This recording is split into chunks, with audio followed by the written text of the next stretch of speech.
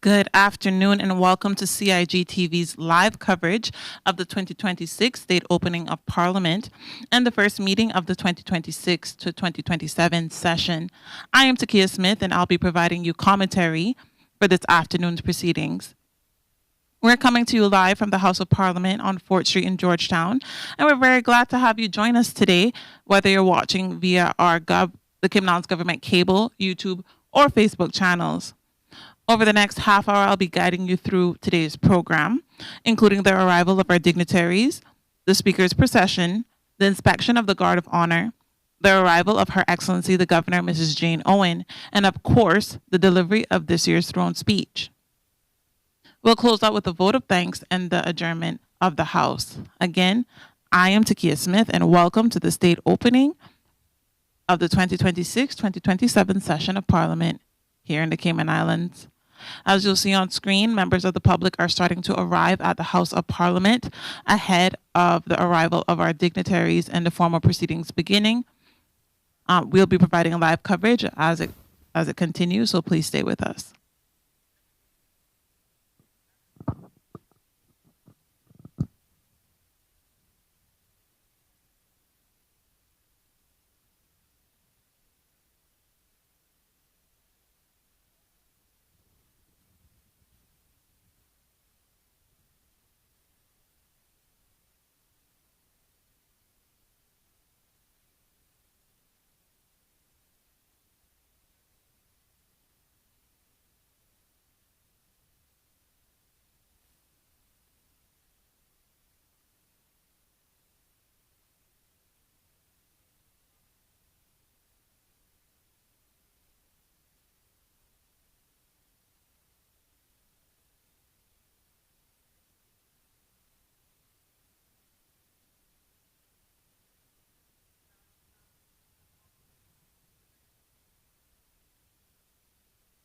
Just tuning in, you're watching the live broadcast of the 2026-2027 state opening, the first meeting of the 2026-2027 session, that is. I am Takia Smith, and I'll be moderating this afternoon's proceedings. We're coming to you live from the House of Parliament. We are looking at members of the public arrive and also dignitaries. And this is the formal opening of a new parliamentary session, and it follows a year that has had some true milestones for the Cayman Islands government. This time last year, when Governor Owen addressed Parliament, just a few weeks after the April 2025 general elections, she did lay out a number of priorities for the new administration under Premier Honorable Andre Ebanks and the National Coalition for Caymanians. Chief among these priorities was the reform of Cayman's immigration system, and that's an area where we've seen some real movement everywhere from the civil service, with the introduction of term limits for non-Caymanian civil servants, was first announced last May, and they came into effect on the 1st of January 2026, with Deputy Governor Honorable Franz Manderson leading that implementation across the civil service. Again, if you're just joining us, thank you for joining us. You're watching the live broadcast of the state opening, and the throne speech will be delivered in just a few moments, so please stay tuned.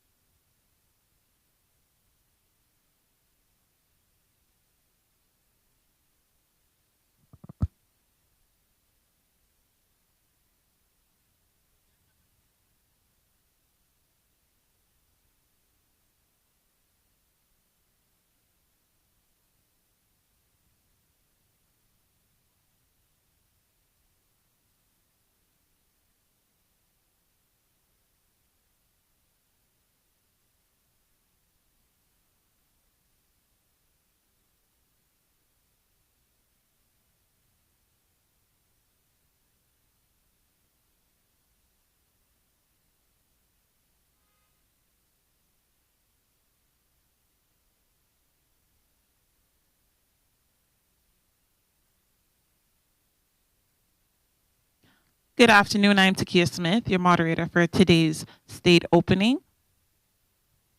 If you didn't already know, under the Cayman Islands Constitution, Her Excellency the Governor calls for, via proclamation, that the sessions of Parliament shall be held. This year's proclamation was issued on the 20th day of May, and it bears her government seal. It's quite an interesting process. We look forward to hearing her deliver the throne speech today, where she'll be outlining government priorities for 2026-2027. Among them, we're sure there will be carryover from last year's business and also new business. Be sure to continue to tune in. The governor is expected to deliver her speech in just a few moments.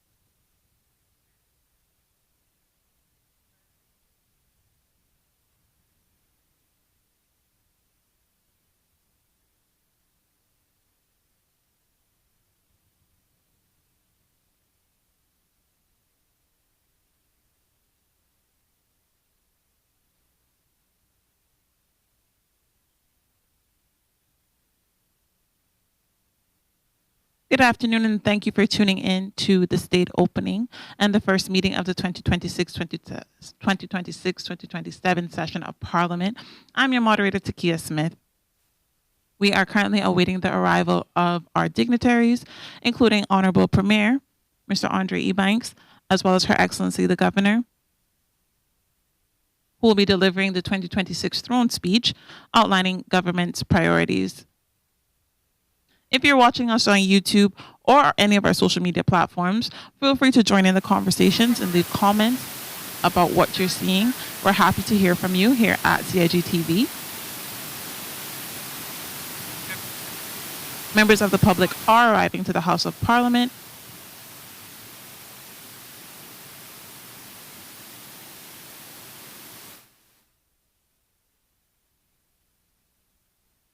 Parliamentary proceedings are expected to continue next week, beginning with the second meeting of the first sitting on Tuesday. As always, you can watch all Parliament sessions or Parliament meetings live on our channels, cable and YouTube. And also summaries of parliamentary proceedings are posted on gov.ky, so you can follow along in activities and progress made through every legislative meeting.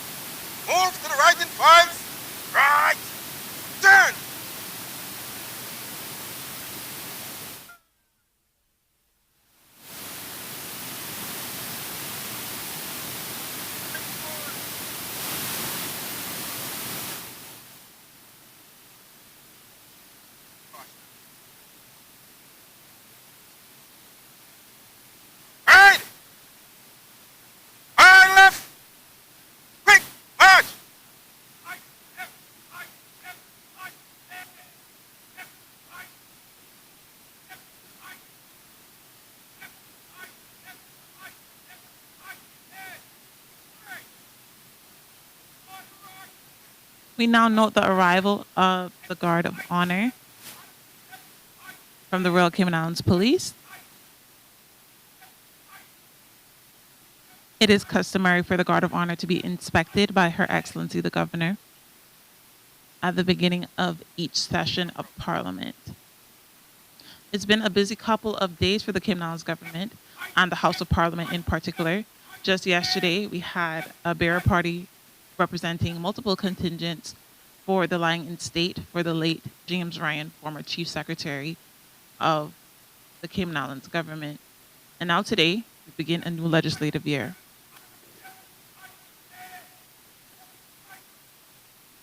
For those watching us, Fort Street will remain closed from 1 to 3 p.m. today in order to facilitate today's state opening.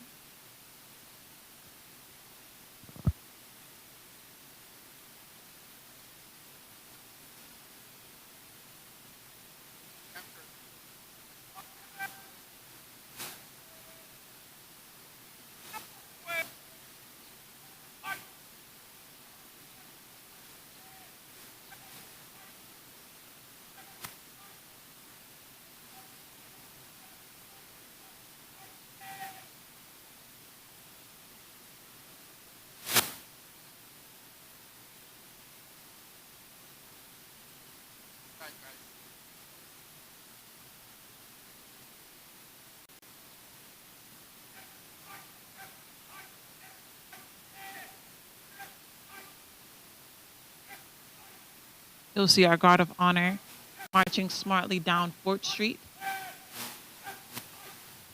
as they position themselves to greet our dignitaries, including our Honorable Premier and Her Excellency the Governor, Jean Owen.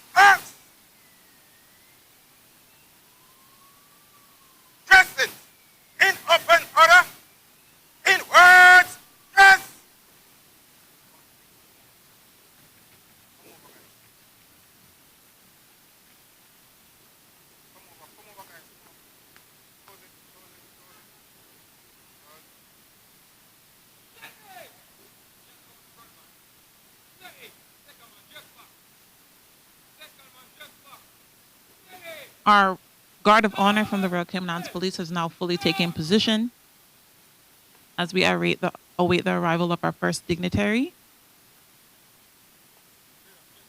The first expected to be Chief Justice, the Honorable Margaret Ramsey Hale.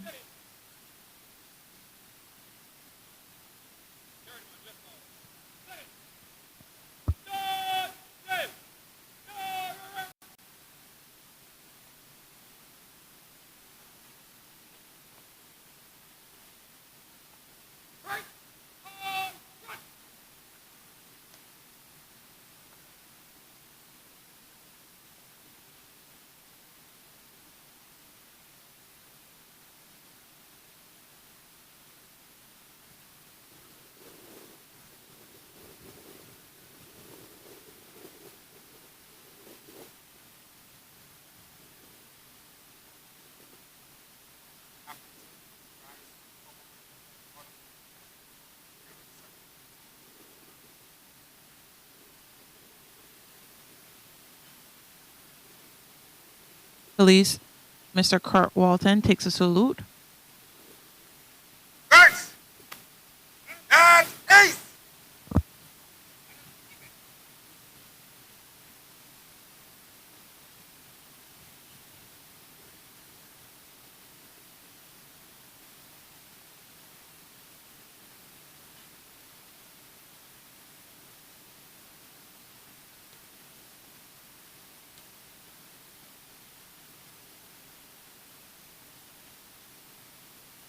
Guards! Out of action! We note the arrival of the Honorable Chief Justice, Mrs. Margaret Ramsey Hale, an indication that today's proceedings have officially begun. Guards, stand at peace and peace.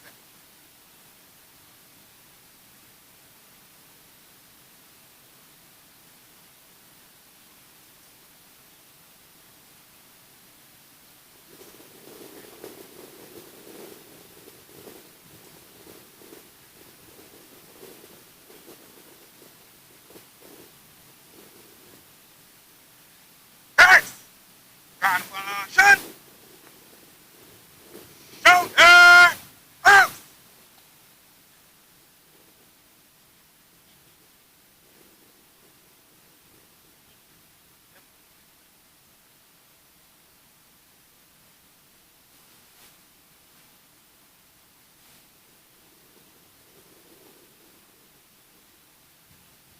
We now note the arrival of Honorable Premier Mr. Andre Ebanks.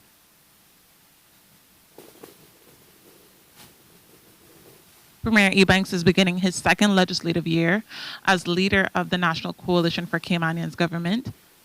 He's recently completed a series of international ambassador opportunities where he represented Cayman's financial service industry, among other interests. Guards, general salute. Present arms.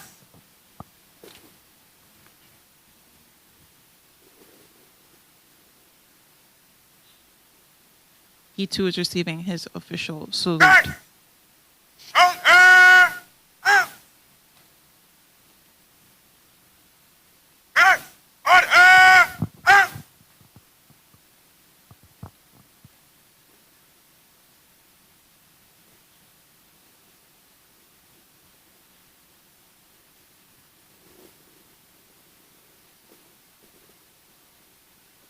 If you're just now joining us, you're watching the live broadcast of the state opening and the first sitting of the 2026 session of Parliament. I'm your moderator, Takia Smith, and I'll be guiding you through the next half hour or so of government activities.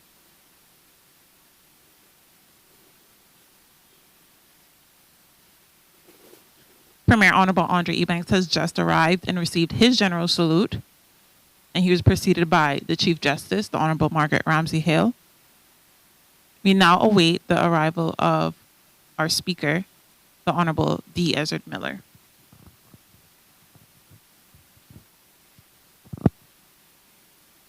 Guards, shoulder out.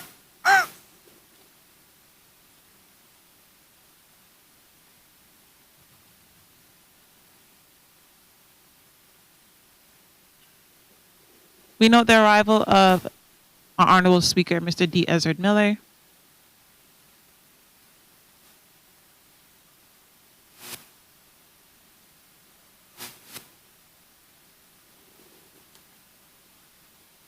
He too will receive a general salute from the Guard of Honor.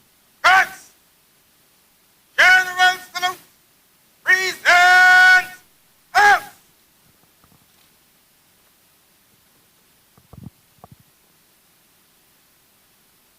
Guards, shoulder arms. Order out.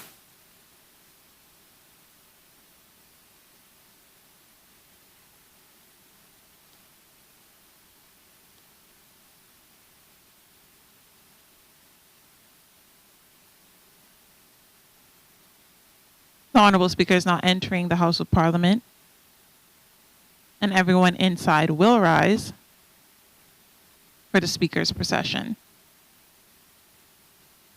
Guards, stand at ease and easy.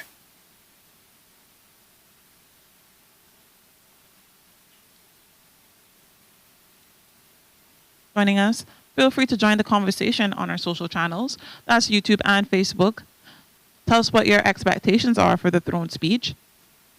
Last year's throne speech included a number of challenges to the current government, including immigration reform, and also working diligently to combat Cayman's road safety challenges, which has proven to be successful. My apologies.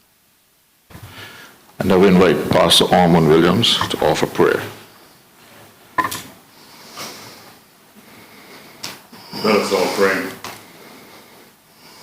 Eternal God and Father, we thank you that you continue to call men and women into your service, to be your hands and feet in a broken world, to love with your heart, to show mercy, to love justice, and to walk humbly with you.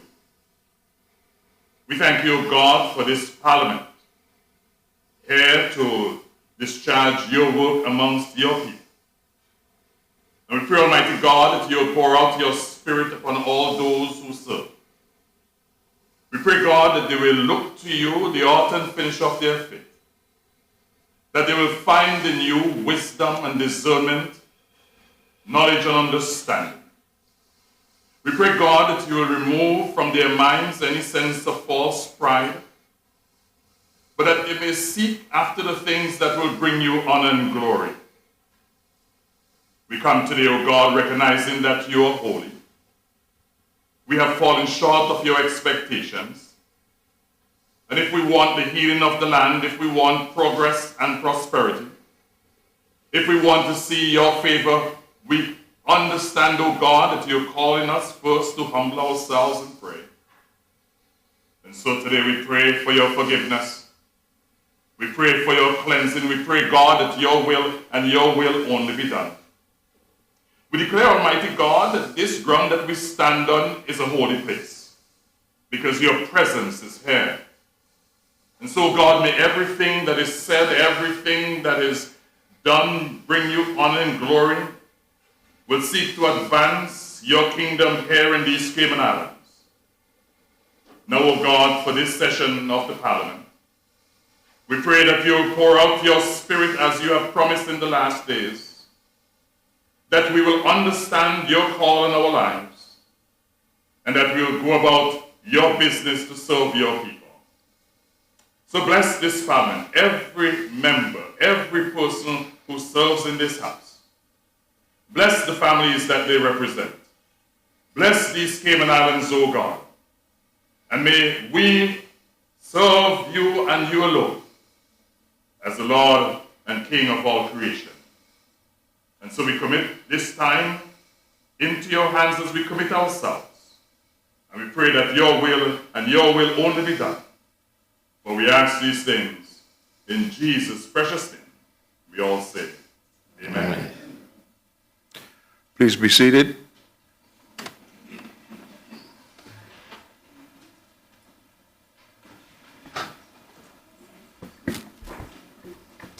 Proclamation summoning the first meeting of the 2026-2027 session of Parliament.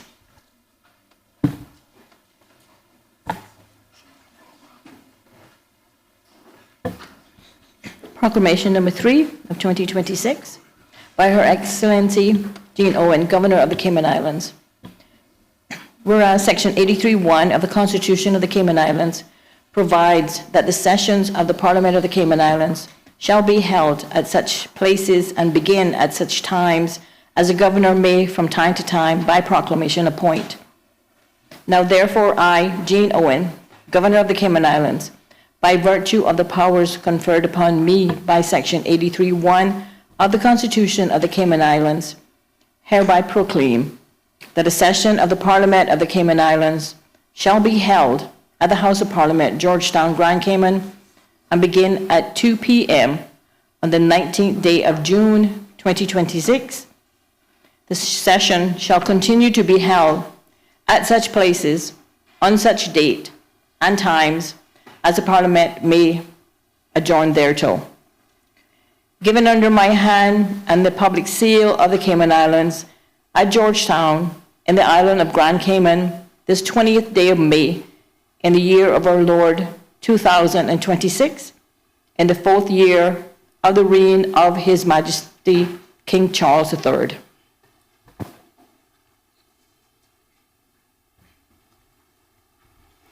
Administration of oaths or affirmations. Oaths of allegiance and due execution of office by Ms. Rishma Sharma, the Acting Honourable Attorney General responsible for the portfolio of legal affairs to be the temporary ex officio member of the Parliament.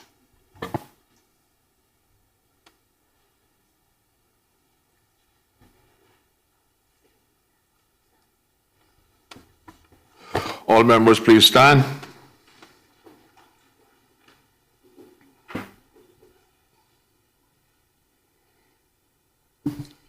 I, Reshma Sharma, do swear that I will be faithful and bear true allegiance to His Majesty King Charles III, his heirs and successors, according to law. So help me God.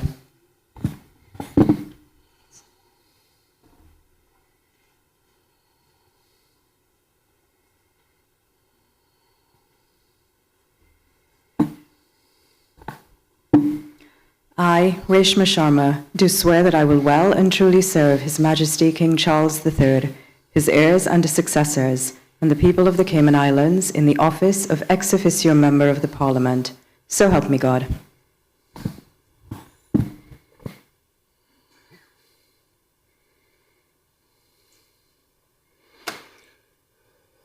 Ms. Reshma Sharma, Acting Honorable Attorney General, having been duly sworn, and I invite you to take your seat next to the Deputy Governor.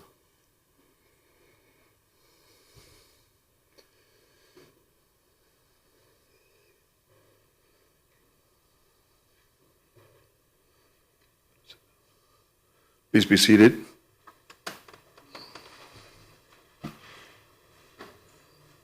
Motion for the suspension of the House. Honorable Premier.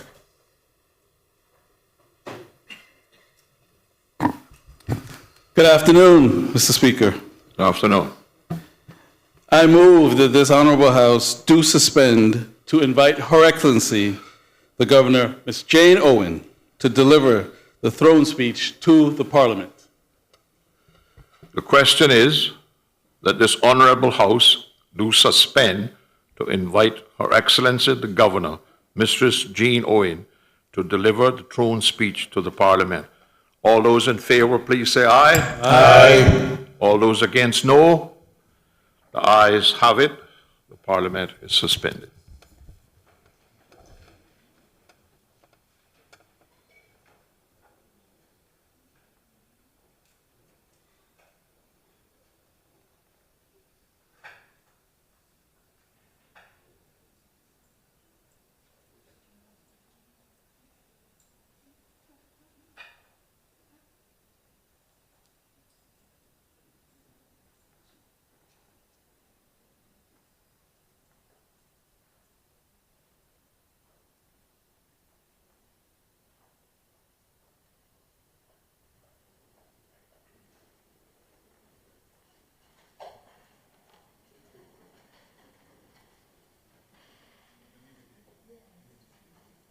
We now know the Honorable Speaker and members of Parliament have stepped outside to receive Her Excellency the Governor, Mrs. Jane Owen.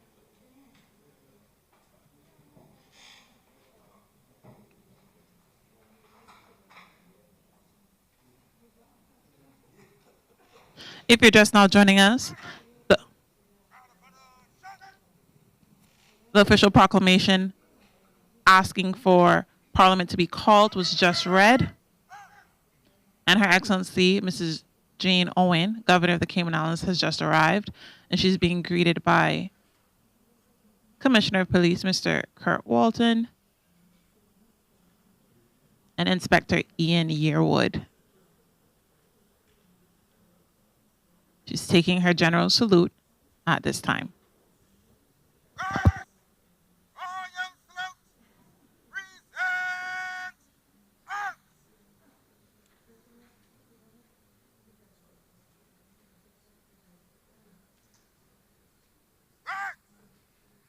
Shoulder arms.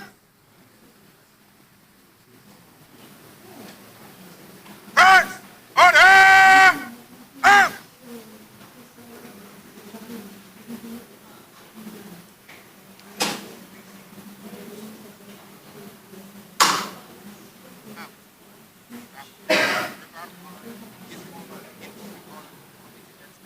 Her Excellency the Governor, Mrs. Jane Owen. has just received her royal salute, and she's now being escorted by her aide-de-camp, as well as Commissioner Kurt Walton and Inspector Ian Earwood, as she inspects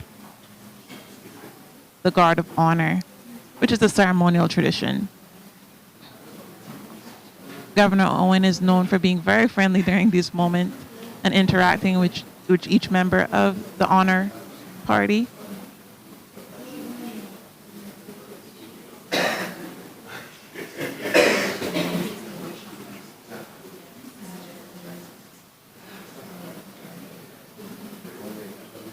Governor Owen has served in this role through both a general election and a full parliamentary year, and has been an active voice on matters of national security and good governance. Last year, she praised the work of the RCIPS, and the force's most recent crime statistics released this past April show progress on numbers that matter, especially when it relates to community safety. Serious violent crime fell 16% in 2025, burglaries dropped 31%, and fatal road collisions were down 45%, from 11 deaths in 2024 to 6 last year. And she and the rest of the government remain passionate about getting that number to 0. She'll now take a second royal salute as the inspection concludes, before she begins her procession into the chamber. Guards! Shoulder! Up! Royal salute! Present! Up!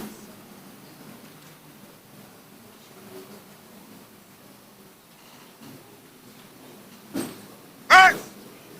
Shoulder! Up! Order! Up!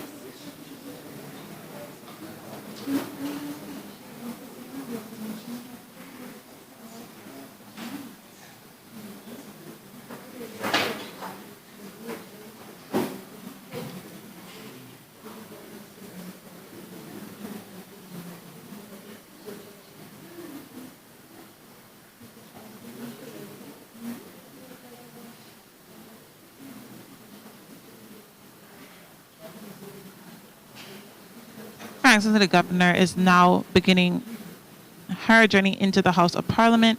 She was greeted by Honorable Premier and the Honorable Premier and the Leader of the Opposition. She's being escorted in by the Honorable Speaker, her aide-de-camp, and the full procession is the Sergeant at Arms, the Honorable Speaker, Her Excellency the Governor, the aide-de-camp, the Honorable Premier, the Honorable Leader of the Opposition, and the Clerks of Parliament.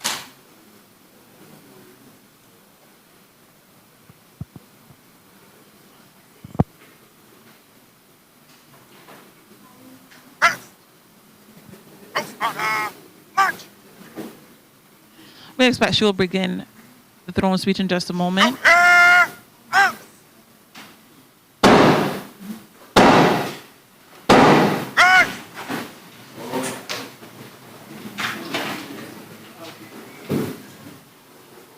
Her Excellency, the Governor, please rise. Move to the right in files! Right there!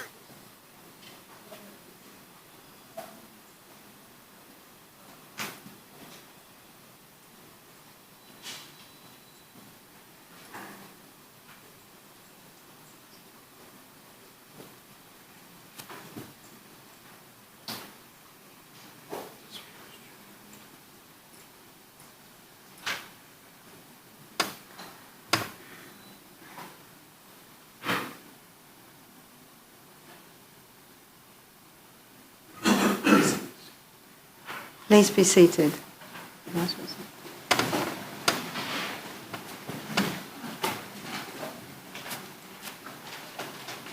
I now invite Her Excellency the Governor, Mr. Jean Owen, to deliver the throne speech.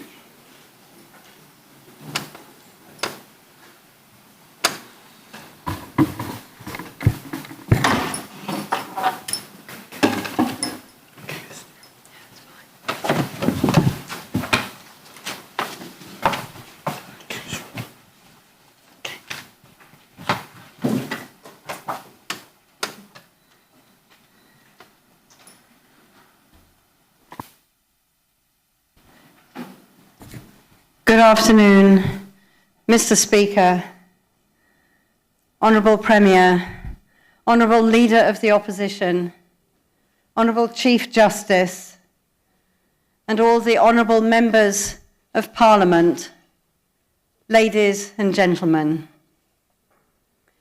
It is a great privilege to stand before you once again to open this session of Parliament. We come together 1 year on from the first meeting of Parliament since the election and the formation of the NCFC government. I congratulate the Honourable Premier and all members of the National Coalition for Caymanians on completing this milestone. In this address, I will take the opportunity to reflect on what has been achieved and to look ahead to the government's plans for the coming year.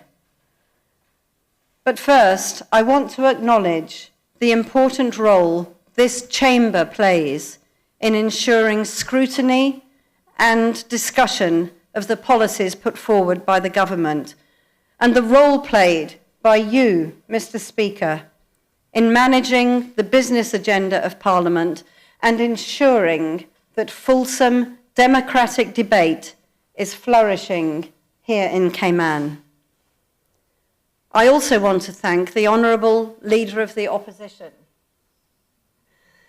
and to recognise the contributions of all members of the opposition who work assiduously to understand the business of the day and to often provide a rather lively commentary on it. In all of this, it is clear to me that our parliamentarians all share one united aim, which is to improve the lives of Caymanians and to ensure that these islands continue to flourish to the benefit of all who are fortunate enough to live and work here. Mr. Speaker, I also want to commend the work you have devoted to the standing orders of this Parliament, which have contributed greatly to its smooth running and efficient operation.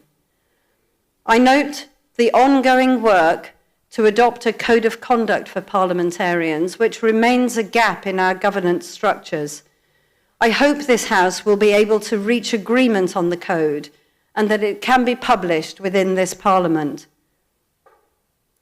And now let me move on to share some observations on the government's strategic priorities as set out in the strategic policy statement with the accompanying budget provisions. Mr. Speaker, I'm pleased to see that Cayman's economic position remains strong. Moody's has reaffirmed Cayman's credit rating at AA3, placing us in the distinguished company of the UK, France, and Hong Kong, a signal of confidence we should not take for granted. It is the product of years of careful stewardship, and this government's commitment to maintaining the highest standards of financial prudence is essential to maintaining it. As the world faces the challenges of new technologies and AI, I'm pleased that the government also aims to greatly increase innovation and digitisation, including across our public services, enabling better sharing of information and a more seamless customer experience. I know that this aim is shared by the Deputy Governor and indeed the Deputy Governor designate, who will be leading the implementation of several new programs.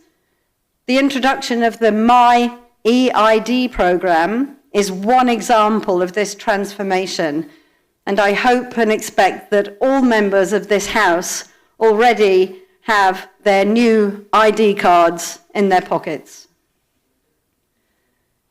The financial and professional services industry remains the cornerstone of Cayman's economy and our government revenues. It cements our international reputation, and we continue to benefit from the Honourable Premier's leadership of this important dossier. All the numbers point to growth as Cayman expands into new markets and deepens its activities in areas such as reinsurance and family offices. The confidence that drives this growth is hard-won and must be carefully maintained. I therefore applaud the government's continued vigilance in meeting and indeed exceeding global regulatory standards as the country prepares for the forthcoming evaluation by the Financial Action Task Force, FATF, in 2027. Cayman's cross-government partnership approach to both policy and enforcement has been recognised by international bodies, and I welcome the commitment of the Honourable Premier to continue to evolve Cayman's regulation in areas such as sanctions compliance, anti-money laundering and virtual assets. Our legitimate interest access regime, which enables approved inquirers to receive data on beneficial ownership, has improved transparency. And I am pleased that Cayman is in discussion with the United Kingdom about more streamlined access to the register for law enforcement. Under the leadership of the Honourable Deputy Premier, Gary Rutty, our tourism sector has seen record growth, with visitor arrivals in the first quarter of 2026 reaching the highest quarterly total in our island's history. New airline routes and increased capacity continue to bolster this success. And as we continue to benefit from economic growth across the board, we acknowledge the contributions made not only by the financial and professional services industry, but equally by private sector leaders in hospitality, development, healthcare, and entrepreneurship, as our economy continues to diversify. Turning to immigration and workforce development, the government's landmark Caymanian Protection Act represents a significant step in promoting opportunities for all Caymanians and managing the pace of population growth. In tandem, the National Workforce Plan, developed in partnership with the Chamber of Commerce, will create more efficient processes and checks in our work permit system, aligning immigration policy with the needs of the economy, as we all benefit from living in a country where there are vastly more jobs than people. The Honourable Minister, Michael Miles, has taken the right path in this complex area, consulting widely as legislation is formulated, and I know this will continue to be his approach. The government has also recognised the importance of education and skills development in ensuring that all our young people finishing school, vocational training, and university have a clear path to employment. I'm delighted to see the civil service playing its part by welcoming this year a record number of over 200 summer interns to our ranks.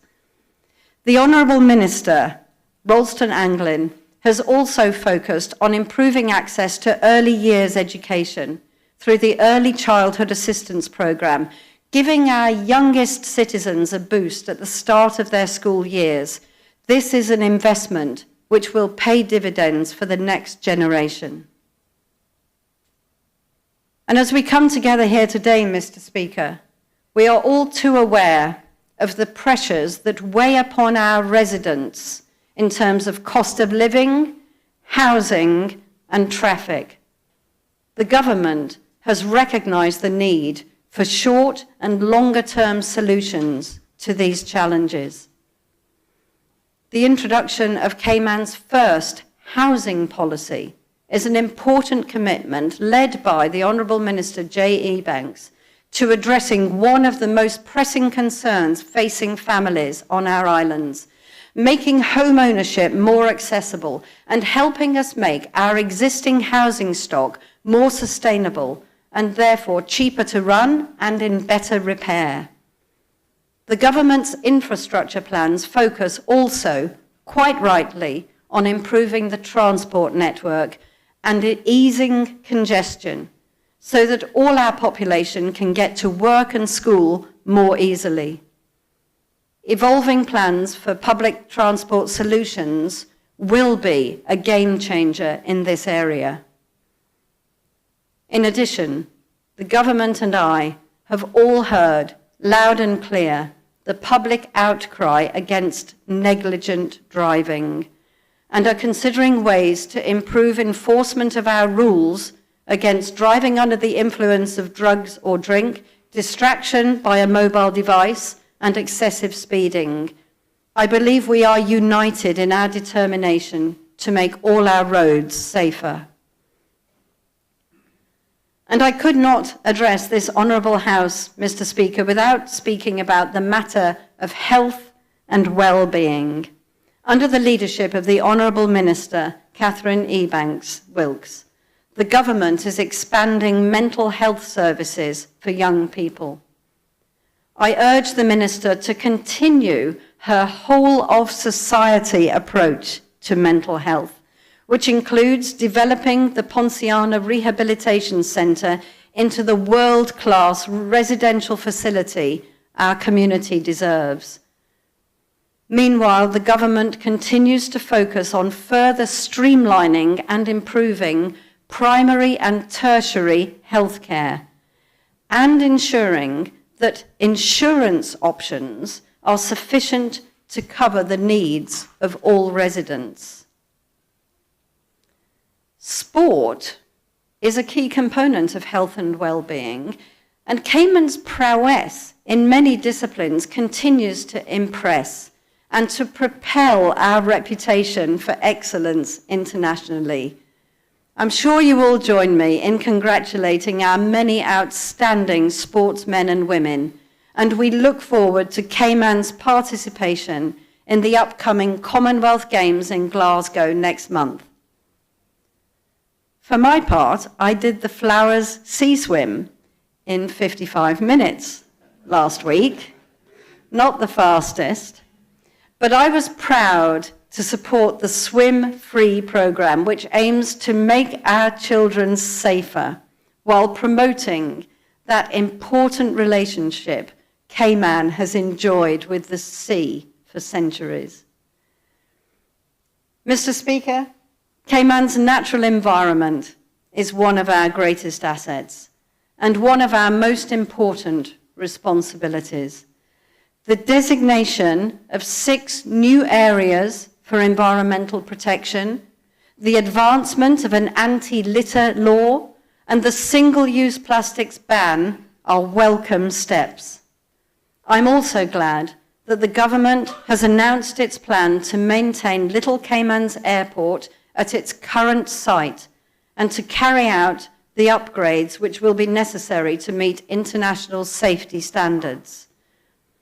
Cayman's bid to have Little Cayman's marine protected areas designated a UNESCO World Heritage Site continues to have the strong support of His Majesty King Charles, who remains keenly interested in all of our conservation efforts. And as we contemplate the government's agenda, Mr. Speaker, I also wanted to take a moment to acknowledge the partnership that we enjoy between the executive and the private sector and our many charities. I have the privilege of being patron of several organisations, and I know that the money they raise and the work they do has real impact.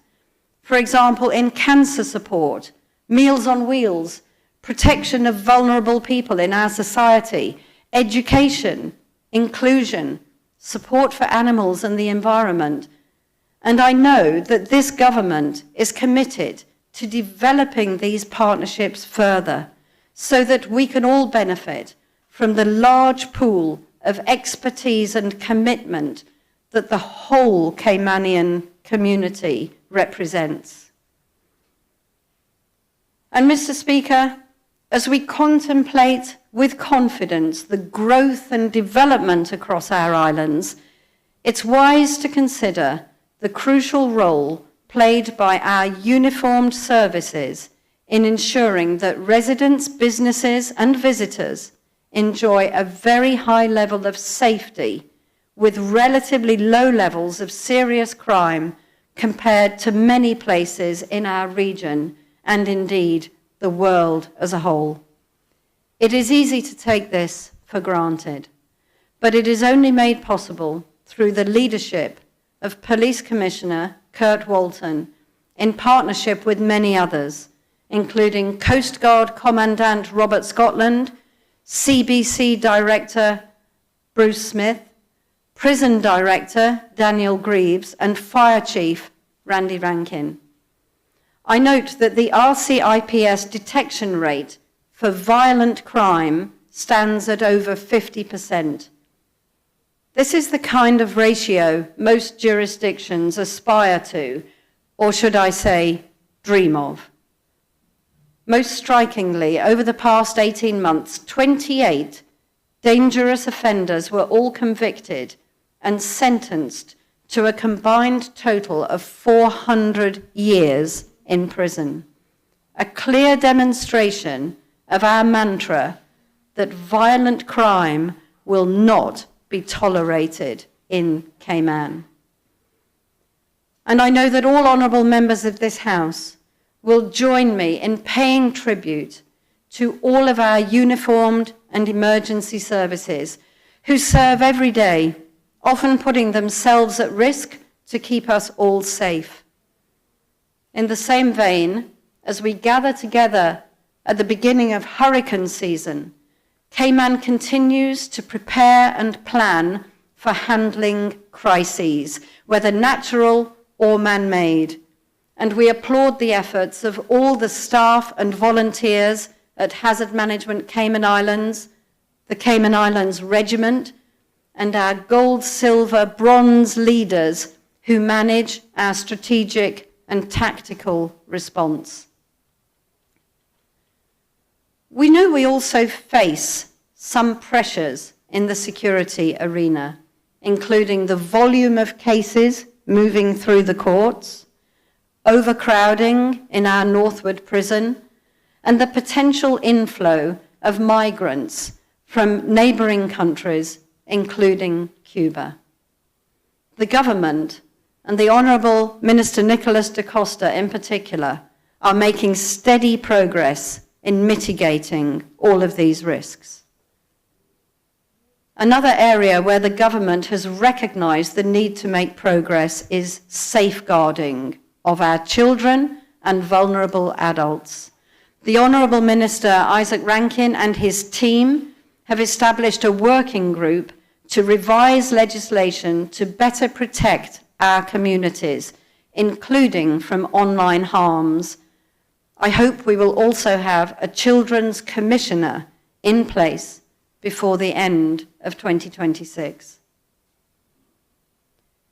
And as we look ahead to the parliamentary agenda and the government's policy choices over the coming year, we can also be confident that good governance and the rule of law will continue to guide our decision-making. I am grateful for the work of the independent bodies that oversee public life here in Cayman: the Attorney General and his chambers, the Auditor General, the Ombudsman, the Director of Public Prosecutions, and, of course, our Judiciary, under Chief Justice Margaret Ramsey-Hale. We also benefit from the quiet but significant work of our independent commissions, which all play a role not only in ensuring compliance with, for example, international human rights law, but which also reach out to explain and educate our students and the wider community in, for example, how the Constitution works. The Commission on Standards in Public Life and the Anti-Corruption Commission will be launching a campaign next month to remind us all how we can best satisfy the high standards of transparency and accountability which have won Cayman respect and confidence on the international stage. And as we mark over a year since the last election, I would also note the Honourable Premier's stated intent to reform our elections law, including as it pertains to campaign financing rules, an issue raised by both the international and the domestic observer missions following last year's election. A new electoral boundary commission will be announced shortly, with the aim of reporting in the spring of 2027, providing enough time for this House to review our constituency borders in good time for the next election.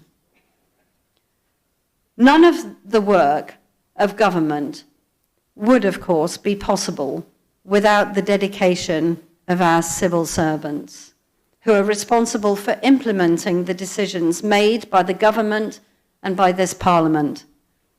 They are often unseen, but we benefit from their policy skills, from their customer service and their project management.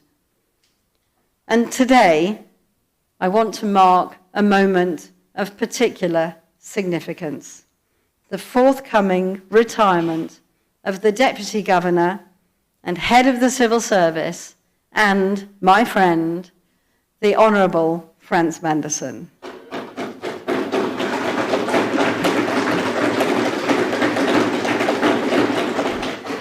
Our Deputy Governor has led the civil service with distinction, professionalism, and integrity.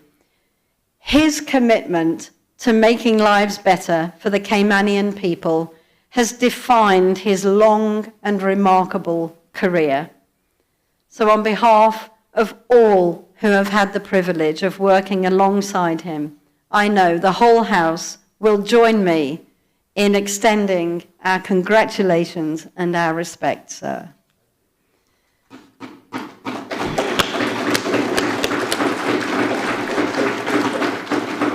And I'm equally delighted to extend my congratulations to Mrs. Gloria McField-Nixon, who will become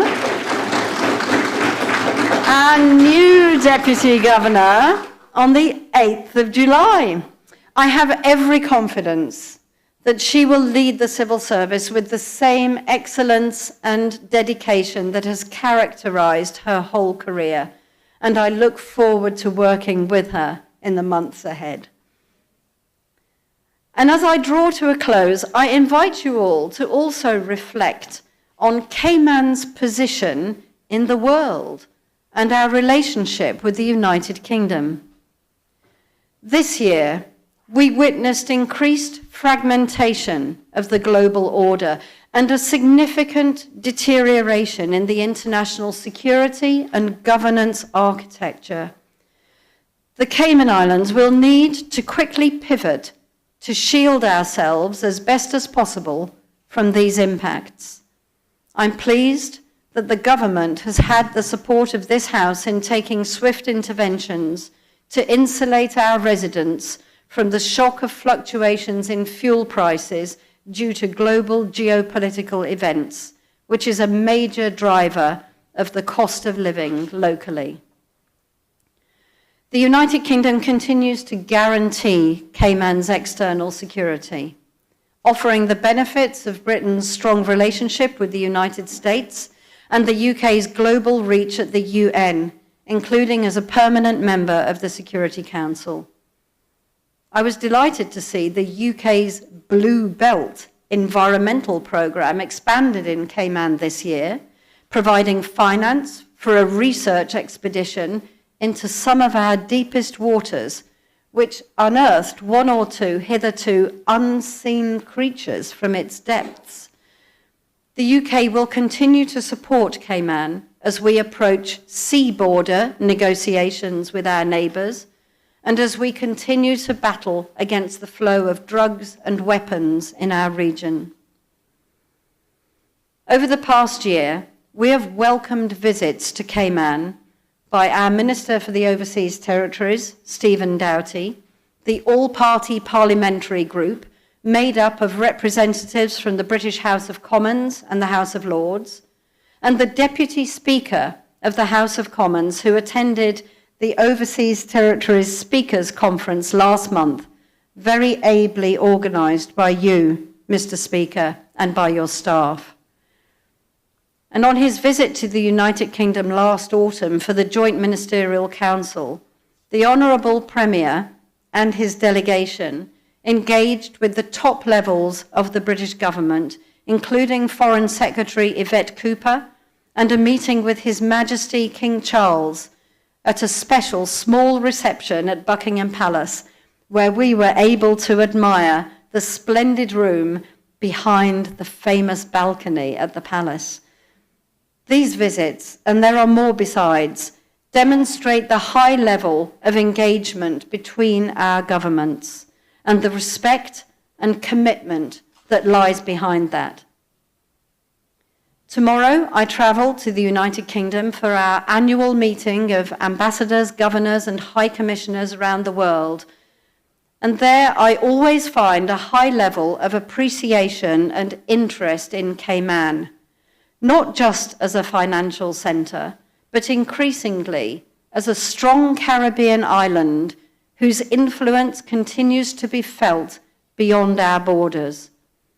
I believe there is also a recognition that the way in which Cayman manages its relationship with the United Kingdom as an overseas territory, through partnership and through respect, is a beacon for others to follow, bringing significant benefits to both sides.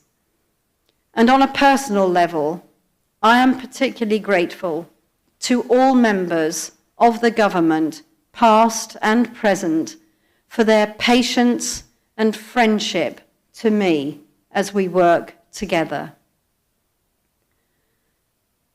Mr. Speaker, I have had the honour and privilege of serving as governor of these extraordinary islands for 3 years now, and every time I stand in this honourable house, I'm struck by the same sense of pride in what Cayman is and what it aspires to be.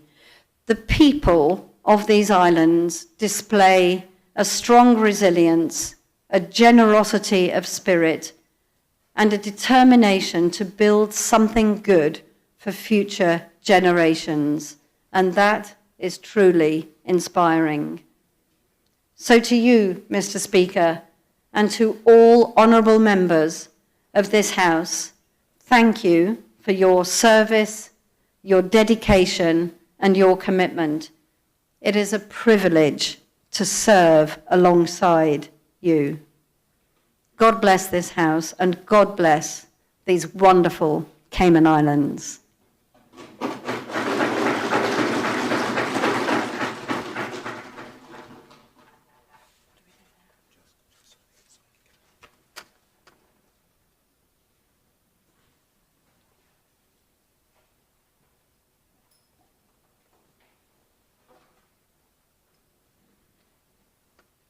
If you're just now joining us, Her Excellency the Governor has just concluded the 2026 throne speech.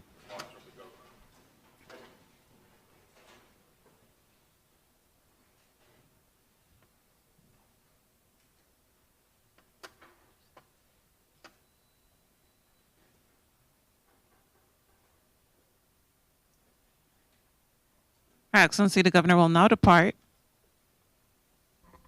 being escorted out by our Honorable Speaker, Mr. Ezard Miller.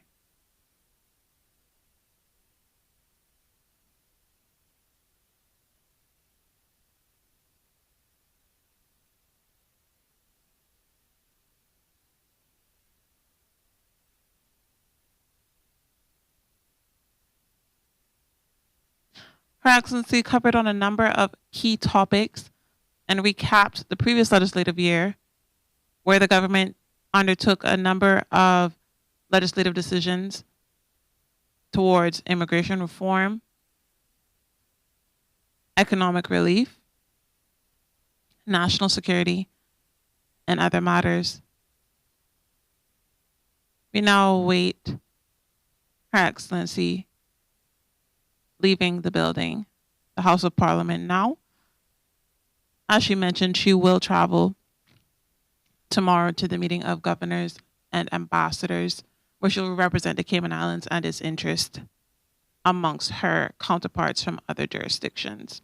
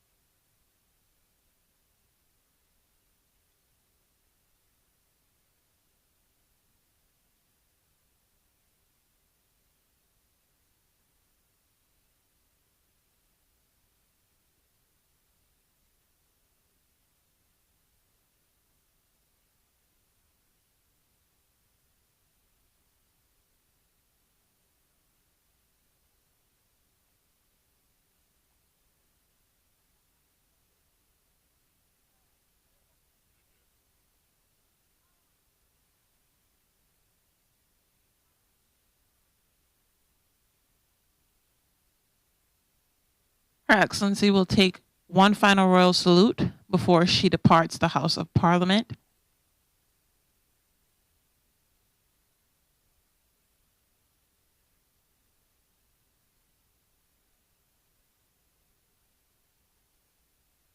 She spoke fondly of Commissioner Kurt Walton and the Royal Cayman Islands Police and the work that they've done to reduce violent crime and other crimes here in the Cayman Islands over the past year.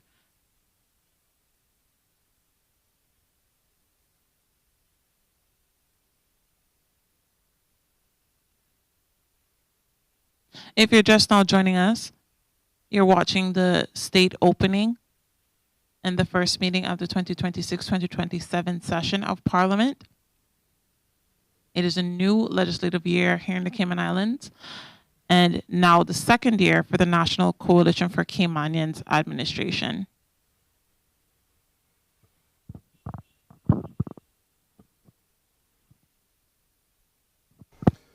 This Honorable House is back in session. Please be seated.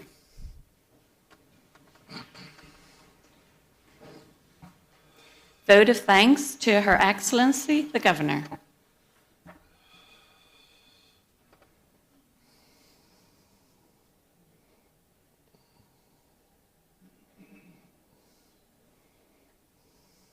Honorable Premier. They're not here. Vote of thanks. Okay. This Honorable House does record its grateful thanks to Her Excellency the Governor for delivering the throne speech to this Parliament.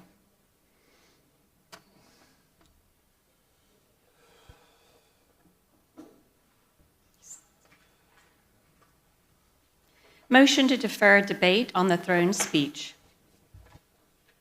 Honorable Premier. Good afternoon again, and thank you, Mr. Speaker. I do rise and beg to move the deferment of the debate on the throne speech as follows. Be it resolved that the throne speech delivered by Her Excellency the Governor, Ms. Jane Owen, be debated, and that debate be deferred until Tuesday, the 23rd of June, 2026.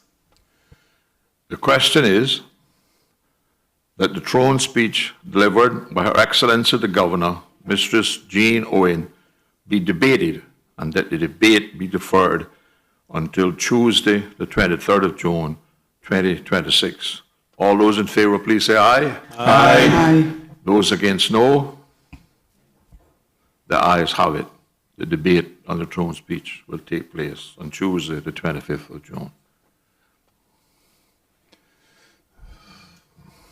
Reading by the Honourable Speaker of Messages and Announcements.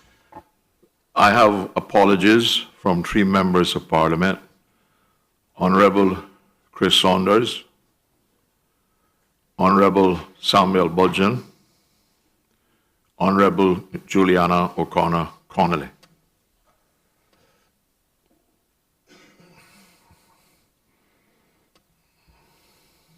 Motion for the adjournment of the House. Honorable Premier.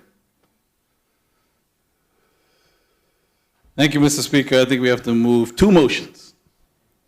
So first, Mr. Speaker, I rise to move to suspend Standing Orders 11 and 14.1 to allow the House to sit on Tuesday, the 23rd of June, 2026, and commence at 10 a.m. rather than 2 p.m. The question is that Standing Orders 11 and 14.1 be suspended to allow the House to meet on Tuesday, the 25th of June at 10 a.m. All those in favor, please say aye. Aye. Sorry, 23rd June at 10 a.m. All those in favor, please say aye. Aye. Those against, no. The ayes have it. Standing Orders 11 and 14.1, therefore suspended. Thank you, Mr. Speaker. I therefore move that this House do stand adjourned until Tuesday, the 23rd of June, 2026, at 10 a.m. The question is that this House do stand adjourned until 10 a.m. Tuesday. But before I ask for the votes, we heard the Governor announce that the Honorable DG, Mr. Franz Manderson, is retiring, and it is likely that this will be his last sitting of Parliament. So I will like to give the opportunity to all members to give their accolades to Mr. Manderson, and I will start it off, and then I'll call on the Premier, followed by the Leader of Opposition, followed by the Deputy Premier, followed by the Deputy Leader of Opposition, followed by the Deputy Speaker of the House, and then all Cabinet Ministers and anybody else after that. Honorable DG, it is sad in some ways, but I am also pleased that you have reached that point of retirement and that you are willing to exercise that option. Because my very best friend keeps telling me that retirement is not a bad job if you can get it. Well, you have an opportunity to retire, and I think it is well earned. And you and I, our relationship goes back at least 4 decades. I mean, I think I saw your mama dragging you around, Miss Jenny, and she was in many ways my mentor for my short period in the civil service. But I really got a lot closer to you as a young man when you joined as an immigration officer and you teamed up with my cousin Dean Miller to make an enforcement team for immigration.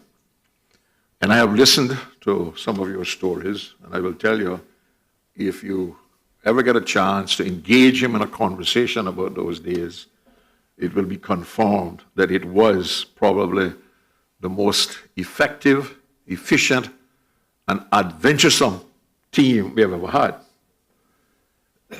Then, as time went on, I had the privilege to serve for a short period of time as chairman of the Immigration Board. At the time, you were director of immigration, or chief immigration officer, I'm sorry. And I think we worked well together and made some improvements in the whole process. Then, when I got re-elected in 2009, and I looked at the files I was elected chairman of the Public Accounts Committee, and I started to review the files, I was astounded. Because when I left in 1992, the accounts were basically up to date. And when I found they were some 5 years behind in 2009 when I came in, and we had a very, very controversial and troublemaking Auditor General at the time. But I went to meet him first, and during the conversation with him, I stopped him after about 10 minutes, 15 minutes into his diatribe and told him I think we needed to start over. He said, why? I said, because I think you have the impression that I work for you. I want to make it clear that you work for me. So to say the least, that relationship didn't start off on a very good thing. But the very next person that I called was Francis Anderson. And we had a discussion about it. And he gave me a commitment that he would join me and make sure that the civil service committed to getting the accounts in order. He went further in giving me that private commitment. He came and sat in a chair right over there in a public accounts hearing and gave that commitment publicly. Without that public commitment and the pressure and the cajoling that he and I together managed to put on the financial teams in the various government departments, I think we eventually got them all cleared up. And I enjoyed the pride with which he was beaming when the accounts for 2025 were tabled in March as a statutory record. Big accomplishment on your part, DG.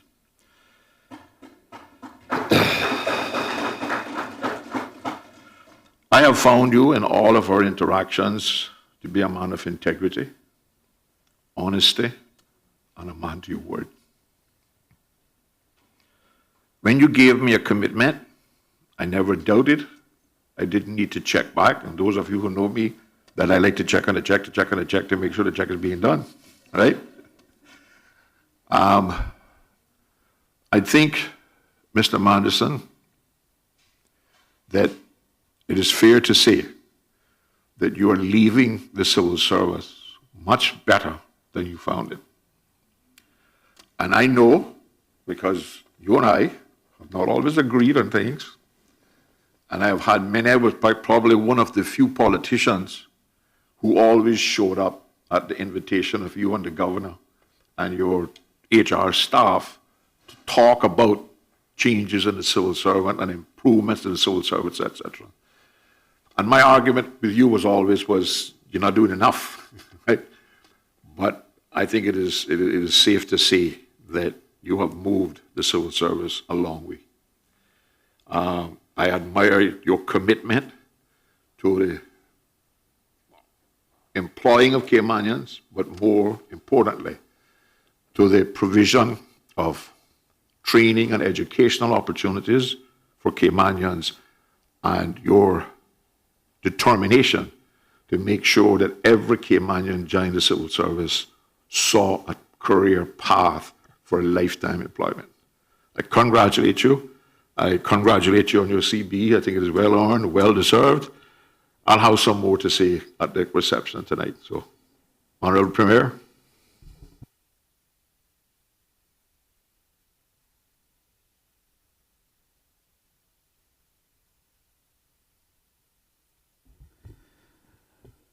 Mr. Speaker, it's kind of hard to imagine that this moment has come.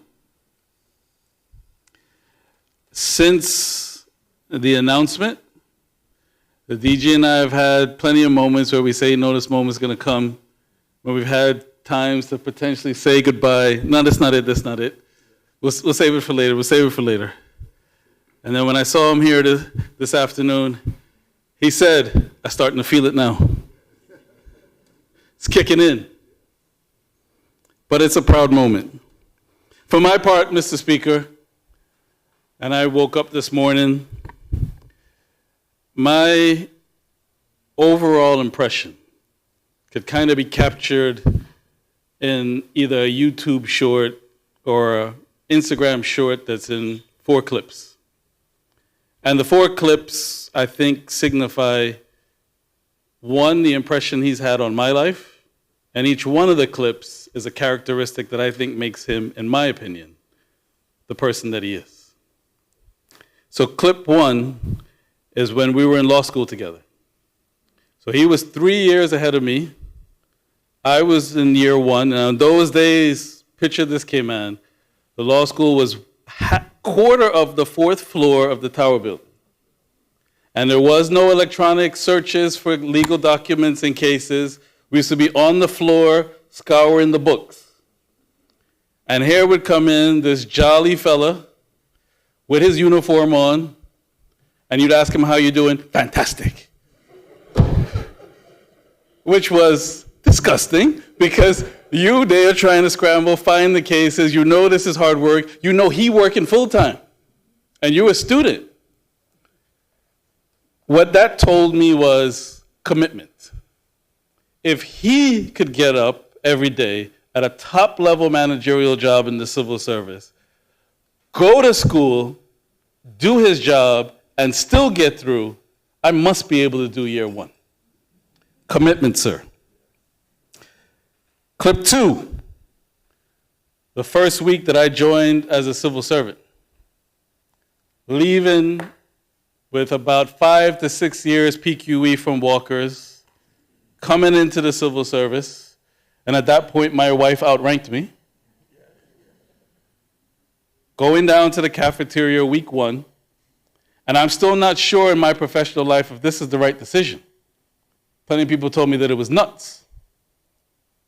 And there is the head of the civil service in the cafeteria with everybody else in the line, and looks at me and smiles and says, you know you made the right decision.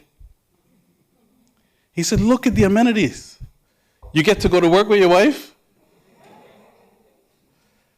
Lunch is in-house, and everybody is friendly, and we're majority Caymanian. Well, you want more than that? That melted away any doubt that I had that I made the right decision. But what that told me was kindness. He must have somehow sensed, and I think every one of us have had this experience, that there's something not quite right here. I need to say something to this individual to make them feel better. He has a sort of sixth sense radar to zone in and make you feel that little bit better each day. Reel 3, clip 3, the London office. Now anybody, and there's a very small percentage of the Caymanian civil service population who's done a tour away. Chief Officer Eric Bush has done it. Sitting next to Lauren Knight, you did this secondment overseas. You feel distant. Because number one, you have a day ahead, or depending where you are behind. And you don't know if you're really connected to the service still, to the country still. And I knew he had to come up for one of these DG conferences in London. There's no reason for him to stop at the London office. That's a busy week for him. He still took time out of his day just to check in and greet every member of staff and sit down in the office and just said, Andre, how you doing? And it's a practice that I watch him go throughout the civil service, that he will go to chief officers' offices. He'll go to HOD's offices. He'll go just to check on you and say, how you doing? That's a leader. Clip 4, July last year, I get a message from my PA that DG wants some time with you. This is routine, so I say, tell him I'm busy today, maybe on Friday.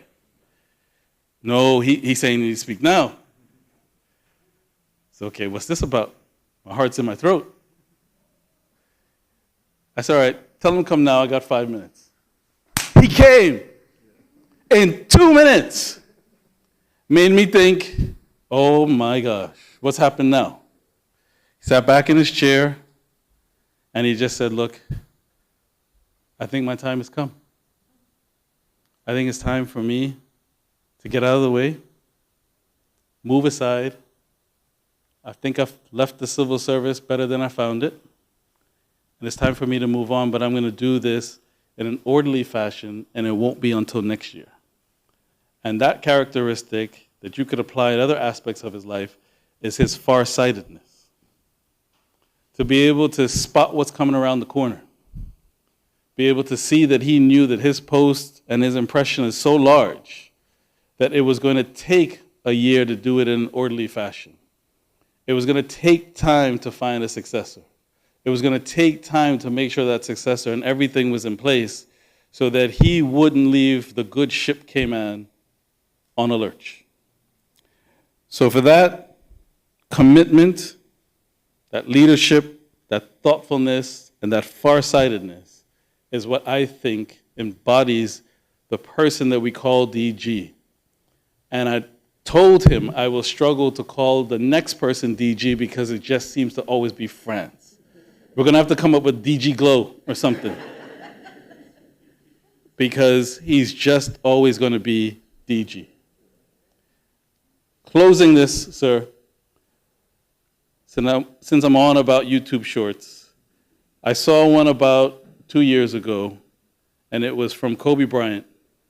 And he said that he had been so driven to be the best, and he was always getting up every day to smash statistics, smash opponents. But he realized after he retired that that's not what made greatness. What made greatness is the impression that you have on people's lives, how you have made their lives better. That was true greatness and legacy. And I think all of us in the chamber, all in the gallery, all listening at home, all at GAB, and all the surrounding offices and the residents of Cayman, if you leave and look at the DG's 5K, he's left his legacy because he's made so many of our lives better. So God bless you, sir. Enjoy your retirement. I still saved a few lines for tonight at Grand Ole House, but let's give him a rousing knock at the table for an outstanding life of service, DG.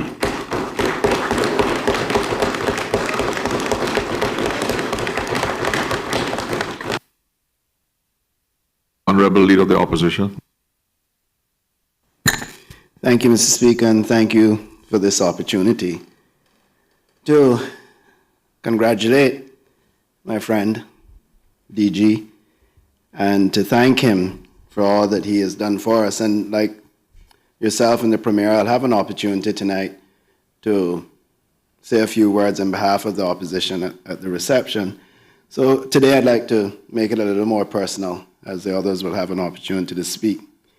But my relationship with the Deputy Governor started long before politics and government. It started playing cricket on Mary Molly Hyde's Road, Slippery Edges, later on football.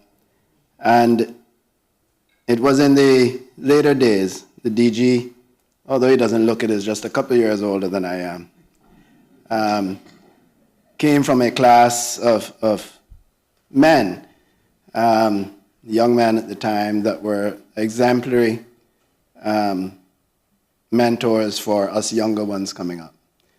And the early indications of my friend France's leadership was when I had a couple of years with Scholars International.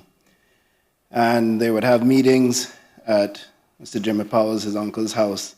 And I could see his humbleness and his leadership. There were a lot of big personalities in those meetings, whether it was talking about upcoming matches or planning our annual five-a-side or the Christmas day. And there'd be a lot of egos.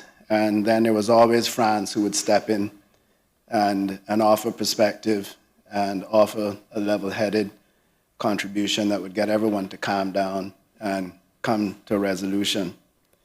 And so it was no surprise to me when I got elected and had an opportunity to work with him closer.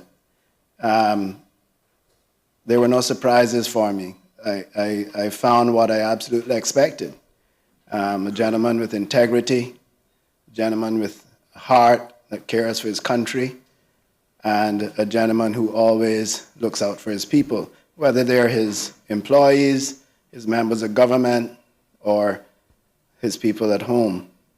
The only surprise I did get was how well he bakes a pineapple upside down cake. Huh? And a lemon pie, yes. So I knew about his barbecue. I knew about his barbecuing skills, but the baking skills I was not aware of. So it continues that he has done more than just developing a world-class civil service. He has, over his years, through the head of the civil service, but also as a West Bayer growing up in West Bay, through sports and other organizations, he has mentored many, many young men that he's probably not even aware of. We had choices growing up in West Bay. We had the guys under the trees smoking ganja, and then we had the guys like Franz and those who would let us come on the football field and play with them, and without even knowing it, mentoring us into the gentlemen and young men that we became. And so I want to give that context to thank him, not only for what he has done in the civil service, not only for the men he has mentored in the civil service, but what you've done your entire life, sir. Thank you. And to say congratulations to you on your career as the head of the civil service, the largest service organization in the country. I can't imagine, I'm a businessman, I know what happens when somebody's place doesn't get cleaned or when somebody's goods don't get delivered.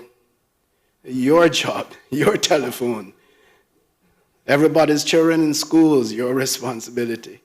Every pothole, your responsibility. Everybody's garbage being picked up every morning, your responsibility. Every building that the government owns to be repaired, your responsibility. Everybody's work permit application, you name it. It's all your responsibility. And we all take it for granted until our garbage isn't picked up, until the streets aren't clean or there's a big pothole, until we're not getting the level of service that you've promised us all and have delivered. And so from that perspective, I want to also say thank you, and I hope that you enjoy a well-deserved retirement. Thank you.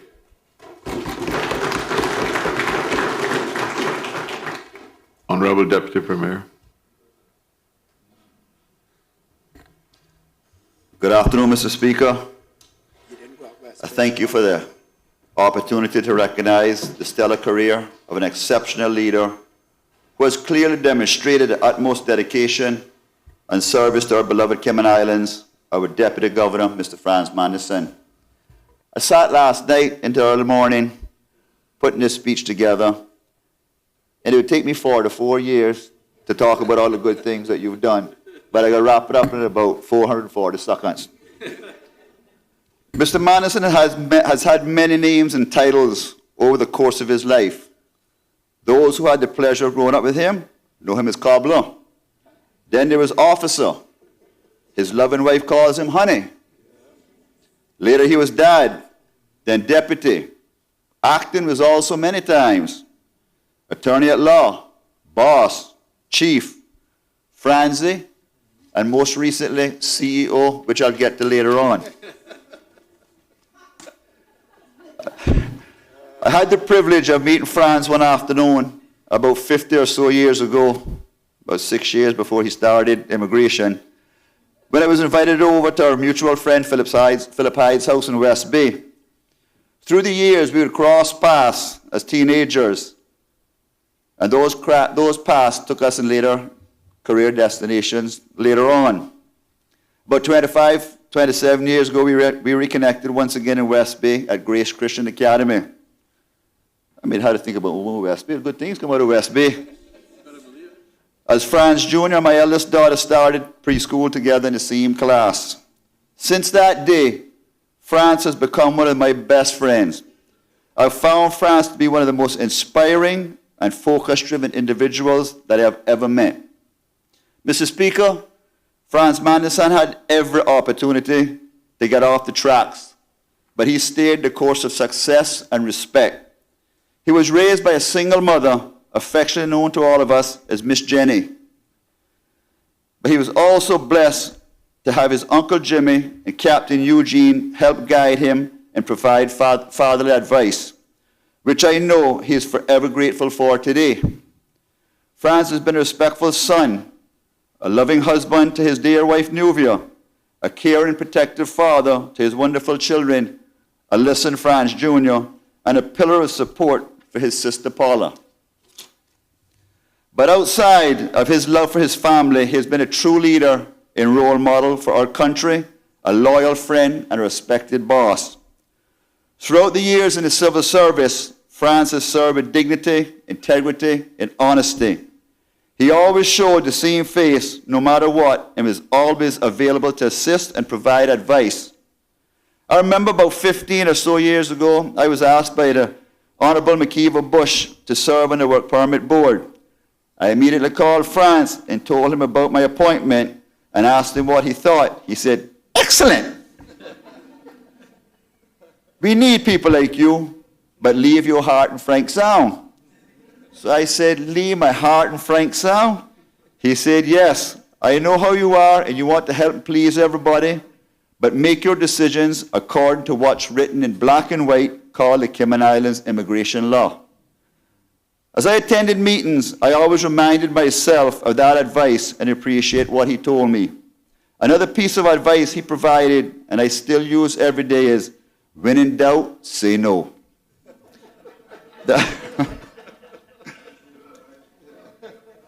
That is in my mind every day and has helped me on many occasions.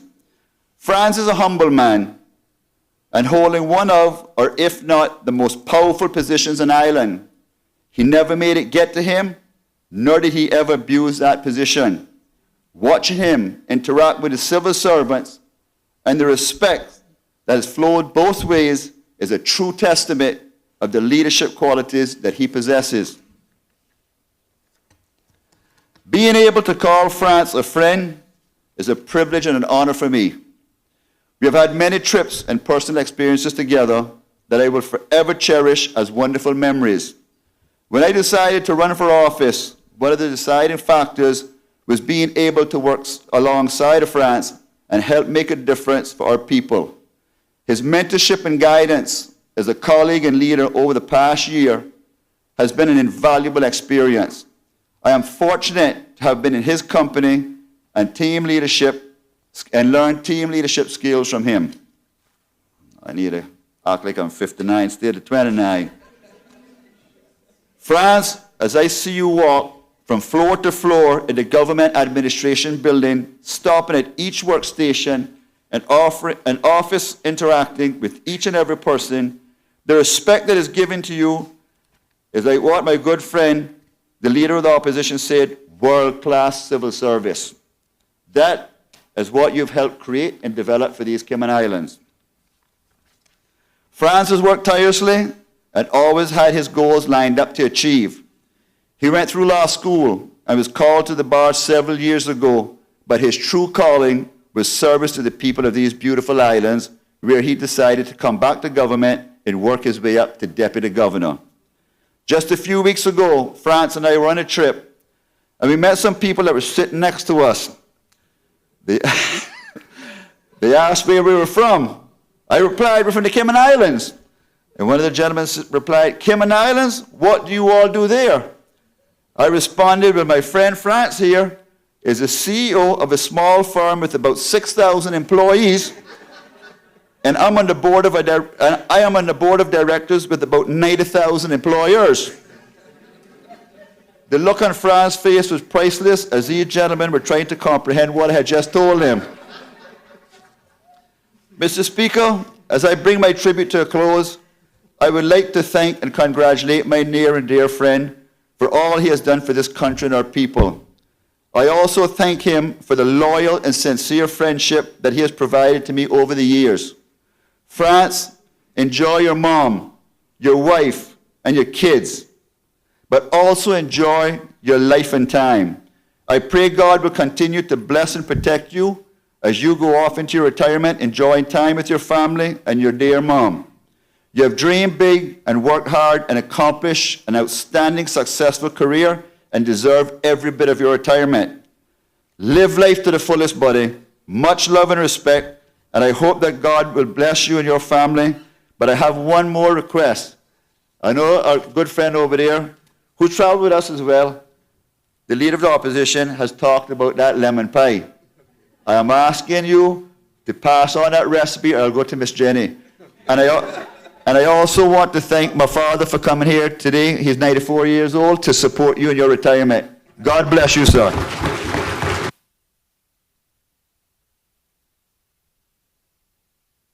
Deputy Leader of the Opposition. Thank you, Mr. Speaker. Mr. Speaker, I'm starting to not like this order of speaking after the new Minister for Tourism. His speeches are getting better by the minute. Very good job, Mr. Deputy.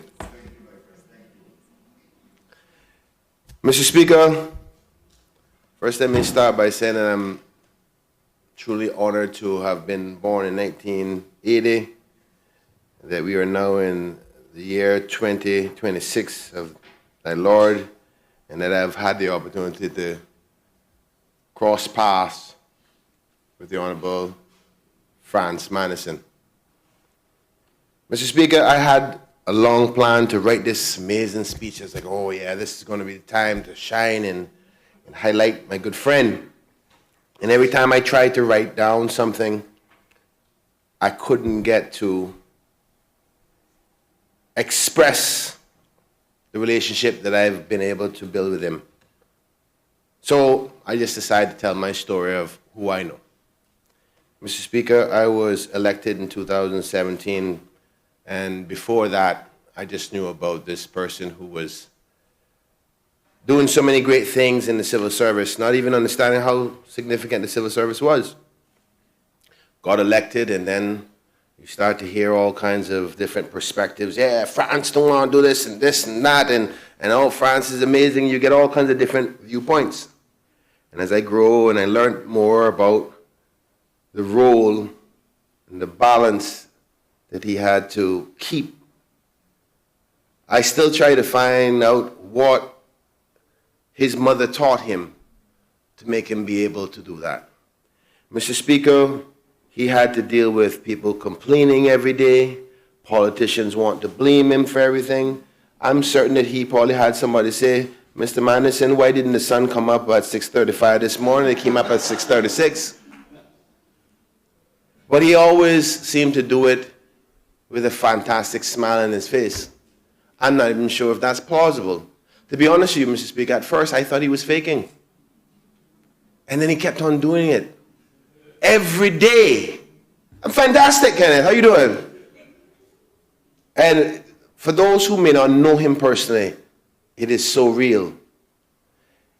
And I must say to his mother today, on record, you must be the most proudest woman on the planet for what you have instilled, because it is from his heart. I know he has to be a man of faith in order to be able to have that characteristic. Mr. Speaker,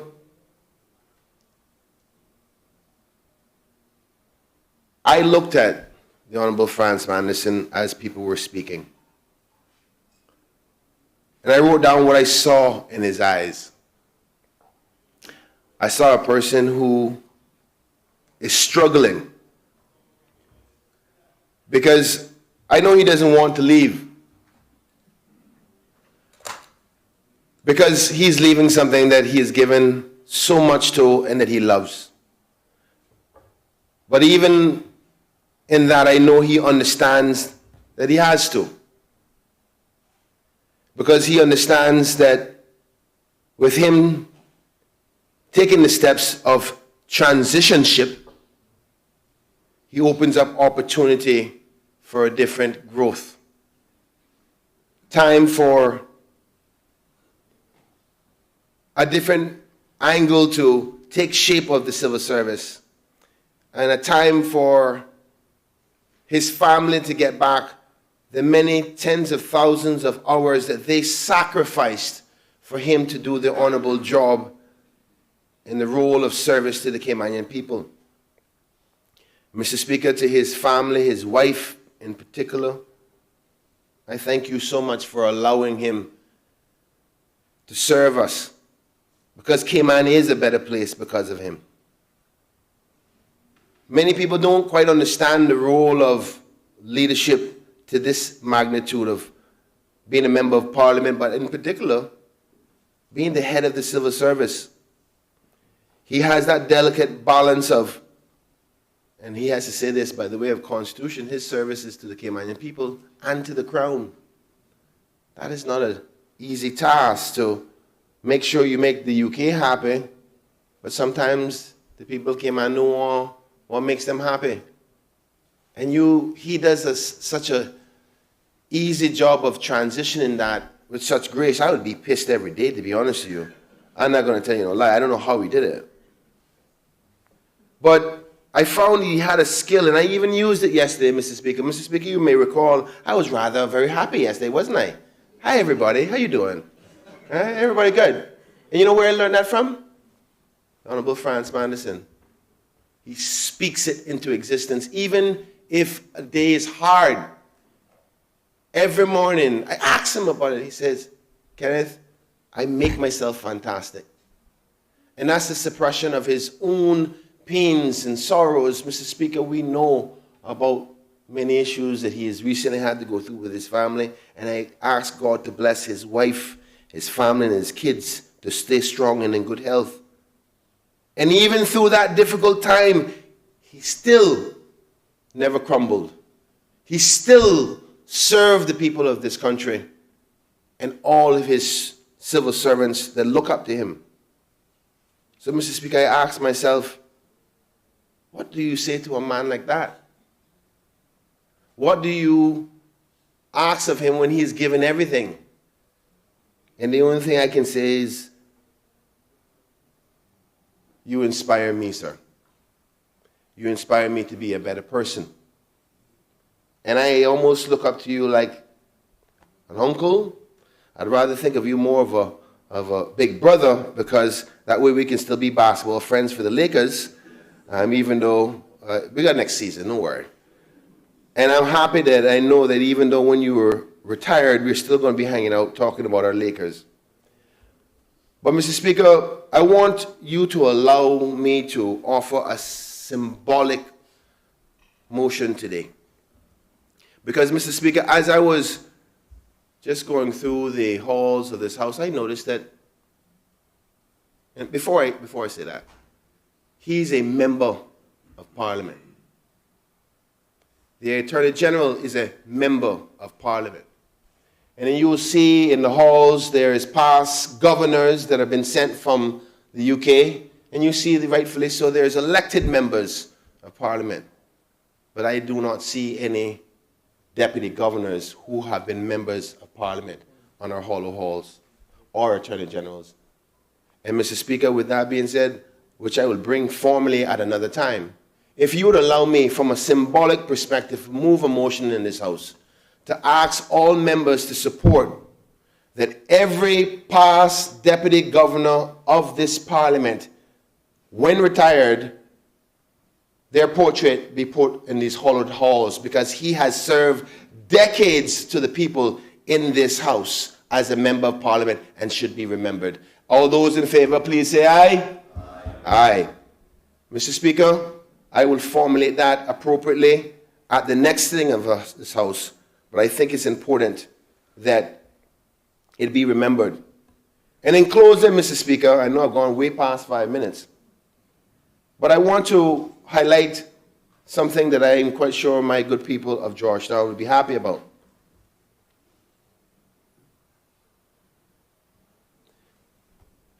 There was the last Deputy Governor, Mr. Donovan Ebanks, was from Northside. And then this current Deputy Governor, up until about, we got to the 6th or the 7th of July, is from West Bay. But, Mr. Speaker, I'm happy to say he's leaving it in some good quality hands of a good Georgetown, Miss Gloria Macfield Nixon.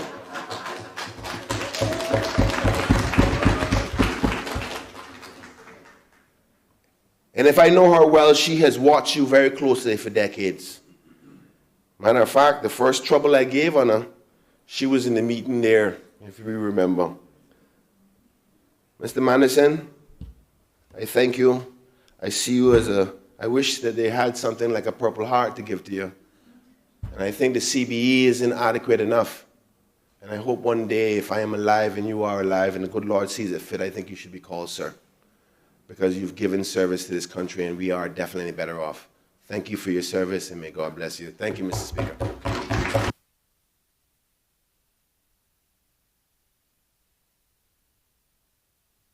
Speaker.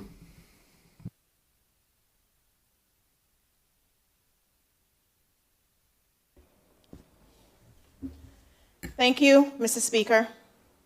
Honorable Deputy Governor, I had originally hoped to deliver these remarks from the heart, but when I consider the challenge of finding the right words to honor someone as significant as you, while also managing my responsibilities and ensuring my voice was heard on matters affecting my constituents, I decided it was best to put my thoughts into writing. I sent you a text late last week expressing how proud I am of you and how much I regret that I will no longer have the privilege of working alongside you in Parliament. Those words conveyed my admiration, but they could never fully express what's in my heart.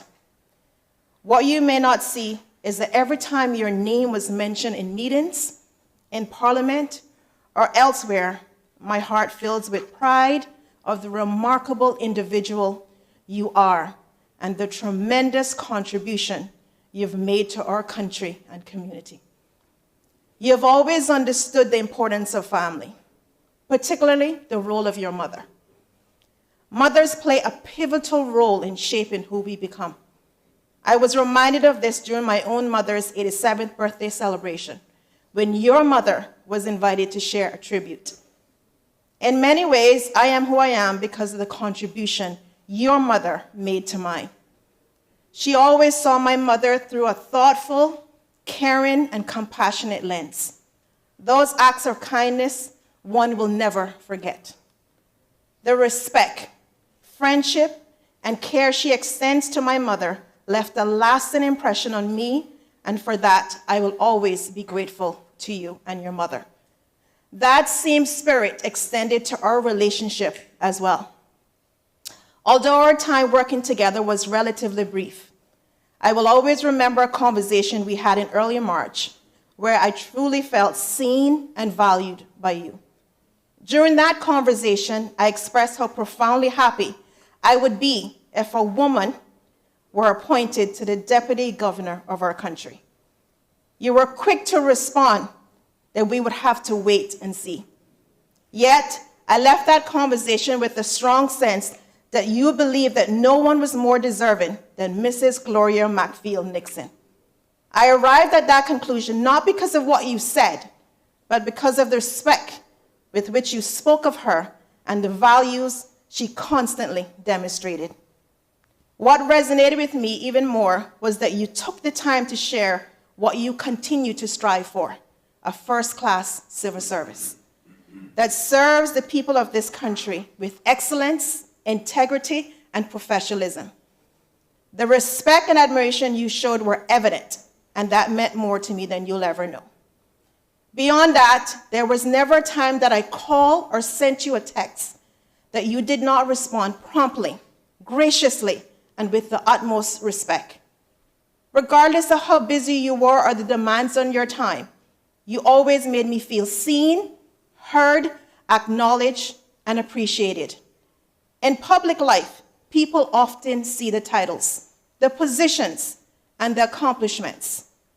What I saw was the person, and that is something that I remember most.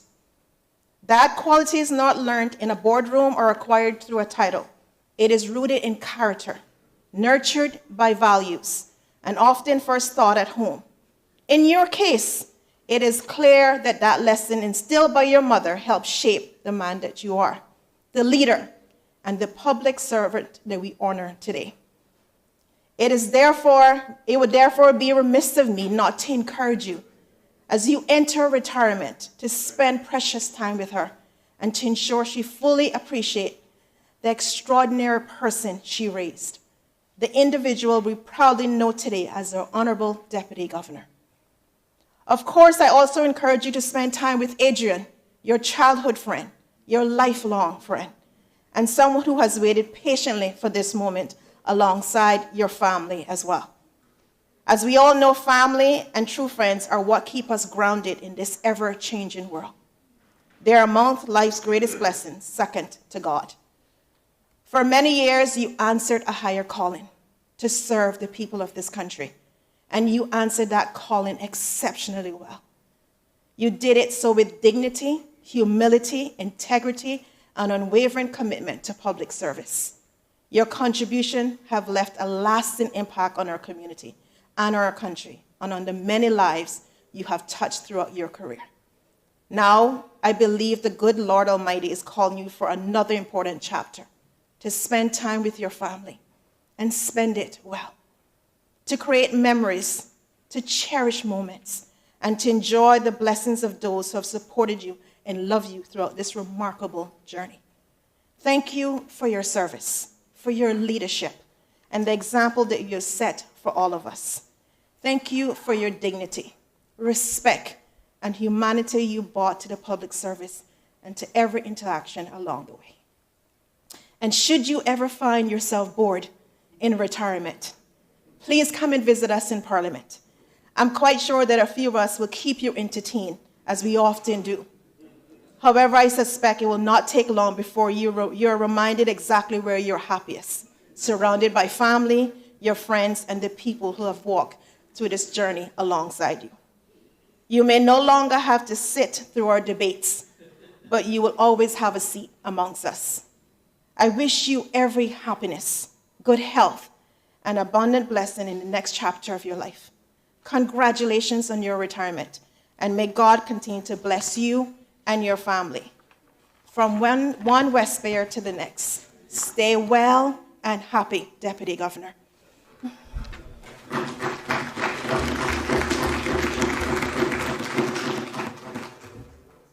Honorable Minister of Health.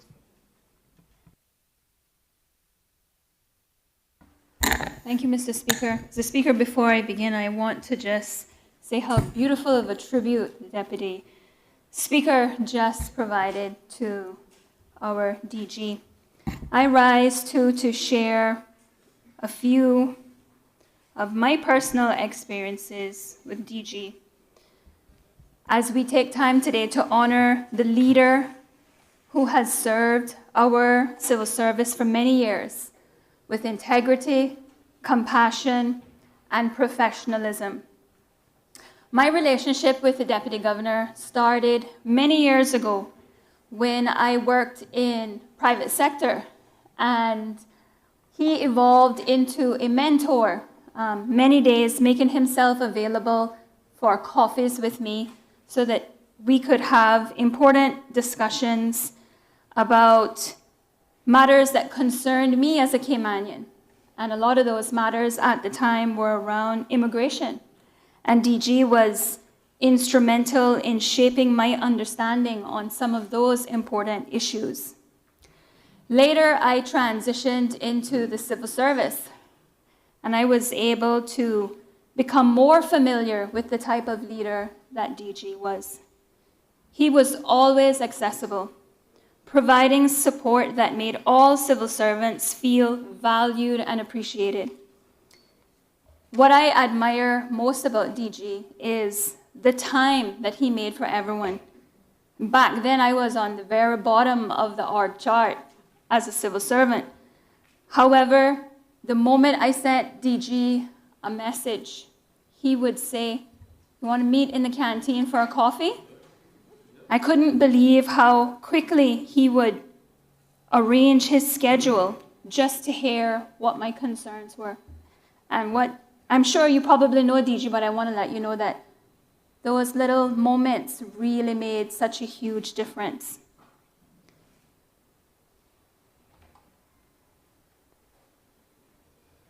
DG certainly has been a compassionate leader and offered tremendous support to me, especially when I was dealing with one of the biggest crises in my life, when I was navigating my husband's illness.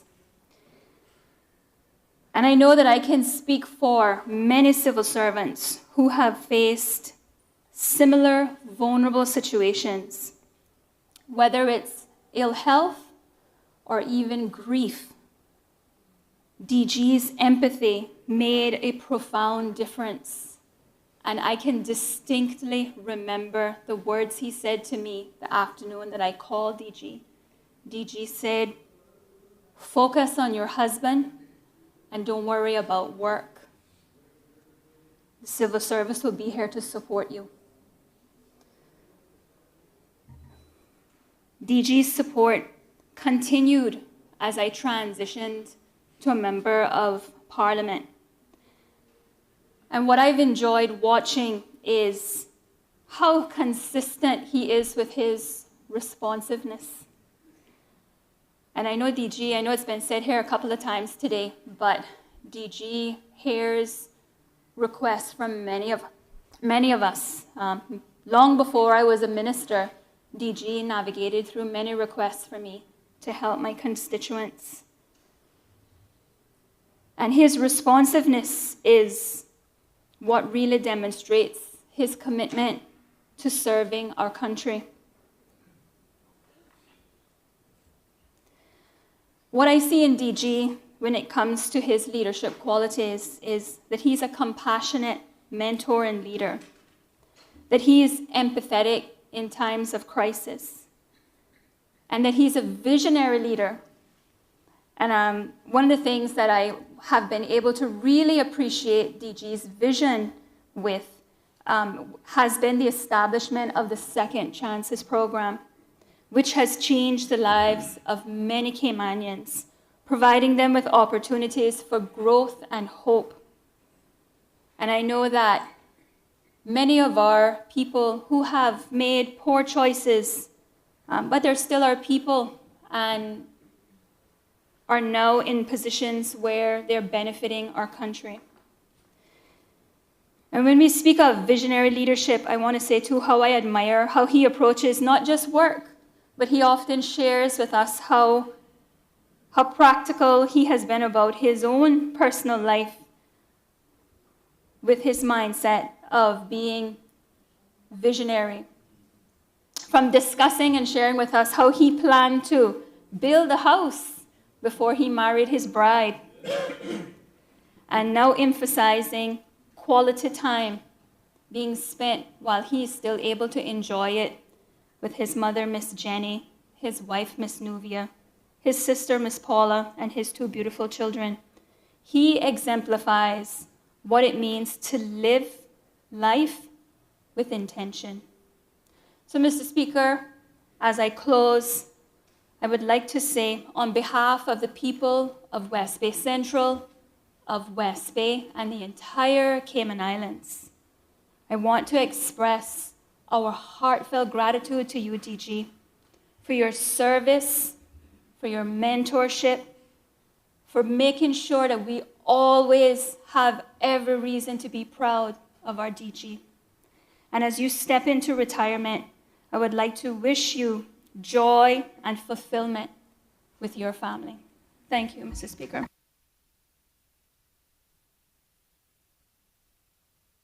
Honourable Minister of Finance and Education.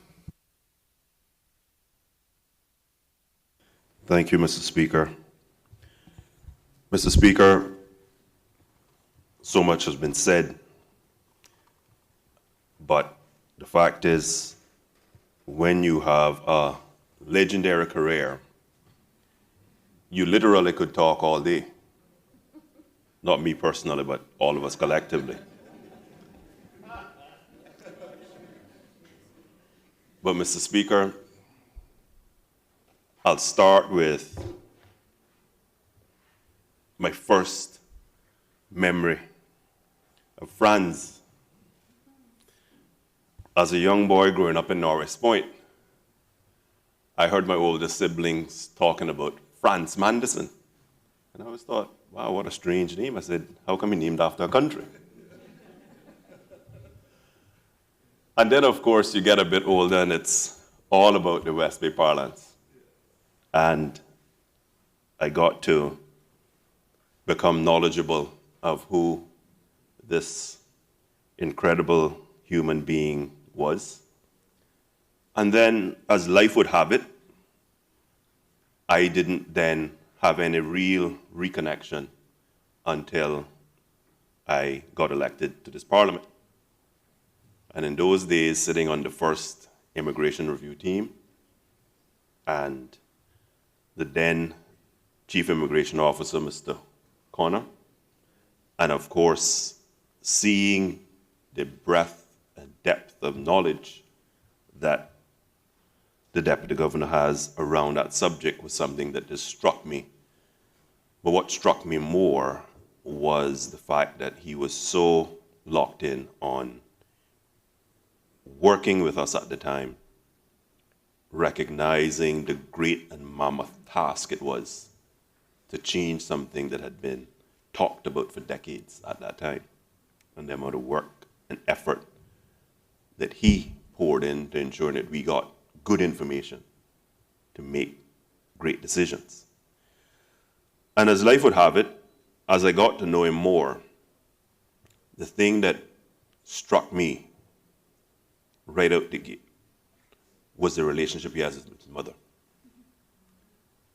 And I always say a great measure of what the internal character is of a man is the relationship that he has with his mother.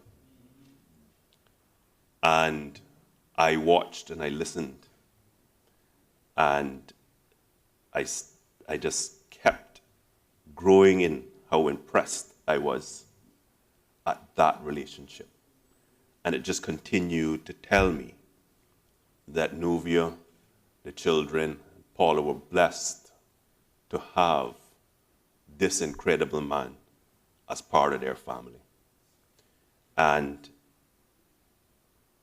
as we heard him talk of retirement, it was no surprise when one of the first things he mentioned was this being a new season of life so that he could spend more time while she was alive with his mom and with his wife. That is something. We can talk about world-class civil service, and that's important, and I'm going to come to that in a minute. We can talk about great chief immigration officer, great childhood friend. None of that is possible without Franz Manderson, who was raised by a good West Bay woman and became an incredible West Bay man, and all rounded into shape by a good Georgetown girl. And so, as I got to know Mr. Manderson over the years, and I saw and watched him as he moved and he shaped the civil service, it was quite interesting to have left this house 12 years ago and know what the state of play was then, and then to return and to see the results of a lot of the hard work and effort that Mr. Manderson, the Deputy Governor, has put in. It's not easy to change any organization,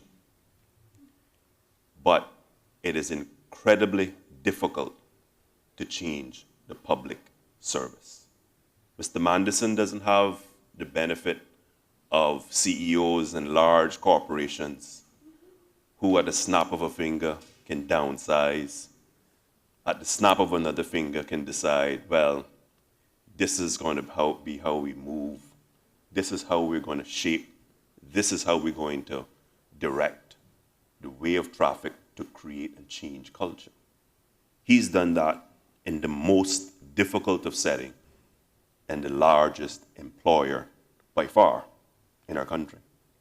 I think a lot of us as Caymanians, we look on and we don't appreciate the mammoth task that he took on and he delivered upon.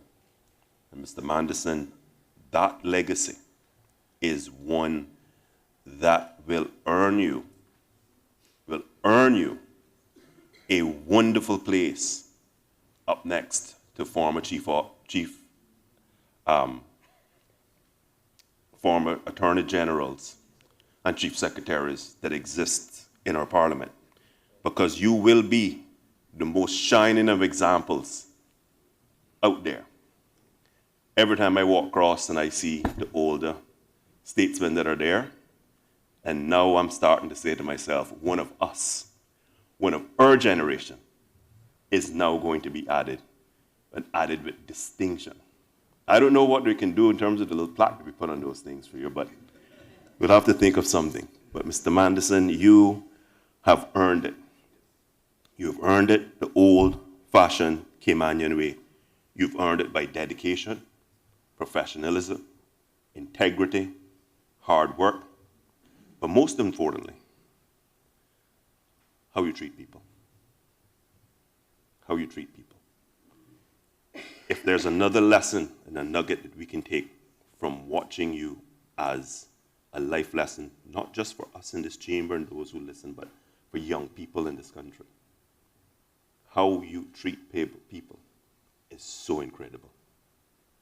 For a person like me, when I look on and I see your level of patience, I'm just going to say every once in a while I can WhatsApp you so you can send me a little patience.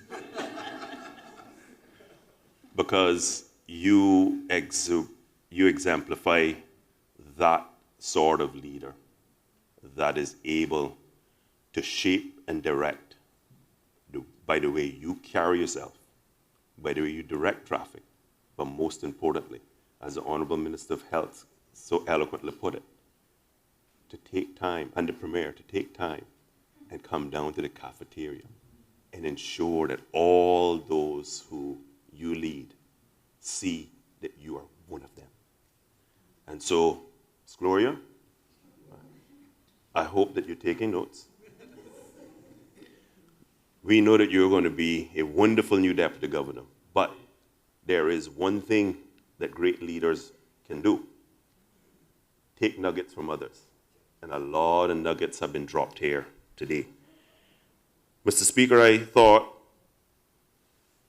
about this over the last couple of days, and as I reflected on the fact that I was absent from these chambers for 12 years, I took the liberty to write a couple of former members, because your retirement is a coincidence. We just happen to be the 19 elected members who are here now. What if you had retired 5 years ago? What if you retired 8 years ago?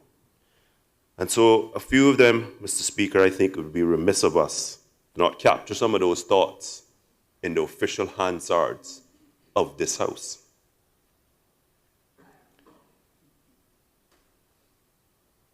Mr. Anthony Eden says he was a good and dedicated civil servant and easy to work with during my almost 30 years of politics. I wish him all the best in his retirement.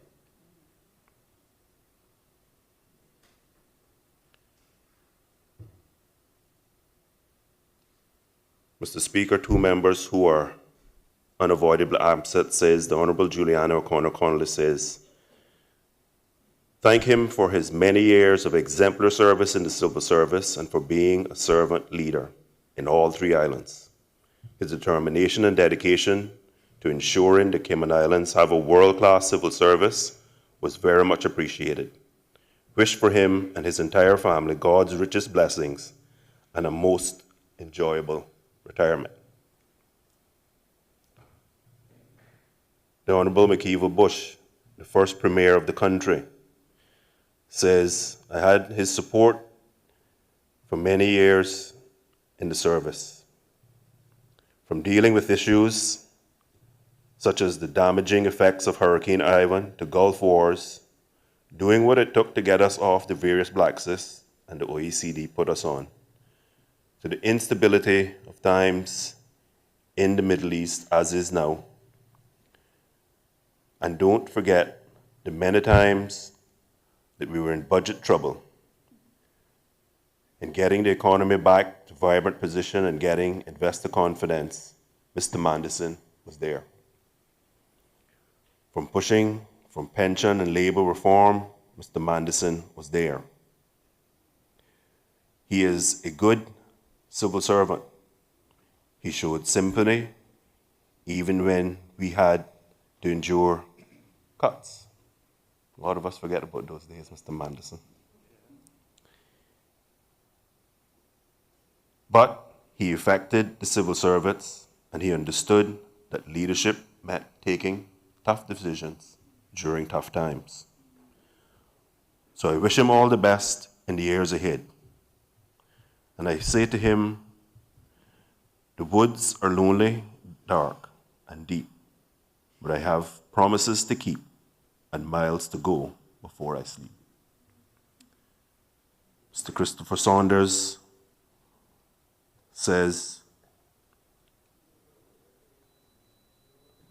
tender my apologies, which the Honourable Speaker has already done, but say to him that I intend to make mention of him in a motion that I am leading next week.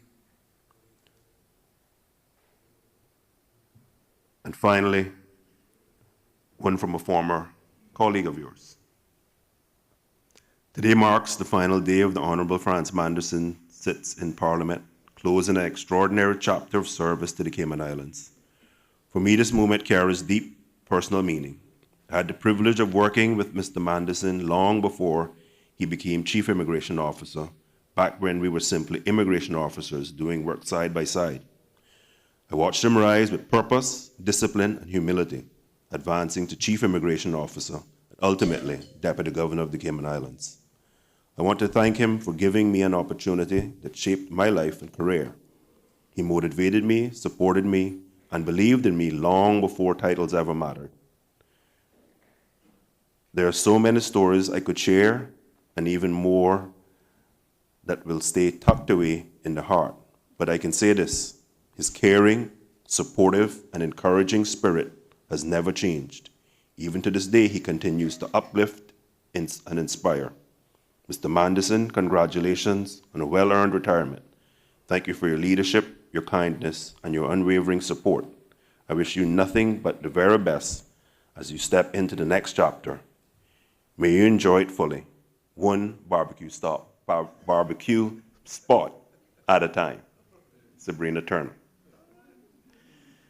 And so, Mr. Manderson, I thought it would be important to offer a flavor of former members that you might remember and history might record the length of service you had to this country and the fact that the indelible footprint that you have left is one that will never be replaced.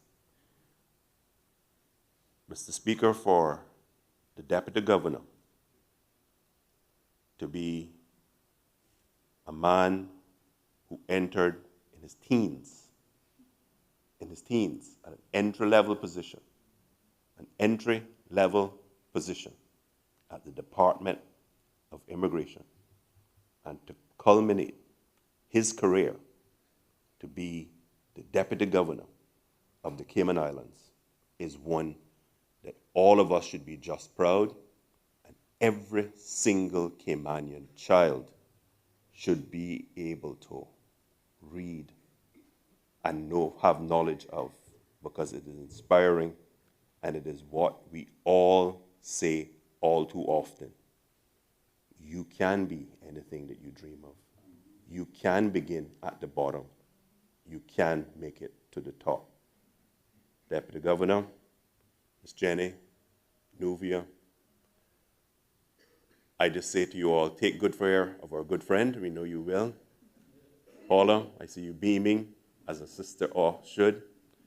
Kids, we thank you for having selflessly, patiently endured these many years of service of your son, husband, dad, and brother. We now give back to you the Honourable Franz Manderson. Thank you.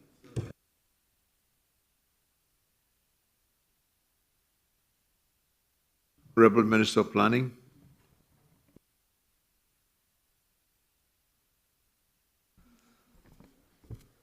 Thank you, Mr. Speaker.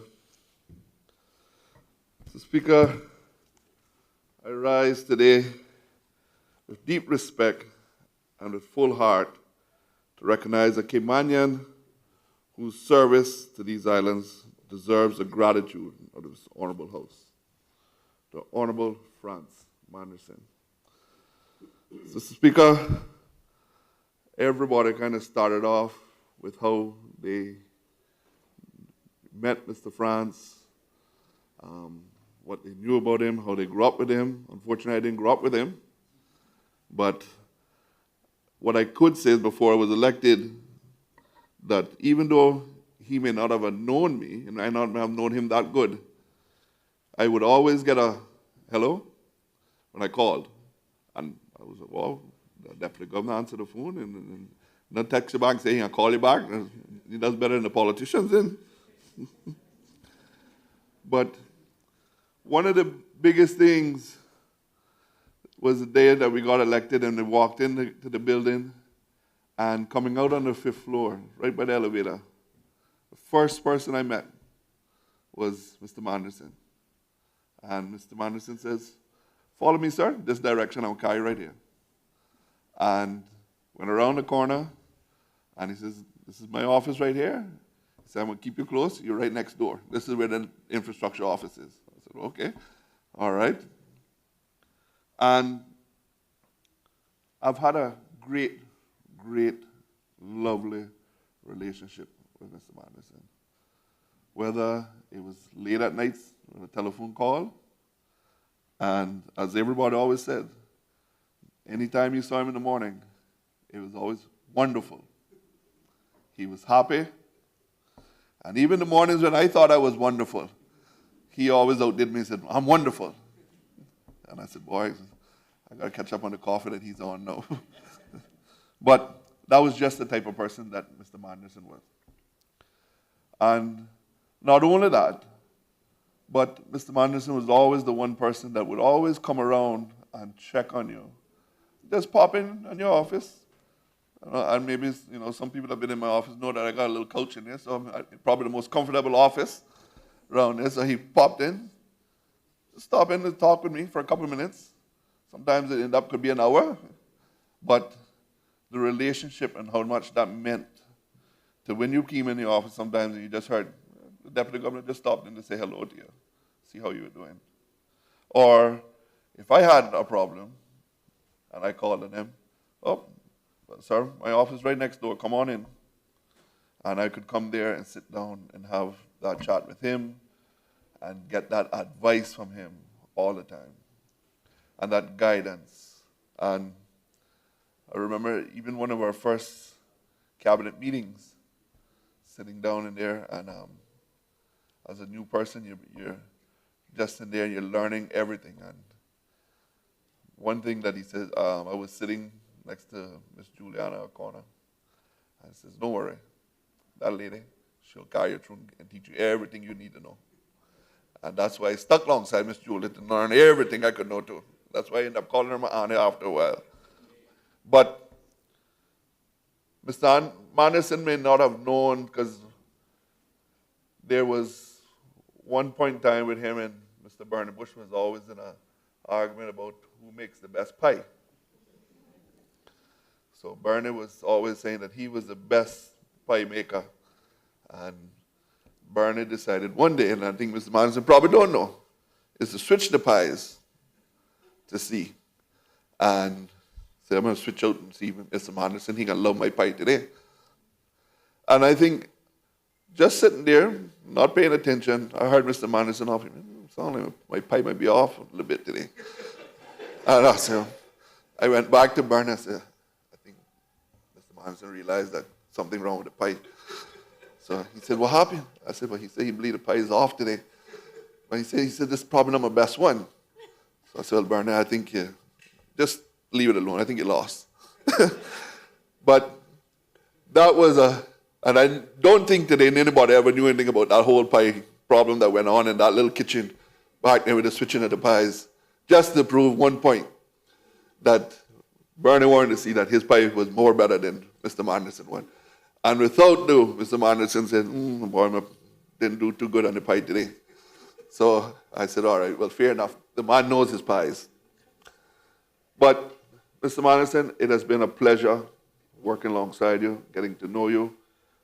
All the feedback you have always given, always having that connection with you, sir.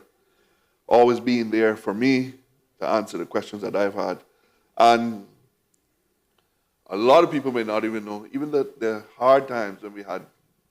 And I remember one argument that we had, probably the first argument that me and Mr. Manderson had. And at the end of that day, I said, man, I really felt bad about that. And I was going over to Mr. Manderson's office then, and he was coming out the door to come see me at the same time. So good minds think alike. And he said, oh, sir, I think we got off on the foot there. I said, well, just coming back to apologize to you about that too, sir. So we ended up going to my office and sitting down and having a great chat. But that was just the type of person that he was. Even though we had that argument that day, a few minutes later, that never got in between our next conversation, what we had to do. And I really, really appreciated that about Mr. Manderson. I really appreciate it.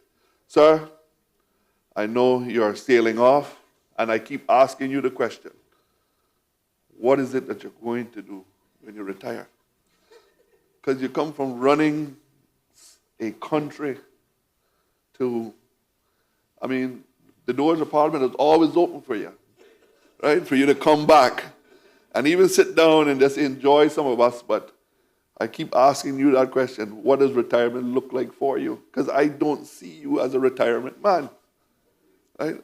I just can't find you. You don't have that. You are a hard-working individual. You're there first thing in the morning. You're there late at night. And Miss Gloria has a large shoe to fill.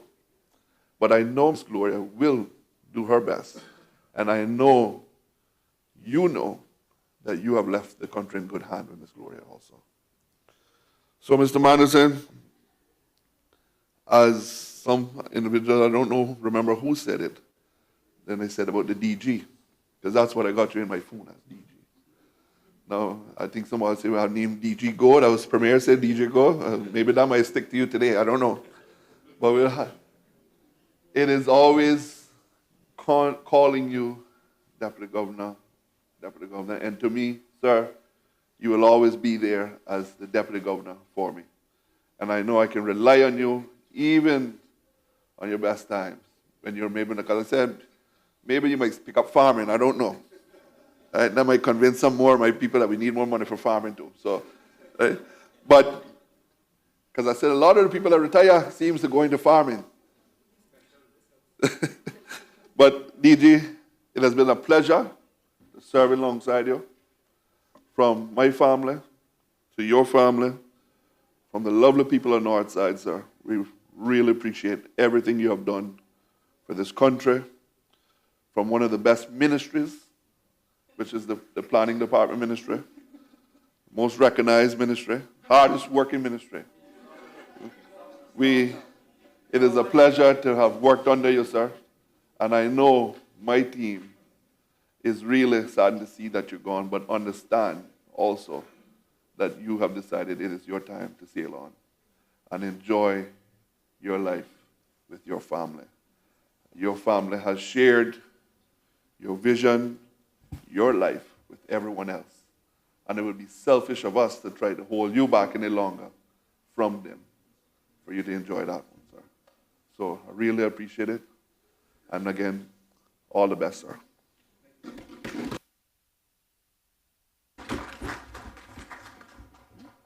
Honorable Minister of Social Development. Thank you, Mr. Speaker.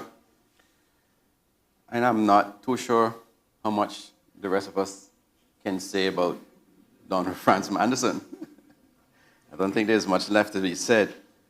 But certainly, we came here for a state opening initially. But we also are here to honor a Caymanian. And his life of service is measured not just in years, but by the commitment he made when he started working as a civil servant. And that person, to Honorable Franz Manderson, Deputy Governor of the Cayman Islands. And DG, on behalf of myself and the constituents of East End, we want to say thank you. It is in your own words that tell the story best. 44 years. That's why you think about it, 44 years. You started on your birthday, on your 16th birthday, on the 7th of July, 1981. And to give some context to that, I think I was getting ready then for the summer holidays, mangoes in the seas then, transitioning from third form to fourth form. So I do have some vague memories of you as one of them big boys in high school. I certainly remember your sister, Paula, because I think she went to school with my sister. So, leaving on your birthday, 7th of July, 2026, that is good, solid 44 years of service, DG.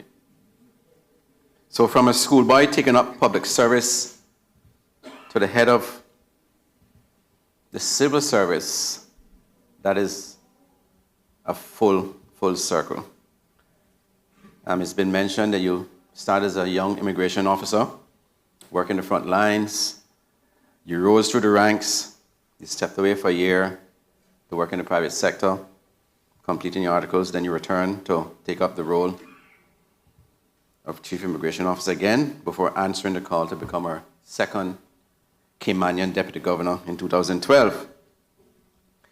And DG, that journey matters because it matters because you prove that integrity, discipline, and learning, that every young Caymanian starting in an entry-level position can rise to lead. And you helped pave the way, and you walked it with distinction. So, for those 44 years that you've been a steady hand,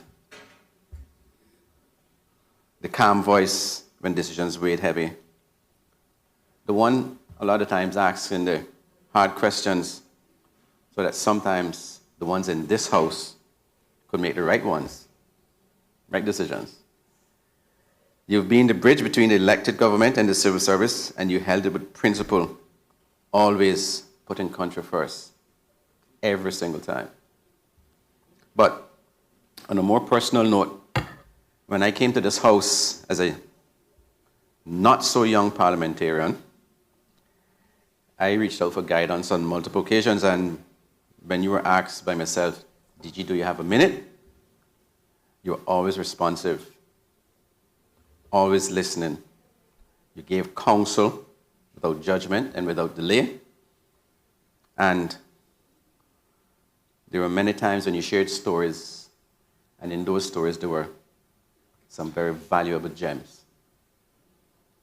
And those lessons don't make the Hansards, sir. They never make the Hansards. But it also helped shape me to the parliamentarian I am now 5 years later. So thank you, DG. So, as you retire on your birthday, you'll be finally getting some time to do what matters most to you now. And I do know that you said you plan to take some time to travel with your lovely wife and a distant relative of mine. So just let me correct the deputy leader of opposition. This is something he said earlier.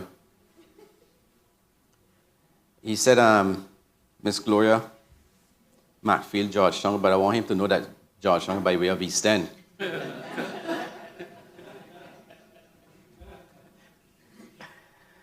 So I know you want to spend some time with your precious mother, and I do have good memories of her when I would walk into the glass house as well too.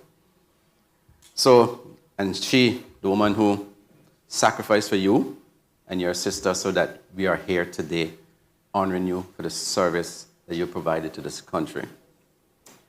And so, I know you have other things. The minister before me said that you don't know what you're going to do, but you're going to do as a retired man. But we do know that there's a foul coup waiting. So I'll say it plain. You now have time to either complete it or upgrade it. So I hope, sir, it's going to be as strong as the foundation you built here for 44 years. And DG, East End, and all of Cayman are grateful. So thank you for your service, your example, for raising the standard of public service, and this being your last state opening as Deputy Governor as you retire. But I know that your wisdom won't retire. So I want to wish you, your wife, your mother, your family, health, peace, and joy in this next chapter. Thank you for all you've done, sir. Thank you.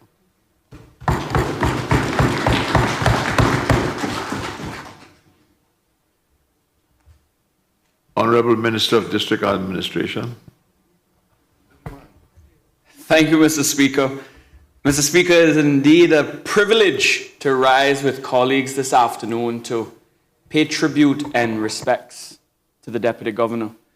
Because, and I say privilege, being in this hallowed chamber, because had I not been here, it would have just been a random social media post. But now my sentiments to you, Deputy Governor, will be forever recorded, and I count it a real privilege. Mr. Speaker, it's not every day that we get to speak about someone who has served the Cayman Islands in the capacities which Mr. Manderson has, at the various highest levels, who has helped steer the civil service through change, challenge, crisis, and recovery, and who has somehow managed to do all of that while remaining one of the most approachable, good-humored, and recognizable people in public life. In fact, I suspect that for many people across these islands, Franz Manderson is not just the Deputy Governor. He is simply Franz. And for this little boy from Cayman Brackwood brought up, say, he is Mr. Franz. And that says a lot. It says something about the way he has carried the office. It says something about the way he treats people. It says something about a leadership style that has always been professional, always dignified, but never distant. Mr. Speaker, every great personality has a title. And we've heard a theme emerge this afternoon. And if you watch TV, Shark Tank has Mr. Wonderful. Shaggy has Mr. Bombastic. Well, Mr. Speaker, I think it's safe to say that in the Cayman Islands Civil Service, and indeed this Honourable House, we have, through the Deputy Governor, through Franz Manderson, Mr. Fantastic. You've heard it already this afternoon, but anyone who knows Mr. Franz knows that when you ask him, oh, how you doing, sir? There is only one answer. It is not good. It is not fine. It is not getting by. It's not even not too bad. It is fantastic. And you know, I try to emulate that as well. And somebody even started asking me, so, well, Minister, how are you so happy in the morning? I said, well, you know, it's all downhill from here. So, DG, I'm almost there, almost there. But even on days when the inbox is full, even when chaos arises, even when meetings are long, the issue's complicated and the pressure's high, Mr. Franz has a way of answering fantastic as though it is not just a response, but a personal policy position. And maybe that is part of his leadership. It is indeed part of his leadership. Because over the years, Mr. Franz has reminded us that attitude matters, encouragement matters, energy matters, and sometimes in the middle of serious work, the simple decision to show up with optimism can make a real difference. Mr. Speaker, many people in this chamber has done and will do speak about Mr. Franz's public service record, and rightly so. They will speak about, and they have spoken about, his time in immigration, his leadership across government, his role in strengthening the civil service, and his steady presence in difficult moments. But I want to begin with a slightly different memory, because I didn't go to school with Mr. Franz, clearly not. I didn't work with Mr. Franz, clearly not. He served 44 years, and I didn't even have that many birthday candles on my cake. But my first introduction to Mr. Franz was after Hurricane Ivan in 2004. Now, Mr. Speaker, Grand Cayman was recovering from one of the most difficult periods in modern history. There was debris everywhere. Homes decimated. Lives were being rebuilt. And the whole country was trying to find its footing again.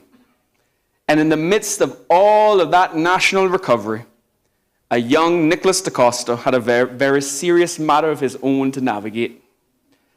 And let's just say, Mr. Speaker, that at that time, I had sent flowers to a certain someone closely related to him. But, Mr. Speaker, I won't go too far into details because some matters are best left to the historical record and perhaps out of the Hansard completely. But Mr. Franz, being Mr. Franz, has never let me forget about it. Ever so often, with that unmistakable Franz Manderson smile, he will remind me of those flowers. Not in a heavy-handed way, not in an intimidating way, but in that classic Franz way. Warm, mischievous, and with just enough humor to let you know that he remembers everything. And Mr. Speaker, let me say this publicly. At that time in my life, chaos was abound, but I had no thinking about cabinet, parliament, public service, or constitutional responsibility. I was thinking about flowers. But looking back, Mr. Speaker, that was perhaps my first lesson in accountability. Because when you send flowers to a certain someone related to Franz Manderson, and he knows about it, you learn very quickly that some decisions follow you throughout your entire life. And Mr. Franz has carried that story with the same humor and good nature that so many of us have come to appreciate. And that, to me, reflects something important about the man.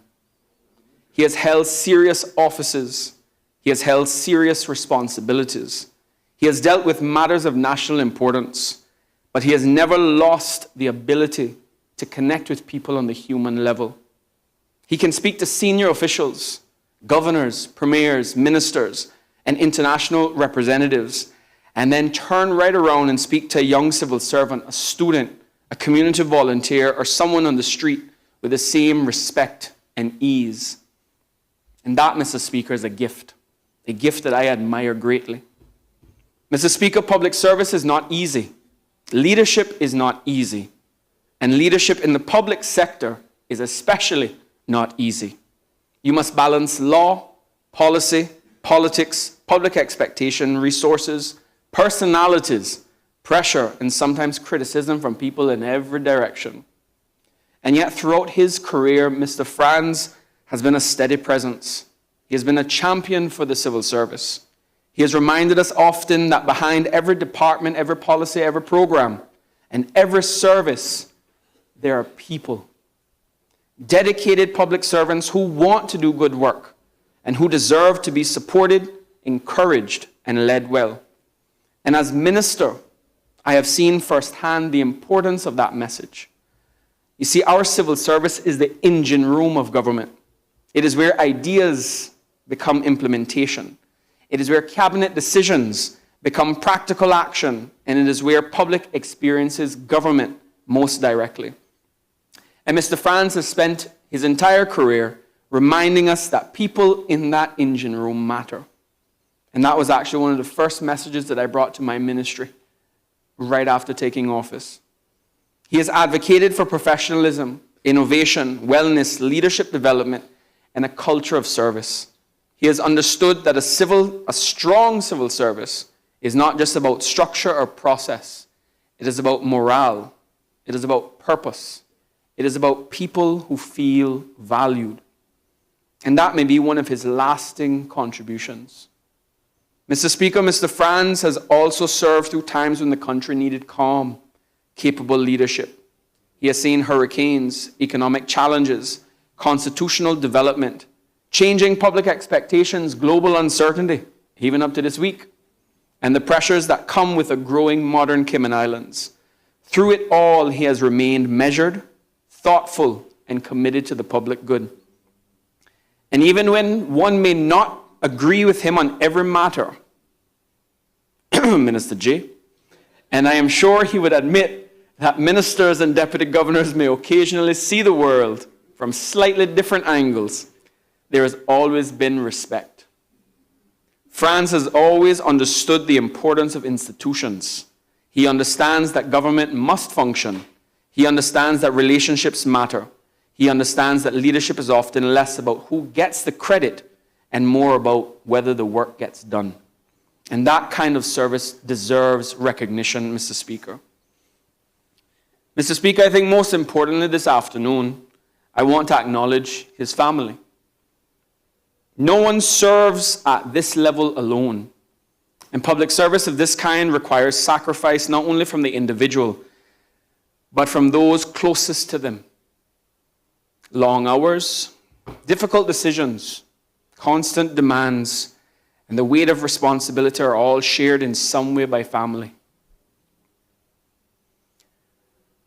So to you, I say thank you as well. In every conversation that we have with Mr. Franz, he talks about what's coming next, the travels, the family time, and even shared a very precious picture from Miss Paula. But Mr. Speaker, as Mr. Franz enters that phase, enters retirement, I imagine many civil servants will be wondering what government will do without his familiar voice, his weekly messages, his energy, his encouragement, and perhaps most of all, his ability to appear at almost every single function across all 3 islands. And I am not entirely convinced yet, maybe perhaps when he gets up and speaks, but I'm not entirely convinced that Mr. Franz understands the word of retirement. I'm sure you all will make him understand. But I suspect that for Mr. Franz and like myself, retirement may simply mean fewer official meetings, but the same number of public appearances. Whether it be outside in the yard fixing that chicken coop, that is still in the public. Maybe a little more walking, a little more wellness, a few more motivational messages, and knowing you, Mr. Franz, probably still checking in to make sure the civil service is all right. But whatever this next chapter holds, wherever your adventures take you, you, sir, have certainly earned it. You have earned the chance to step back, to enjoy your time with your family, to reflect on a career of meaningful service, and to know that you have made a lasting contribution to these islands that I am truly personally grateful for. Mr. Speaker, in public life, we often speak about legacy. Legacy is not only found in titles held, offices occupied, or years served. Legacy is found in the people influenced, standards raised, institutions strengthened, and the example left behind. And by that measure, Mr. Speaker, the Honourable Franz Manderson certainly leaves a strong legacy. A legacy of professionalism, a legacy of service, a legacy of kindness, a legacy of humour, and a legacy of steady leadership. And for at least one member of this Honourable House, a legacy that includes a bouquet of flowers after Hurricane Ivan. So today, as we honour and we say thank you to the Deputy Governor, as we honour the man, Mr. Franz, and we wish you well in your retirement, perhaps there's only one truly appropriate way to describe his service. It has been fantastic. And Mr. Franz, to us, you will always be Mr. Fantastic. Mr. Speaker, on behalf of myself, my family, my ministry, and the people of Cayman West and Little Cayman, I extend heartfelt thanks to the Deputy Governor, Honourable Franz Manderson. Thank you for your leadership, your example, your encouragement, and your good humour. May God certainly bless you in your retirement, and may the next chapter be filled with health, happiness, peace, and purpose, and may you finally have time to enjoy all that you desire. Thank you.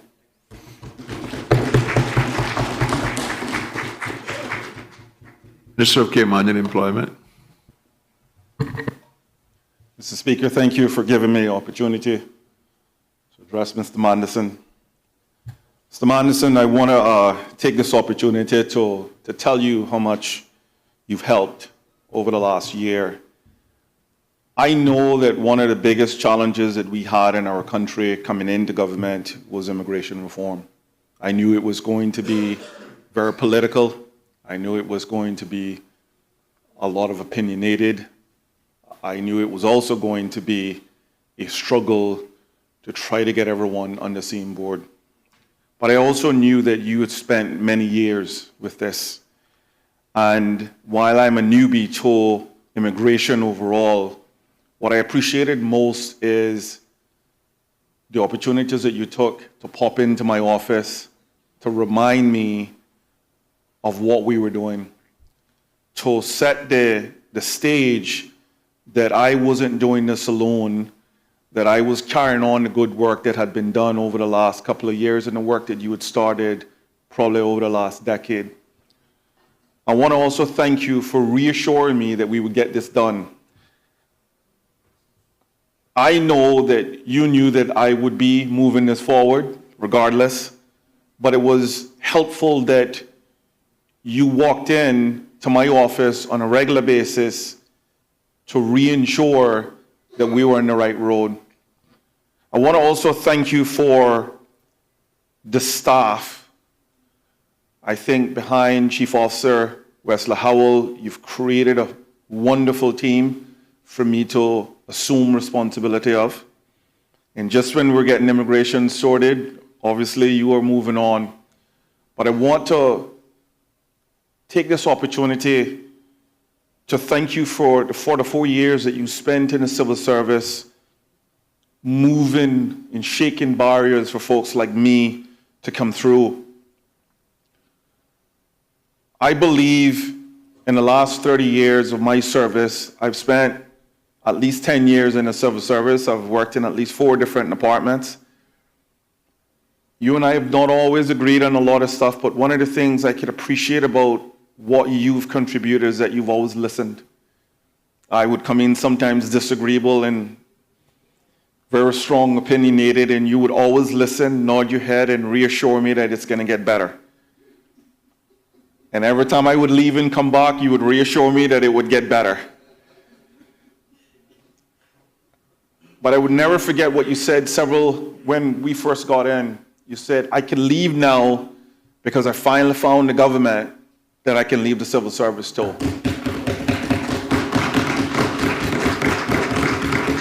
And that did it for me.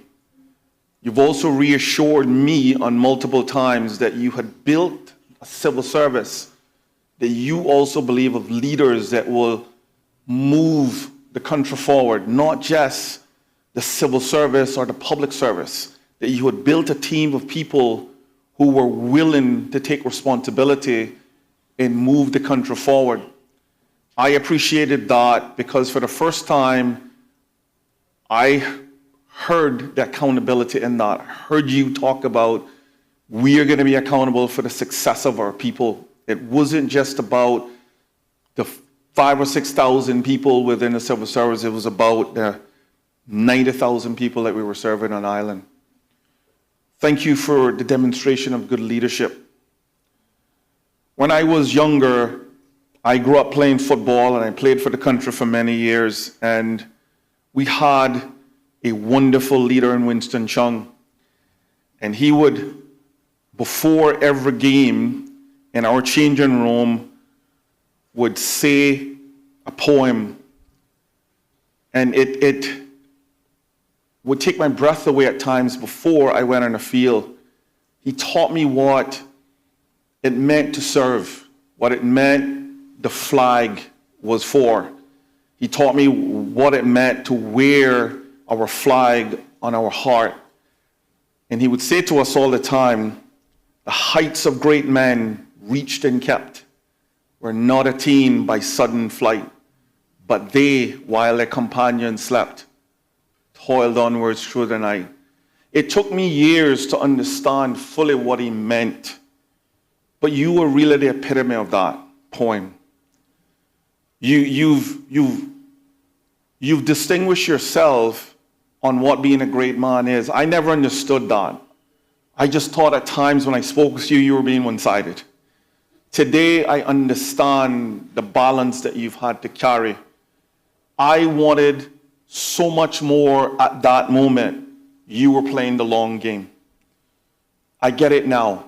as a leader in this House, as a leader that people expect and demand certain things of me, I understand the load that you've carried for 44 years. I understand the load you've certainly carried for the last 15 in your capacity. In the last year, I just want to let you know that I've gained so much more respect for your position, but who you are as a person, because I do see the fantasticness that you've brought to this. And I never appreciated that as a young civil servant because I was always rushing ahead to just get things done when you just saw the bigger picture on how we can get it done together. So I want to thank you for that. I also want to thank you for setting the standard of what civil service leadership should be, because it is about accountability. It is about inspirational and aspirational stuff. The goal of a world-class civil service, I understand that you know that that's not today. That is an everyday thing, and I think that's why every day for you was fantastic, because you knew that everyone was watching, and you needed to be the leader that everyone truly expects you to be. So I'm happy that you came in with the attitude of having those fantastic days, because it have really set the tone for us as a government, for me as a young leader coming in, for the work that we've had to do over the last year. I also want you to know it's been fun. It's been a joy working with you. I don't know, it's because if you were just retiring and you felt, well, I need to let my hair down now. But in the last year, it has been a joy spending time with you after cabinet meetings, just you and I hanging out, and you telling me about what immigration was, the history of it. I didn't understand that. I didn't really have an appreciation for it because I came in to fix stuff, right? And you shared the history of what it is, where it was coming from, the people that I currently serve in it. And you reminded me that it could get better. And I was a spoke in a wheel that can help it get better. I've also watched you show up at folks' office. I've watched you walk around and do your rounds, and it's enjoyable to see you do that. So I do that because I see you do it. So I do it regularly. I want to stop in. I want to talk to folks. I want them to understand that I care enough about them and not about the work because I've seen you do it. So I want to thank you also for demonstrating that on what that is. To be the distinguished leader that you are, sir, I know that it has been an enormous level of weight, and I appreciate the 44 years that you've given our country, that weight that you've carried and carried well. So thank you for that. I want to thank your lovely family, who is also my cousin, because the Minister DaCosta is right. You don't do this job alone. You bring your entire family into it. I am still trying to find a balance with mine, and I'm hoping that, on occasions I can call you and we can certainly talk about how I can continue to find that balance. But I want to thank your mom, because like you, I grew up in a single-parent home as well. And I am extremely proud of my mother, as you are of yours. But for you to start off as a part-time civil servant and rise to the limits of where we are now, it gives my children hope that they don't have to stay in one position for 44 years, that they can climb. So I truly appreciate everything that you've done in order to tell all of our young people in our country that they can reach and they can climb for more, and they should want more out of their lives. Thank you for your distinguished service. Thank you for everything of what you've sacrificed. Thank you for all the time that you have spent with us. Thank you for all of the years that you spent toiling in and out of our buildings, for all the resources that you've provided to the Cayman Islands government, and certainly for all of the international responsibility that you've shared regionally and internationally to keep our country safe and stable. I salute you, sir.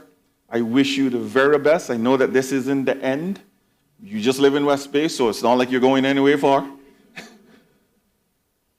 And I hope to continue to work with you as you retire, but stay in touch with what we intend to strive for. Thank you, sir. Thank you, Mr. Speaker. Member for West Bay West.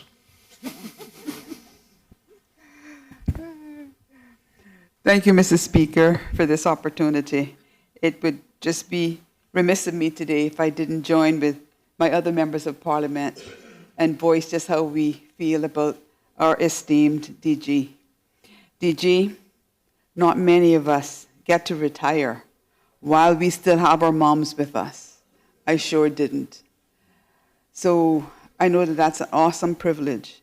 So to have made this decision that it is important to take your retirement while your mom is still with you and you can spend valuable time with her and the rest of your family is in itself a testament of the kind of man that you are. Even though we both grew up in West Bay, I can't say that I really knew you well until I was elected. What I do know is that as a proud West Bayer, I was extremely proud when you became Chief Immigration Officer.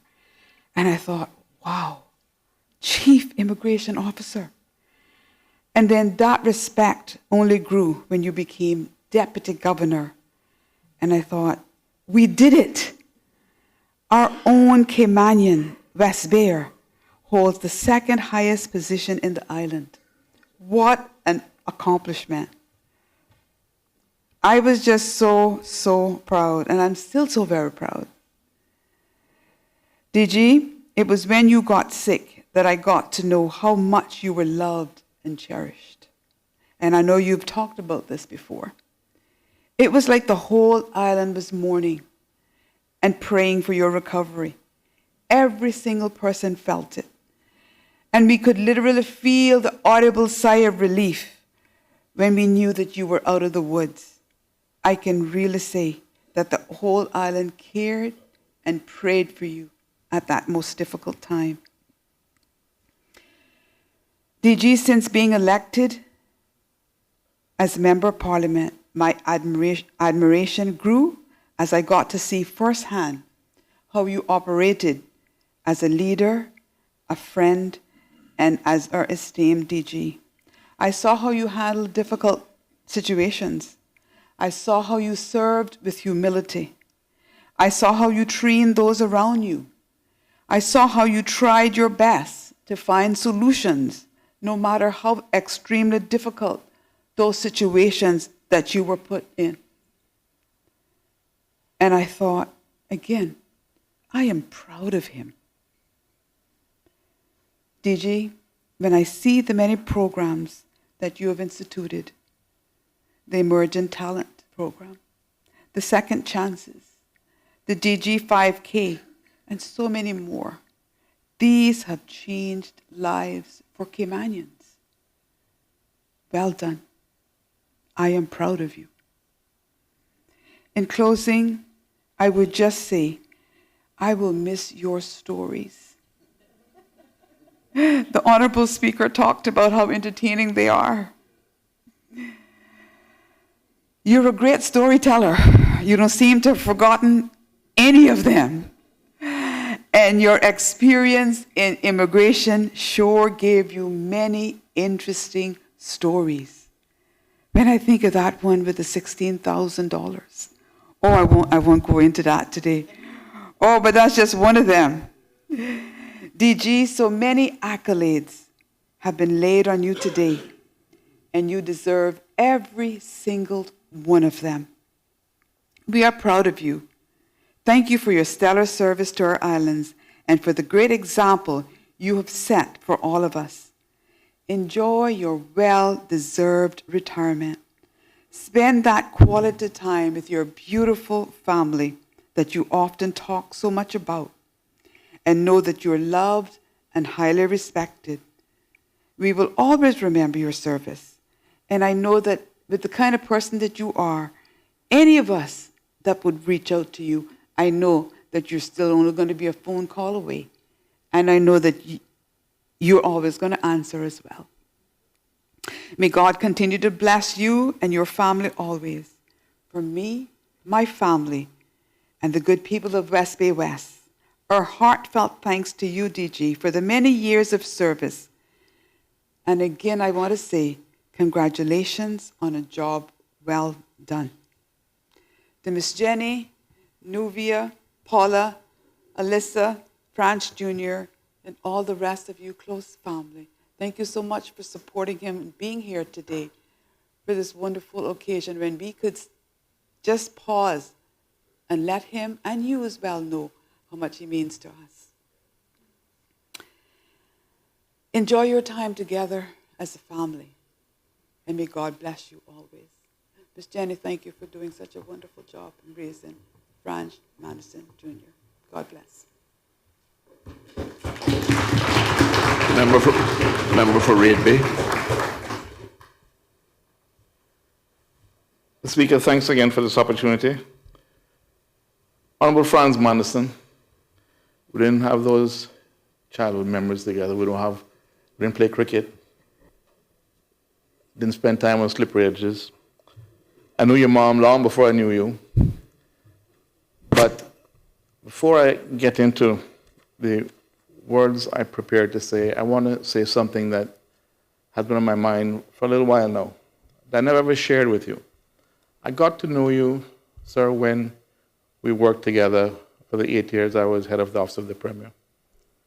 And I truly appreciate, I'm saying this to you now, I'm saying it publicly, I truly appreciated the advice you gave when I asked for it, the mutual trust we had, the mutual respect that we had for each other, the conversations we had, and the friendship that we had. I will never forget it, and it meant a lot to me. I really appreciate it. My prepared words are not long, sir. No, sir. No, sir. No, sir. Not so quick. Honorable Deputy Governor, in his reflective poem, A Psalm of Life, Longfellow wrote, "Lives of great men all remind us we can make our lives sublime, and departing leave behind us footprints on the sands of time." And as Winston Churchill, sir, once observed, we make a living by what we get, but we make a life by what we give. So, DG, those quotations capture much of what has been said here today and what we honor. They remind us that a life of public service is measured not by the offices we hold or the years we serve, but by what we give to others and the legacy we leave behind. Through your commitment, your contribution to these islands, you have left your footprints, certainly, on the Caymanian sands of time, from West Bay Sands, Georgetown, Boddentown, East End, North Side, Cayman, Bracken, Little Cayman. You have made an impact across all communities on all three islands. Deputy Governor, your legacy will endure in the institutions you strengthened, especially the civil service to which you devoted so much of your life's work. It will endure also, sir, in the people you mentored and in the nation you helped shape. It will not be forgotten. Long after today's proceedings have passed into history, sir, and the words everyone has spoken here has been forgotten, the impact of your work will continue to be felt in the lives of all Caymanians and in the strength of the public service you helped to build. On behalf of the people of the constituency of Red Bay, and on behalf of myself and my family, I extend our deepest gratitude to you for a lifetime of distinguished public service to these islands, and I extend that gratitude as well, as many here have said, to your family. You do the service, but they do it alongside you. We wish you, sir, and your wonderful family good health, happiness, and every success in the years ahead as you begin this new chapter of your life. Our islands are stronger because of your contributions and the contributions you've made, and our islands, our nation, will be forever grateful. Thank you, sir.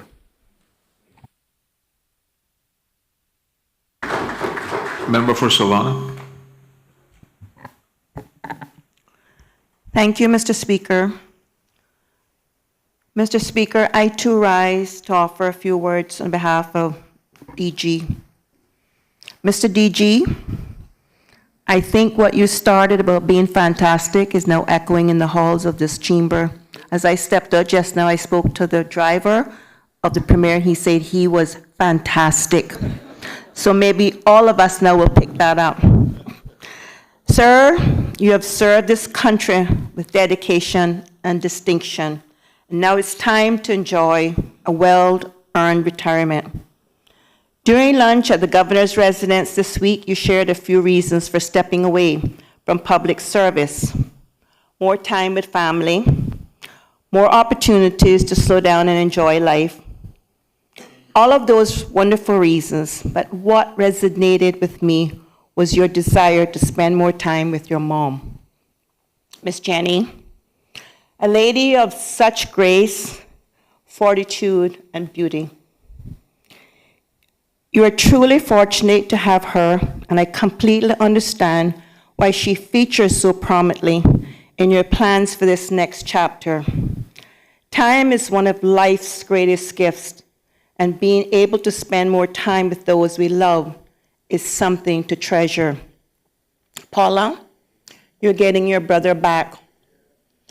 He shared a beautiful, sweet photo of him pushing you in a wheelbarrow at lunch earlier this week. We thought it was the most beautiful treasure. Hold on to it. That reason, more than any other, spoke volumes about the kind of person you are. It is heartfelt, admirable, and deeply inspiring. Wishing you every blessing, good health, and much happiness as you embrace this new season of life. You have more than earned it. And to Miss Gloria, who's sitting right behind me, my friend, Miss Glo, I promise we will hold each other's hands through this journey. You are more than ready for this role, and I have every confidence you will serve with grace, strength, and distinction. Thank you both for your excellent leadership. And to both of you, I say congratulations. To DG's family, who's been sitting so proudly upstairs, I say to you, you are deeply loved. God bless you all.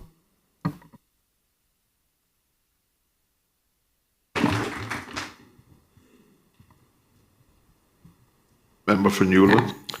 Thank you very much, Mr. Speaker. Mr. Speaker, I think this is one of these rare occasions in this Parliament where I feel completely at ease and justified in standing and saying that I want to be associated with every single remark that has been made this afternoon in relation to Deputy Governor Franz Manderson. It may never happen again, you're right, but it has happened this afternoon, and I think we should celebrate that. And Minister, your comment about it being recorded forever, that's going to go in there.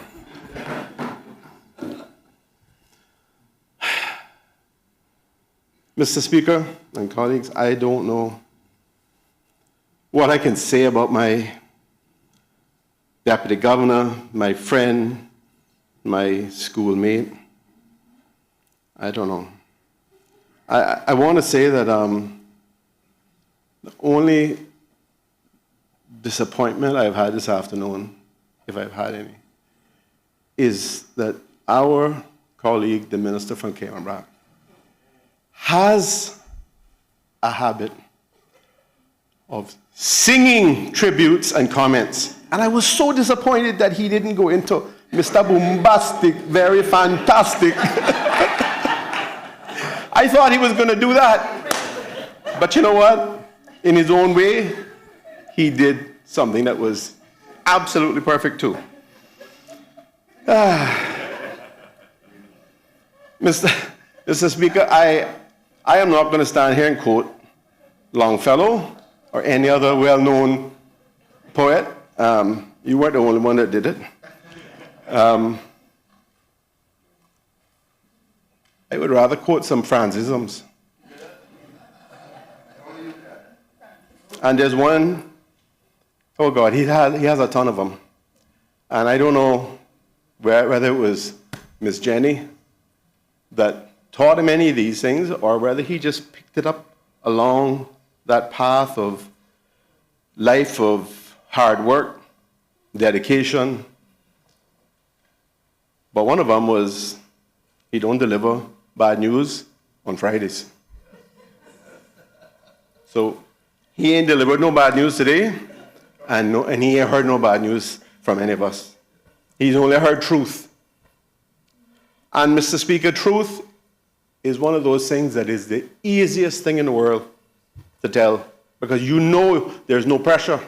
You do not have to remember anything you've said when you're telling the truth. Mr. Manderson,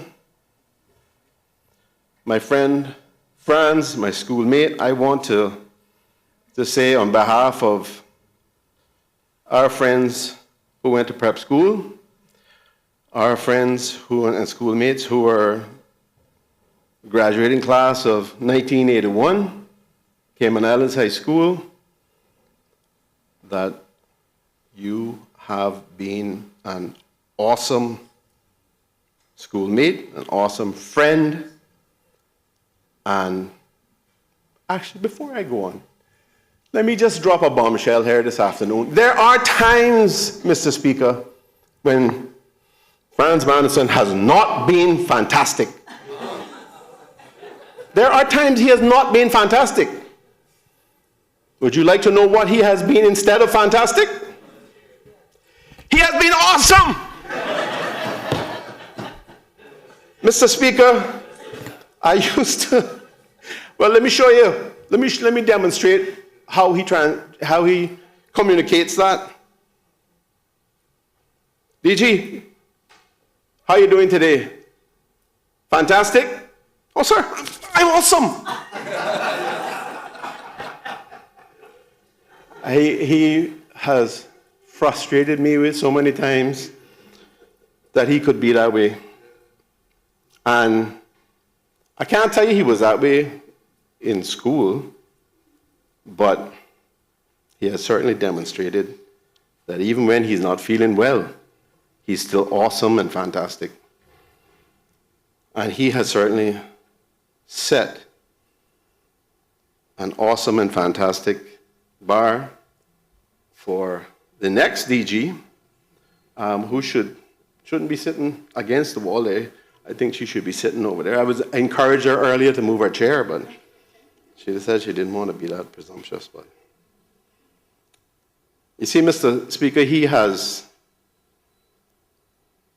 this gentleman, Franz Manderson, has planned so many things. When I came into public service, I was a little bit, maybe a year older than what he has served in this role of public service. And even back then, I would say to him, DG, you have really contributed so much to this country. And I said, well, what's your long-term plan? He said, well, I promised I'd say it like you, sir. I promised my mama one thing, that I would retire when I'm still able, and she says this is her dream.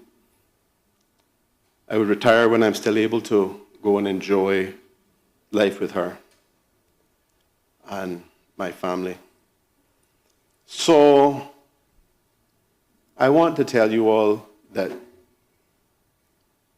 Franz Madison's success is no accident.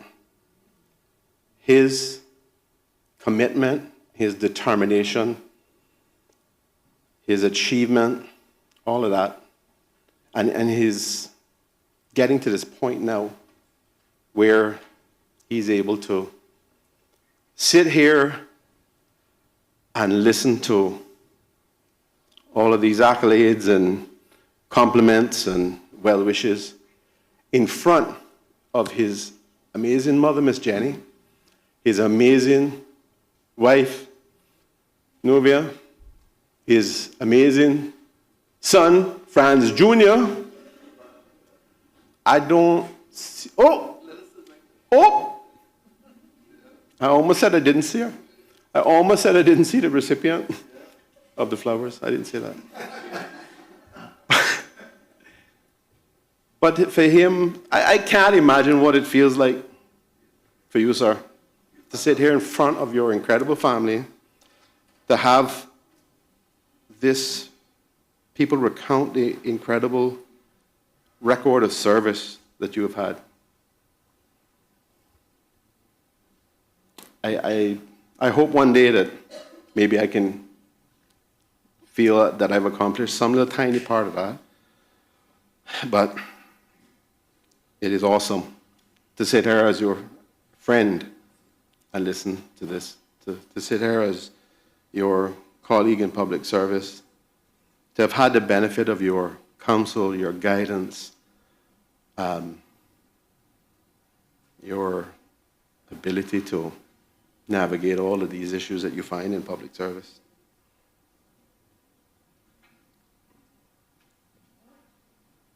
Mr. Speaker, I think we have probably been friends from the time we were 5 years old. Did it then?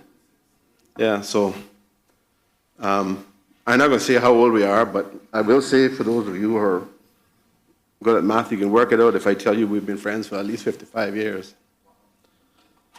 And I have been inspired by this man. Even when he left high school and he went and put on that sharp uniform, and I was doing A-levels, I was thinking to myself, what am I doing here? He's out there having fun and enjoying himself, working, earning a living. So I have been jealous of you at times. I've been inspired by you all my life. And I just think that it's so easy to lay it on thick here today. Mr. Speaker, I don't know if there's too much more that can be said. And I can't. Words fail me, to be honest. So much has been said. And yet, somehow, it feels like it's not enough. It feels that way. So, for a man that has given so much to public service, and I know he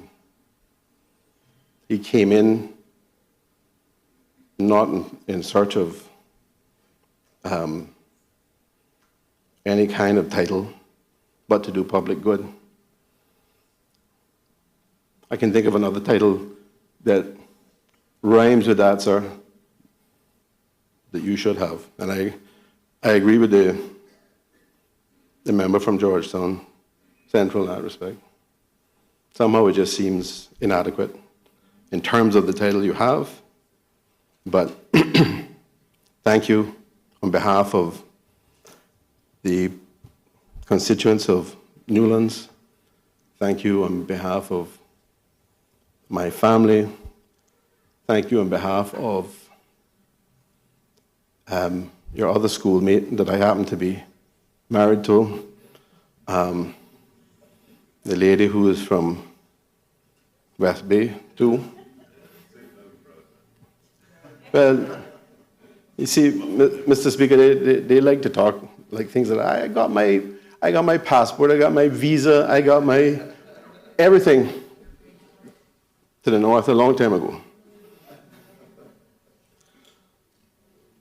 Thank you, sir, for everything you have done. And thank you to your family for allowing you to provide the service you have. Thank you for being the friend that you are. Thank you for being the role model that you are. And as you're able now to fulfill your plan and enjoy your time with your mama and your family, I hope that you will remember us, or remember me now and again, and just, if you find some new barbecue place somewhere, just let me know. And send me a little invite and give me enough notice. I'll come and try and join you when I get a minute.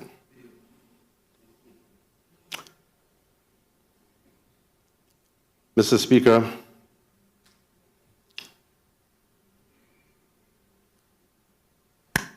I can't think of words that can express further my appreciation other than simply let us thank this good man who has committed his life to public service, being a friend and a family man, and demonstrating that you can plan your life and you can achieve, you can succeed, and you can be that young man. No, I'm going to go back a little bit further. You can be that boy that grows up to make your mother proud, to have a degree, to become a professional, to contribute to life and in this country. Deputy Governor knows what I'm referring to. I won't go any further than that. But you, sir, have proved that comment wrong and have demonstrated what it is to be committed to serving our people in this country that we love so much. Thank you, sir. Member for Borden Down East.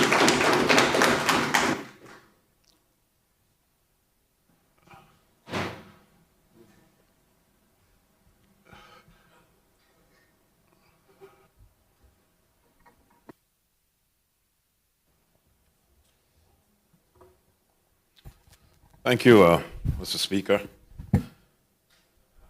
Lots have been said, and when you leave the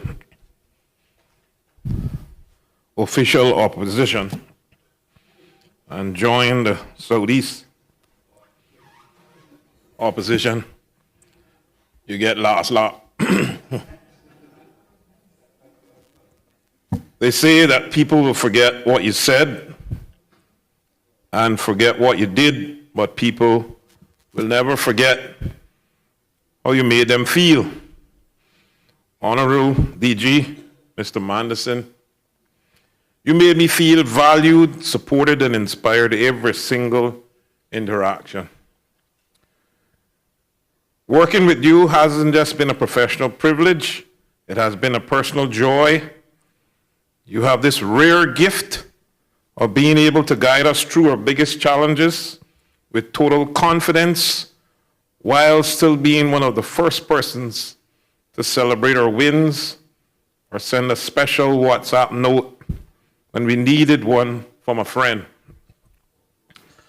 I can say I watched you grow from 1985 into a man determined for success, a person who would do anything to ensure the Cayman Islands stayed in good stead.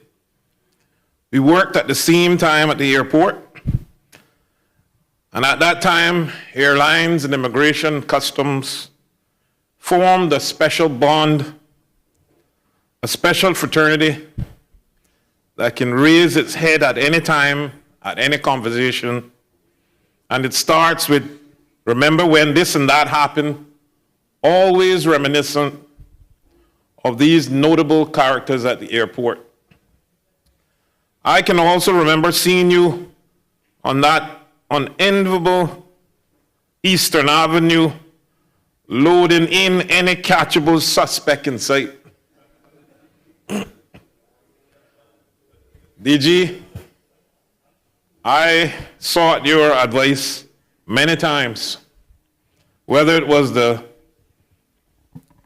motion on second chances, that is very notable now. You were there, or whether it was taken from your pensions when I had to save the day, when you came and spoke to me privately, or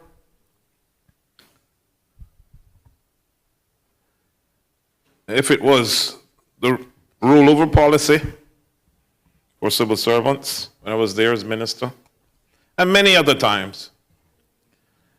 DG, before being elected, I served on immigration boards. We had the same great relationship, whether in cabinet or in parliament. It was the same respect and admiration we had for each other.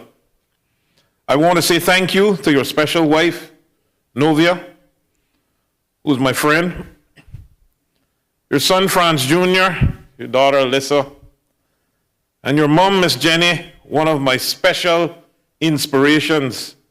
We served on boards together, and you know my love for her. Your sister, Paula, for lending you to us for the last 4 to 4 years. You still find a way to stay calm and humble, down to earth, with such a high-profile job, even as acting governor. I can remember a family trip to Miami to watch the Los Angeles Lakers play Miami Heat. We had an awesome time as Lakers supporters. Not sure if you're a Man United fan, though. It's hard to summarize what you mean to us in just a few words. As a leader, you set the standard for what it means to be hardworking, strategic, and empathetic. As a friend, you've been one of my biggest cheerleaders and confidant. I can still remember whilst I was a border control minister, how you still paid attention to all the happenings. DG, you leave massive shoes to fill, and the civil service will definitely miss your contributions. But I am also more confident that your successor, Ms. Gloria McField-Nixon, will carry out even more successes, as she was ably groomed by your good self. I want to also thank the good civil service for you. With their leadership, it is most rousing.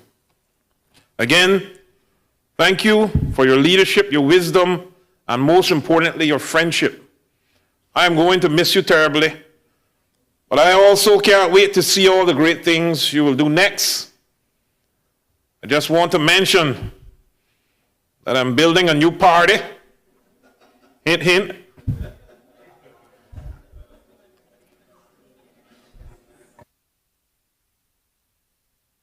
But I'll admit, when I first heard that DG was leaving, my first thoughts was, wait, who's going to answer my WhatsApp messages at 11 p.m. in the night? But my second thought was just how incredibly lucky I have been to work with someone who was both a fantastic colleague and a genuinely great friend. You always knew exactly when to push me to do my best. You don't even know the actions you took, how it made a difference in my life. I personally know how much you want to spend time with your family, and I pray this brings fulfillment and happiness. Thank you for being such an incredible mentor and even a better friend. We are so excited for your next chapter, and you better promise to keep in touch. We are absolutely losing a great leader. I'm so grateful that I can get to keep a wonderful friend. Thank you for everything you've done for the country and for me. I wish you the absolute best in your next adventure. I leave you with two scriptures. Deuteronomy 1, 6 through 7. God said to us, "You have stayed at this mountain long enough. It is time to break camp and move on." Proverbs 4, 25 to 27. Look straight ahead and fix your eyes on what lies before you. Mark out a straight path for your feet. Stay on the safe path. Don't get sidetracked. Keep your feet from following evil. May God continue to bless you and your family, my friend. From all the people in Bordentown East, we thank you for your service to this country. Walk good, Sir Manderson. Member for Georgetown East. Mr. Speaker, thank you very much. I think I'm probably the only one now standing between the people inside this chamber and the real celebration that will take place this evening at the Grand Old House. I'm looking forward to being there and celebrating with you, France. And I think this will probably be the one time I just will not call you DG, but just call you France. And I hope you won't be offended by that. Mr. Speaker, when we assemble here next week, Tuesday, I got to be honest and say, for me, it will be with a real sense of emptiness within me, because for my entire political career, that man has sat across from me. And I've sat across there with you. So he has been a fixture in this parliament for my entire time here. And I am going, have to say at the outset, Franz, I am truly going to miss you. But I know all good things must come to an end at some point, and this is just one. But I know it's not the end.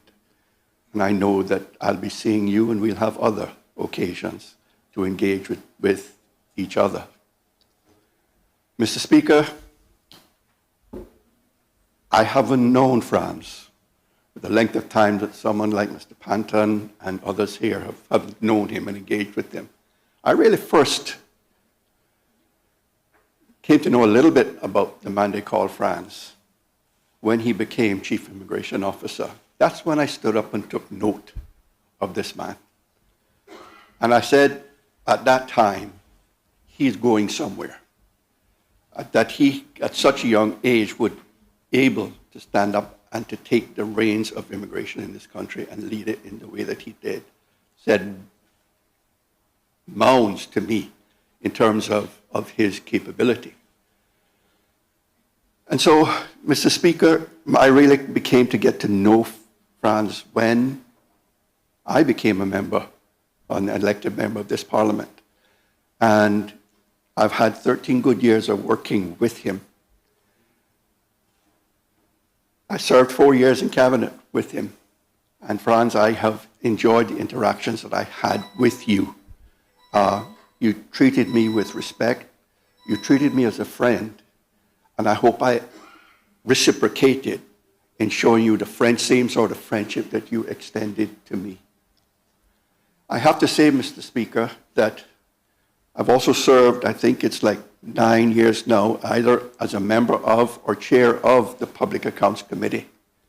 And without exception, I don't think there's anybody who has appeared before that committee more frequently than Franz Manderson.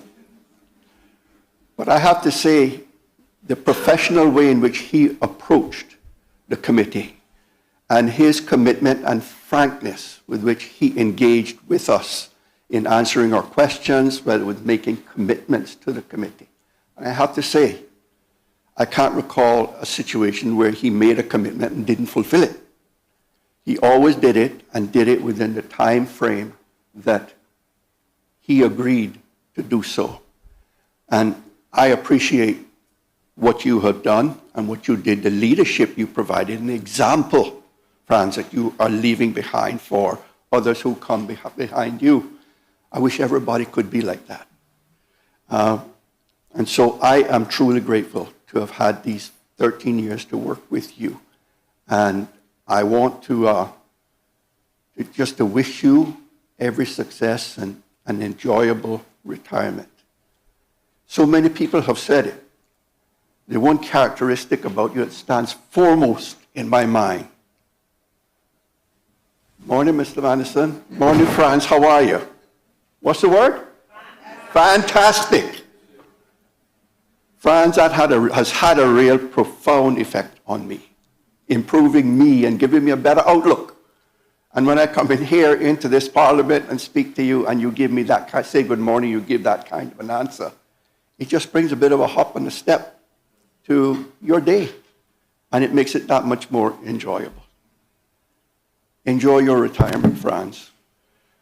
I wish you all the very best that I could ever do. I can't see your mom and the rest of your family back there, but I know there must be some big smiles on their faces this evening as they have sat down here and listened to all the accolades that have been heaped upon you. I've run out of them. They've all been said. But as I conclude, Franz, this evening, I hope for one thing.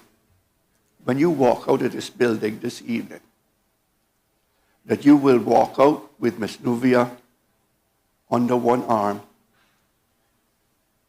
Mrs. Jenny Anderson in the other arm, surrounded by your children, and you walk out together as one united family, much like you came.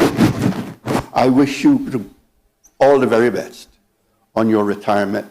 I love you and appreciate all that you have done for the good people of the Cayman Islands, and I thank you for your contributions here in this parliament, because you've made it a better place, and you're leaving it better than you came into it. So thank you, sir, with all my heart.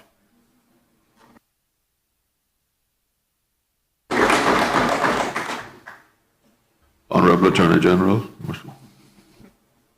Thank you very much, Mr. Speaker. I'm conscious that we are a bit past the hour of conclusion, but I'm grateful for the opportunity to speak. If I can just go back to first principles and we look at the office of the Deputy Governor in the context of the Constitution, which is quite an important one, the ex officio appointment is significant, Mr. Speaker. It ensures the automatic membership of and ongoing representation by individuals whose expertise and experience in their respective fields are inextricably linked to the matters before this Honourable House.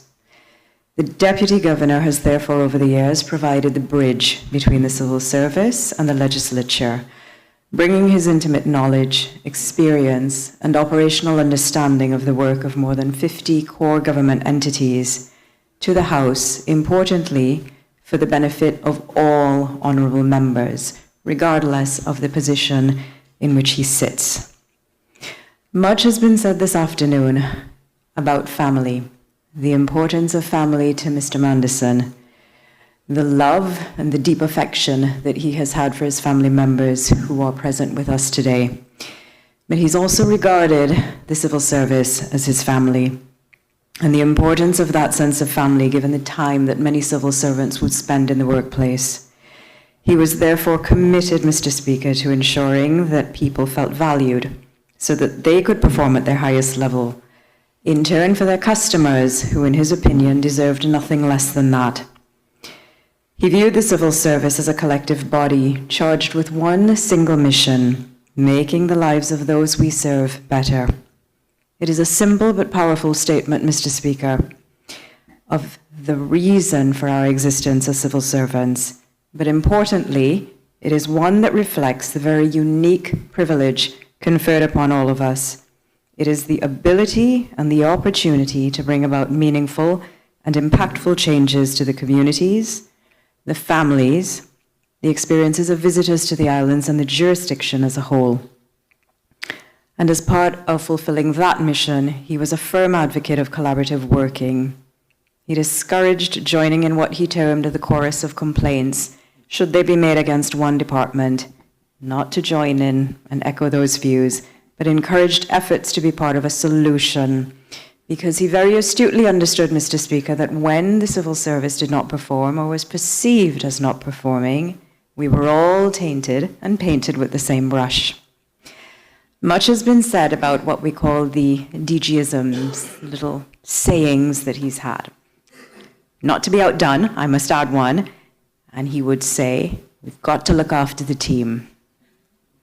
And so he did, through an array of initiatives aimed at developing civil servants, his civil service families, particularly his senior managers.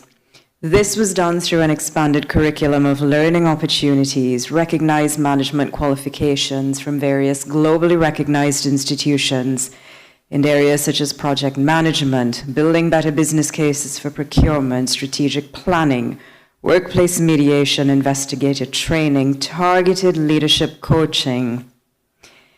It also reflected his commitment to lifelong learning. Civil service wellness, looking after the family, making sure the team was okay, was obviously a key priority. He recognized that a healthy workforce was likely to be a more productive one and make a contribution to building a more resilient community as a whole, Mr. Speaker. We've heard this afternoon about various initiatives, his legendary Deputy Governor's 5K. We've not heard much about his sports day. The pedometer challenge, which was an early initiative where he had us stepping. In short, Mr. Speaker, he kept the civil service moving, literally and operationally, and we were much better off for it. His wellness committee worked tirelessly under his guidance to facilitate more cost-effective access to gyms, other fitness institutions, making sure that we were as robust as we could possibly be. And then his wellness committee, its remit expanded, focusing on things like financial planning, retirement, nutrition, mental health, keeping up with the times. Following from the examples of the COVID pandemic, he recognized that there was an opportunity for the service, and so introduced policies for remote and flexible working, recognizing, Mr. Speaker, that the unduly long commute for many civil servants was impacting the quality of their lives, but also in some instances their effectiveness. He recognized with great foresight that it was an opportunity for us to demonstrate agility in how we worked, changing the landscape. He also championed comprehensive legislative reforms for terms and conditions applicable to civil servants, parental leave being one of those, increasing maternity and paternity leave, in-service death benefits, providing well-meaning support for civil servants in difficult circumstances.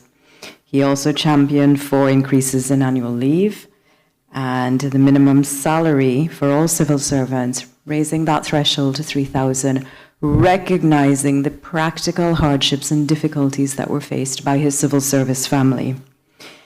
His engagement survey was also a source of pride, giving the civil service a voice, and he took on board their feedback, the good and the not so good, using it to make sustainable and informed, meaningful reforms.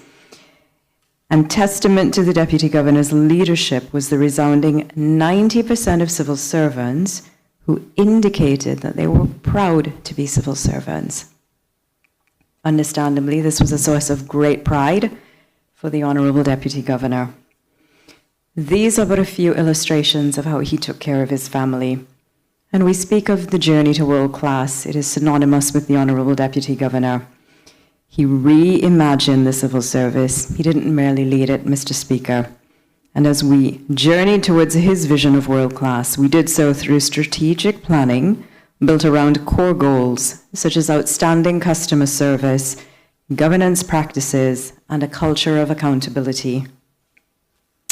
Perhaps one of his most pivotal contributions was his commitment to the government of the day, whatever that looked like, to deliver their priorities. He encouraged cross-ministerial portfolio collaboration, and by aligning his personal drive with the government's agenda, he facilitated the transformation of political objectives, whether that was economic or infrastructural development, into tangible, measurable results.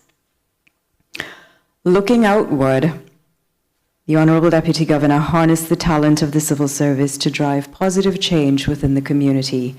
Much has been said this afternoon, Mr. Speaker, of initiatives, second chances.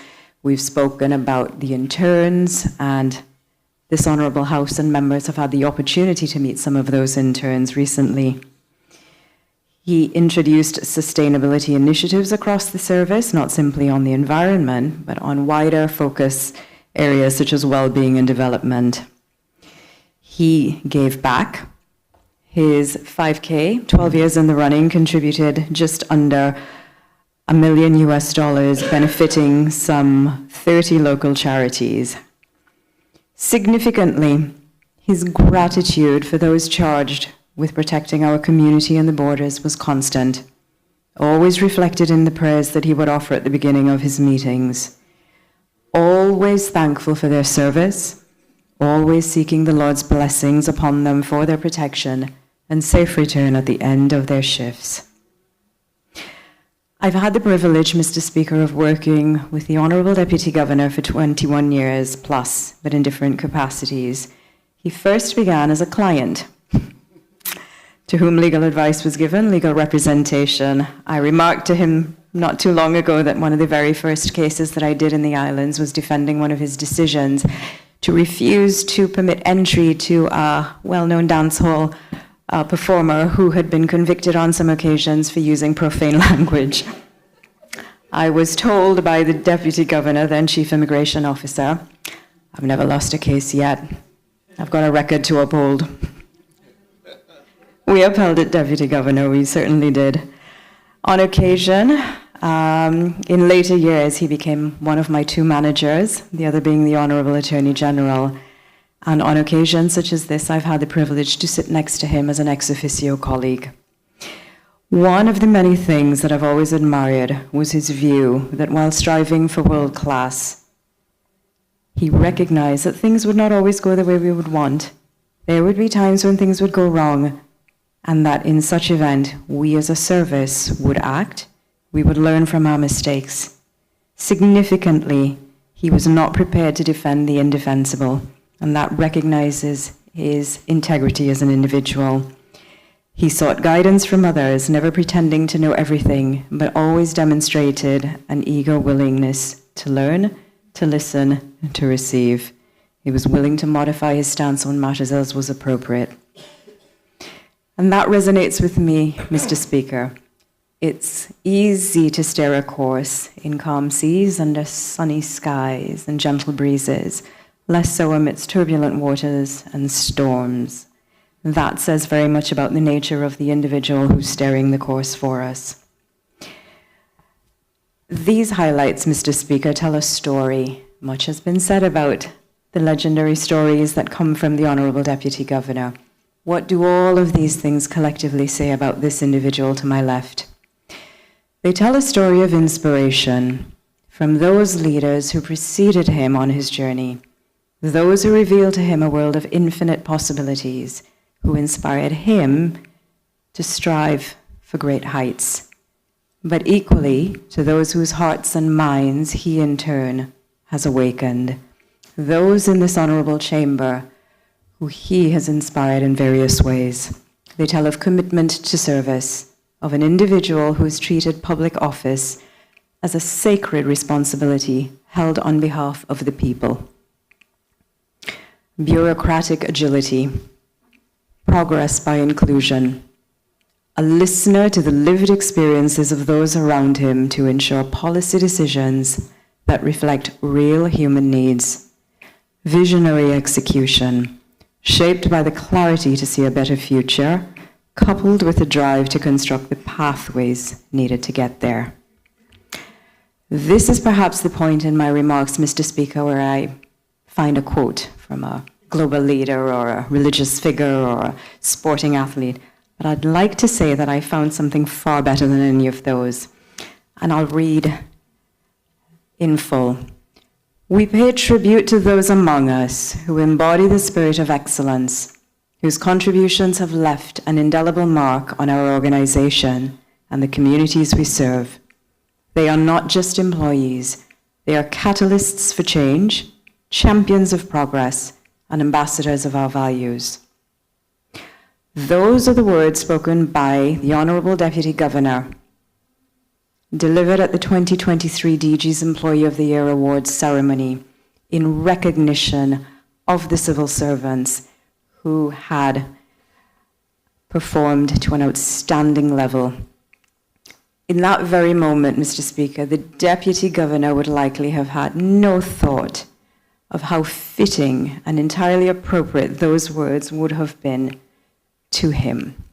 Such was his humility. Such was, in the moment, taking the time to celebrate the civil servants there. But how very satisfying, Mr. Speaker, to be able to quote him right back to him this afternoon. And I think if we make some very small tweaks to that quote, they could not be improved upon any better for that. I must recognize his senior leadership team who are here, because through his leadership, the manner of engagement with us, he has inspired deep and abiding loyalty on the parts of these very, very hardworking individuals. The positions of chief officers, Mr. Speaker, can be quite lonely. Their burdens are heavy, the demands upon them are onerous, and what the Honourable Deputy Governor has done was to always provide a very safe space, to offer counsel when requested, guidance, to lift and to carry all of us at the moments when we have needed that extra degree of support. And for that, I thank you, sir. Finally, Mr. Speaker, the legacy of the Honourable Franz Manderson is not what he did for himself, but it is what he set in motion for those who follow in his footsteps. The shoes will be a little bit different. The footsteps will be followed. And to you, sir, I say thank you in all sincerity with the different hats that I've worn over the years for your contributions, all that you have done for me. I wish you many adventures in the days ahead, good health, happiness, and we return him to the safe custody and hands of his loving family. Thank you, Mr. Speaker.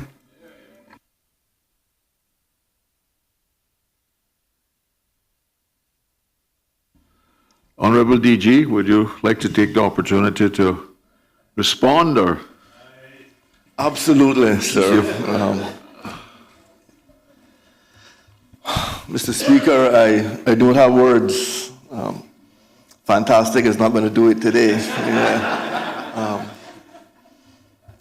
Oh my. I have to tell you, I have delivered many of speeches and remarks in this chamber, Mr. Speaker, but this is going to be the most difficult one, sir, and I crave your indulgence. Today has exceeded all of my expectations. I know how much I love my civil service. I know how much respect I have for all members of this parliament. But I didn't find out how much the civil service loved me until I had a heart attack. And now I find out, was confirmed how much respect you have for me when I'm leaving. And I can't tell you what your words has meant to me. It is, my mother keeps saying, Franz, you say proud too much. But Mom, I think this is a proud day, very, very proud day.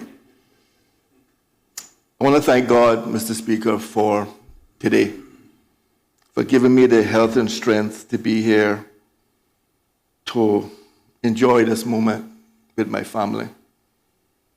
Mr. Speaker, I want to start by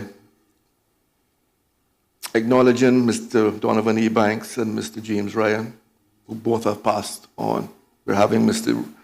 Ryan's service tomorrow. It's because of those two gentlemen, Mr. Speaker, why I'm here.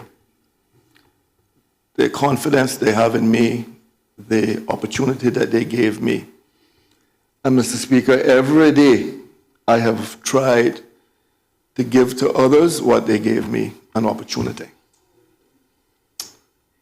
Mr. Speaker, a lot of what has been said here about me is actually in my speech. So let us see if I can get through this, Mr. Speaker. Mr. Speaker, today I stand before you with a grateful heart. After 44 years of service to the people of the Cayman Islands, this chapter of my life is coming to an end. I began this journey in 1980 as an intern, and in 1981 as a clerical assistant, earning $5,000 a year. I did not have a grand career plan. I did not have a dream of titles or positions.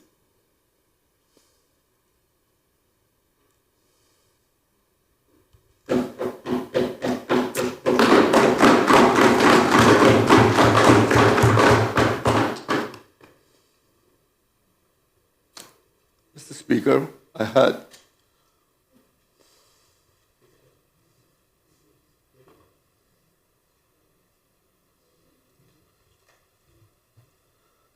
one simple goal, sir.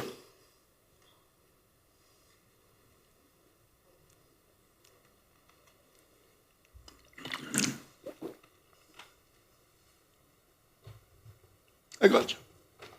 Thank you. I had one simple goal: to make my mother and my sister proud, and to make their life better. That was it. That was my purpose. And Mr. Speaker, every day since then, I've worked hard to honor that purpose. Over the years, I've learned that one of life's most important lessons is never to confuse your purpose with your work. Work is what you do. Purpose is why you do it. If you confuse the two, then when work ends, you will believe your life has lost its meaning. But if your work serves your purpose, then every day becomes a gift. People often ask me, did you ever imagine that you would be Deputy Governor? The answer is no. I simply wanted to make a difference. I wanted to serve my beloved Cayman Islands.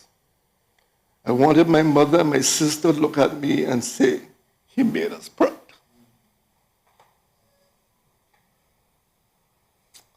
If that was my purpose, then I can honestly say today that I have never worked a day in my life. I simply fulfilled my purpose. My mother is here today.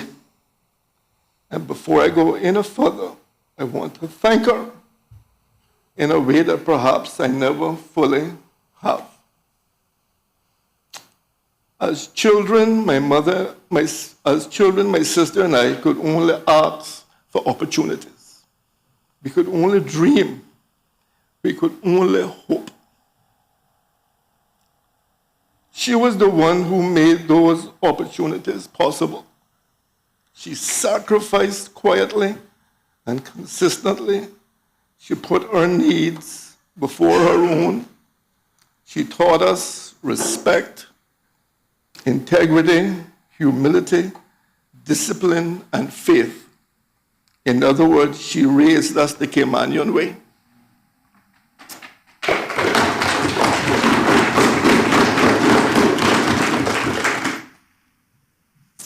If I have achieved anything in life, it is because she laid the foundation upon which I stood. Today, with profound gratitude, I say, thank you, Mom, for your sacrifice, your prayer, your lessons, and acts of love.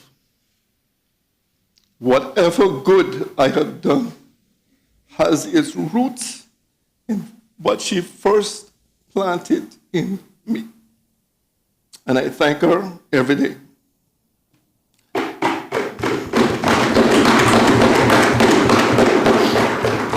And then, Mr. Speaker, my purpose grew because I met my loving wife, Nuvia. For 42 years, Mr. Speaker, we've been together. 30 years of marriage. She has been my greatest supporter, my rock, and the light that has guided through me every season of life. And if you know Nuvia and her family, when you marry her family. So Miss Jackie is here, and Paula is here, and Paula's husband, Paul, is here. You know, it was, Mr. Speaker, a West Bayer, marrying a Georgetowner. There was some challenges, but apparently my green eyes helped a bit. Yeah. Mr. Speaker, of course, then came my daughter, Alyssa. She gave me even greater purpose to be the father I never had.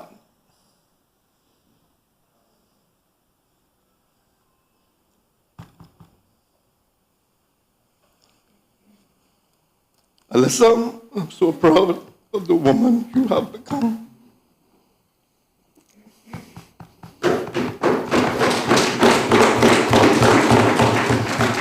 She lights up my life every day. All she has to do is ring the doorbell. And before the doorbell finishes, I'm at the door. Her presence makes my life better every day. Then came Franz Jr., the son I wanted since I was 12 years old. Planned it all. Franz Jr., I could not be prouder to be your dad. Alyssa, Franz Jr., watching you both become remarkable human beings has been one of my greatest privileges ever. Of all the titles I have held, none has meant more to me than being your dad. My family has been my greatest source of strength, and perhaps the greatest gift to me was this: no stress. They created a home filled with love, perspective, laughter, and peace. I know being the wife and the children of the Deputy Governor was not always easy, but soon your husband, your honey, and your daddy will transition from the Deputy Governor to France full-time. Yay. July 8th is going to be a super fantastic day. I often say I'm a lucky man. What did Nuvia tell me? I am blessed. My sister Paula, it was mentioned here, sent me a photograph from when we were young. I was sitting in a wheelbarrow. She was right there with me, and she wrote, "I can't wait to get my brother back." Anyone who knows Paula understands loyalty. And I would caution you not to say anything negative about me to Paula. You will receive a healthy dose of what we call West Bay Candor. Paula, thank you for your love, your honesty, your support. And Paula, Franz is coming. Yeah?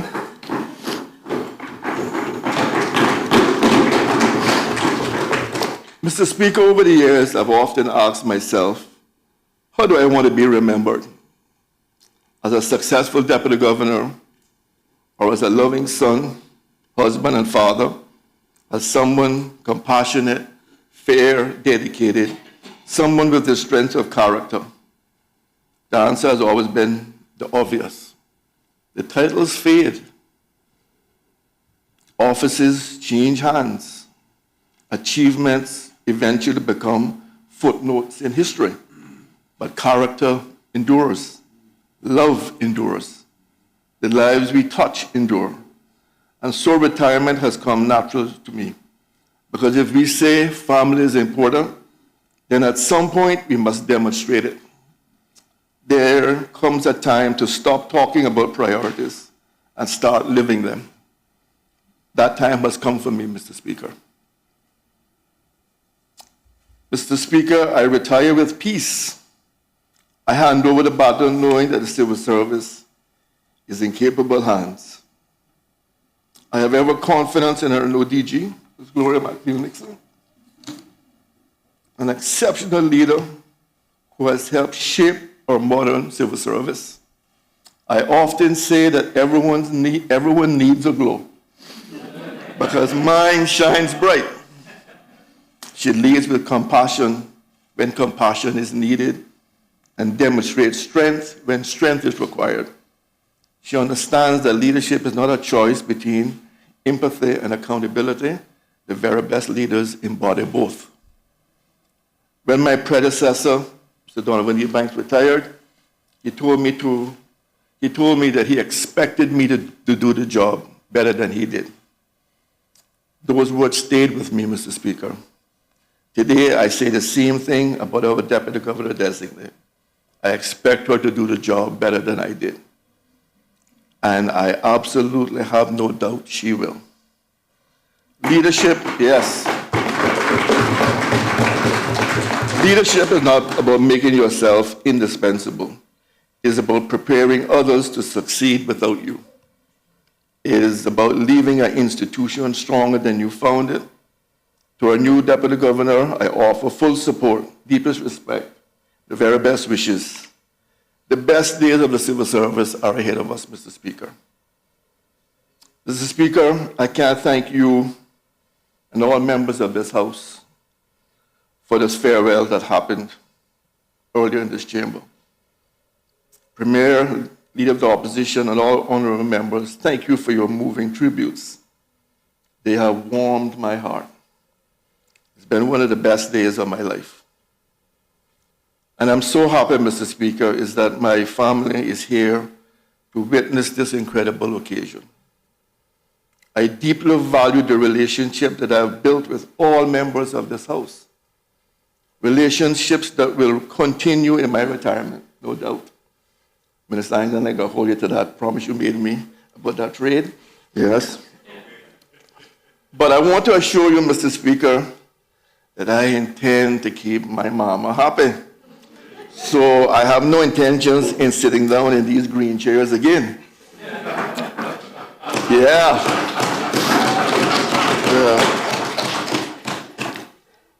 Mr. Speaker, my sense of duty would never have allowed me to retire in times of crisis.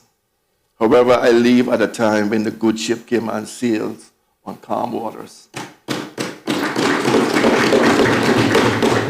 That gives me great comfort.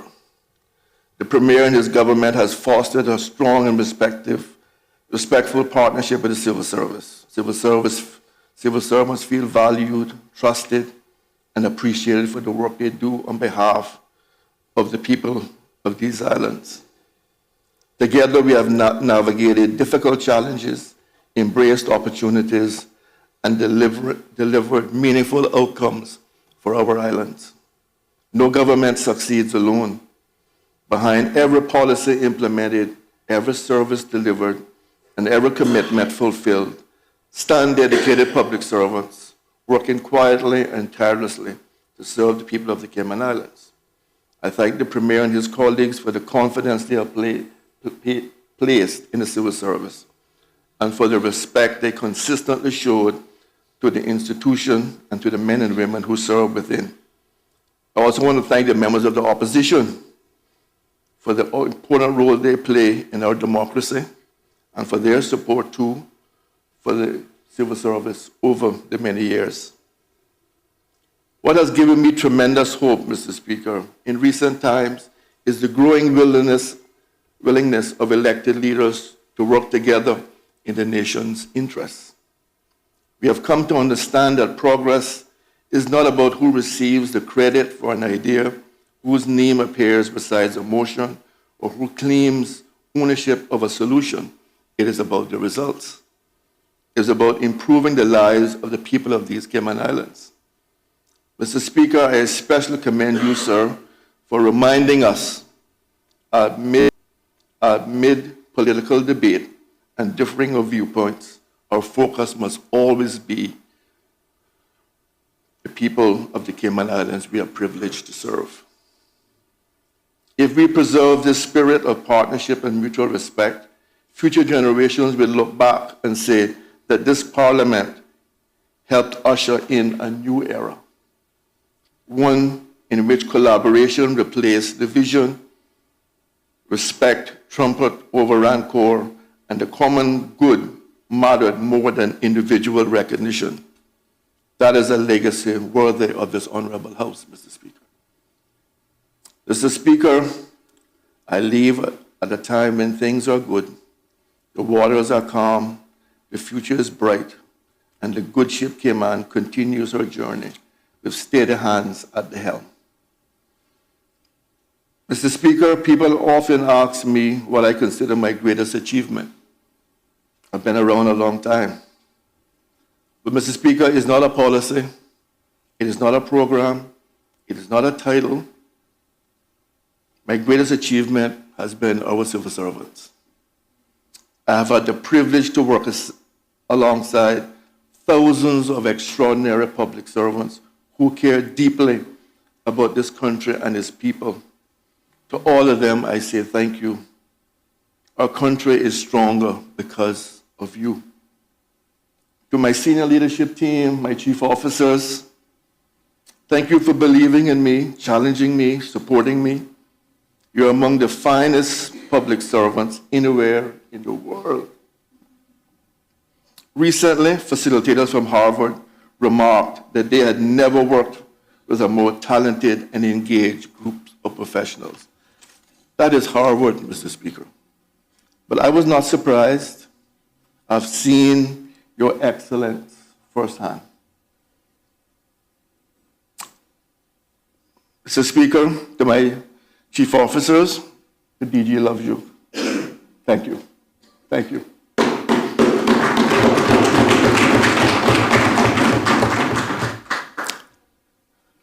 To my team in my office, Office of the Deputy Governor, led by Ms. Mary Rodriguez, who often exceeds all my expectations when I give her difficult assignments and has worked hard to make my life better.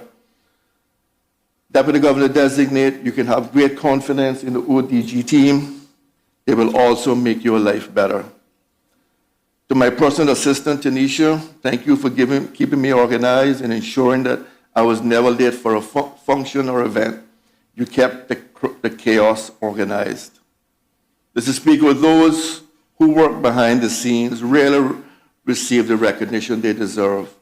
But whatever success I have enjoyed has been made possible by their dedication and professionalism. It has been one of the greatest privileges of my career to serve alongside my team. Mr. Speaker, people also ask me, what are the moments I treasure most in my career? They are not individual achievements, Mr. Speaker. When someone receives an opportunity they never thought possible. In other words, it was when we made people's lives better.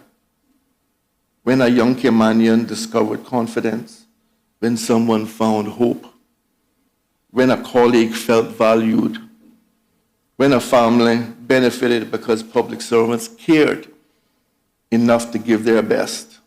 Those are the moments that I remember and the ones that matter the most to me.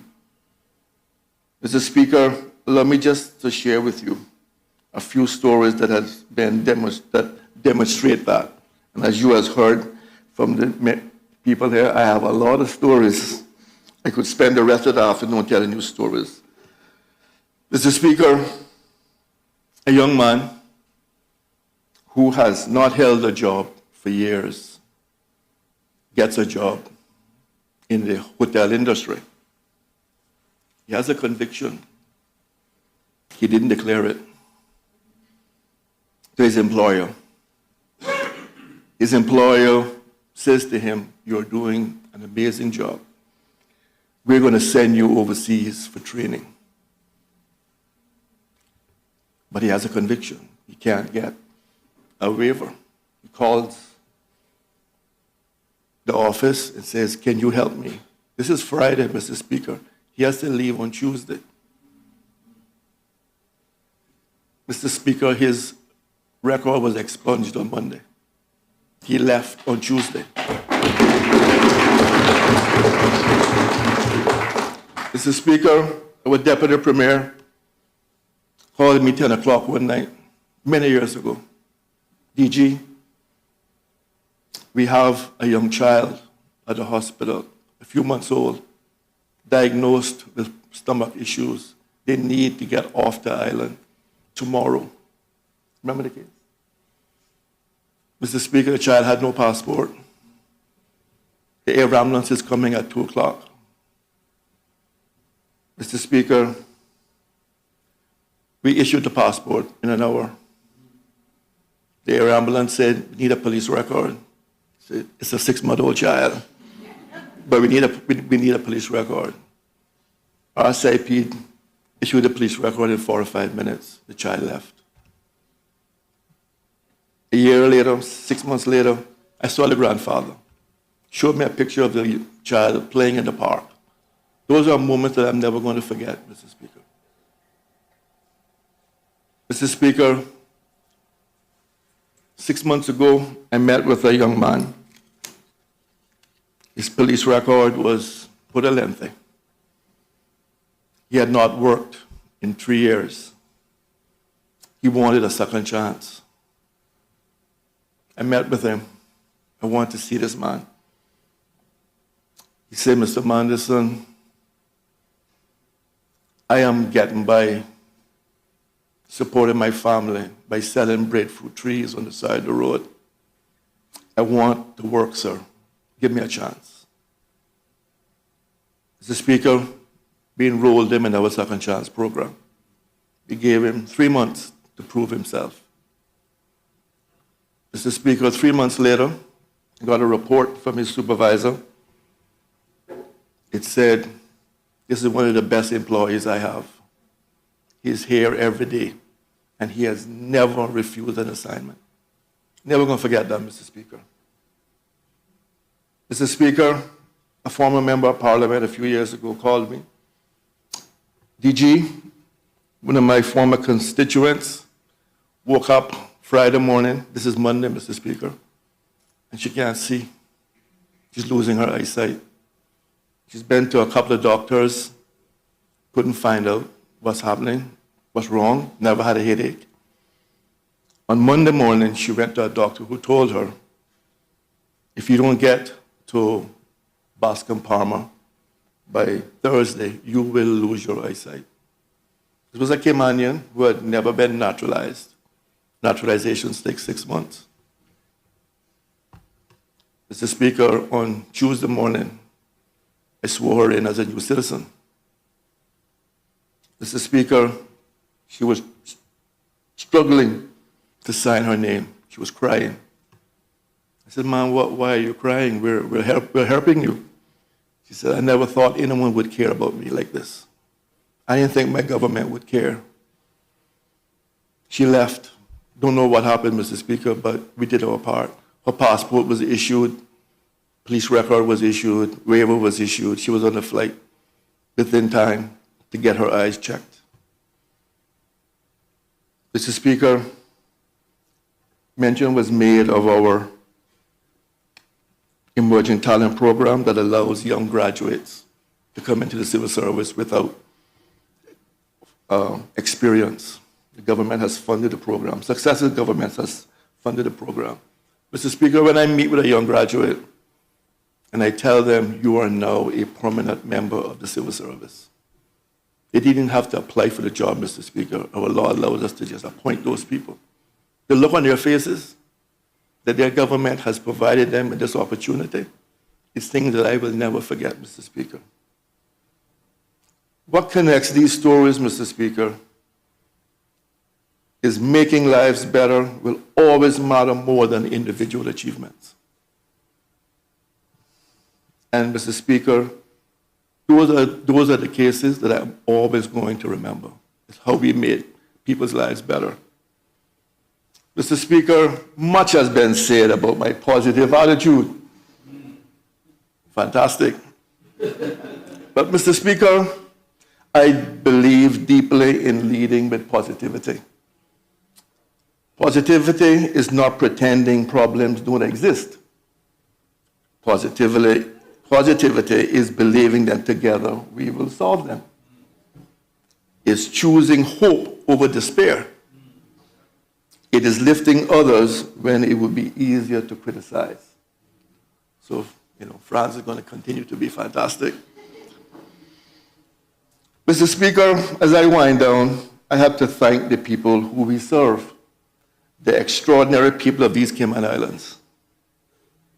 Thank you for the greatest honor of my life. For 4 years, your unwavering support, feedback, and love has been my anchor. In your faces, I've always seen the true essence of Caymankind. That beautiful, unique spirit that blends deep kindness and humility with our unbreakable inner strength. You held me accountable, and most of the time you did so with warmth and grace that defines our people. You provided the ultimate meaning to my work and fueled my purpose every single day. As I transition to this next chapter, I look forward to walking among you simply as a fellow Caymanian who loves his home deeply. Thank you for your trust. Thank you for your prayers. And thank you for showing me the best of Caymankind through this incredible journey. Mr. Speaker, before I close, allow me to leave you with one final thought: the empty boat theory. Imagine you are driving your boat in the North Sound, Mr. Ruddy. Another boat crashes into yours. Your immediate action is anger. You criticize, you blame. But as the boat drifts closer, you realize it's empty. Instantly, your anger disappears. There's no one to blame. The situation hasn't changed, but your response has. Many of life's collisions are like that empty boat. People are carrying burdens we cannot see. They are fighting battles we know nothing about. The empty boat theory reminds us to choose grace over anger, understanding over judgment, and compassion over resentment. Perhaps that's one of the reasons I have lived with what my family calls no stress. I chose not to let bitterness occupy space in my heart. Instead, I tried to fill that space with that positivity, to encourage rather than discourage, to celebrate the successes of others, because leadership is not about how many people work for you. It is about how many people are better because you choose to invest in them. Mr. Speaker, 4 years ago, a young man arrived with one goal: to make his mother and sister proud. Tonight, as I conclude this journey, I know I have done that. I know I have made my good wife proud. Little Franz Jr. is proud. I know I have served this country with integrity, and I know I leave the civil service stronger than I found it. And while none of us can fully control how history remembers us, I hope that when my time here is recalled, people will not speak first about my title. I hope they will say he loved his family, he honored the sacrifices of those who gave him the start, he loved his country, he believed in people, he believed Cayman is stronger when we work together, he lifted others, he served with purpose. Thank you for the extraordinary privilege of allowing me to serve the Cayman Islands for 4 years. It has been the honor of my lifetime, Mr. Speaker. And may God continue to bless each one of you, and may God continue to bless these beloved Cayman Islands. I thank you, Mr. Speaker.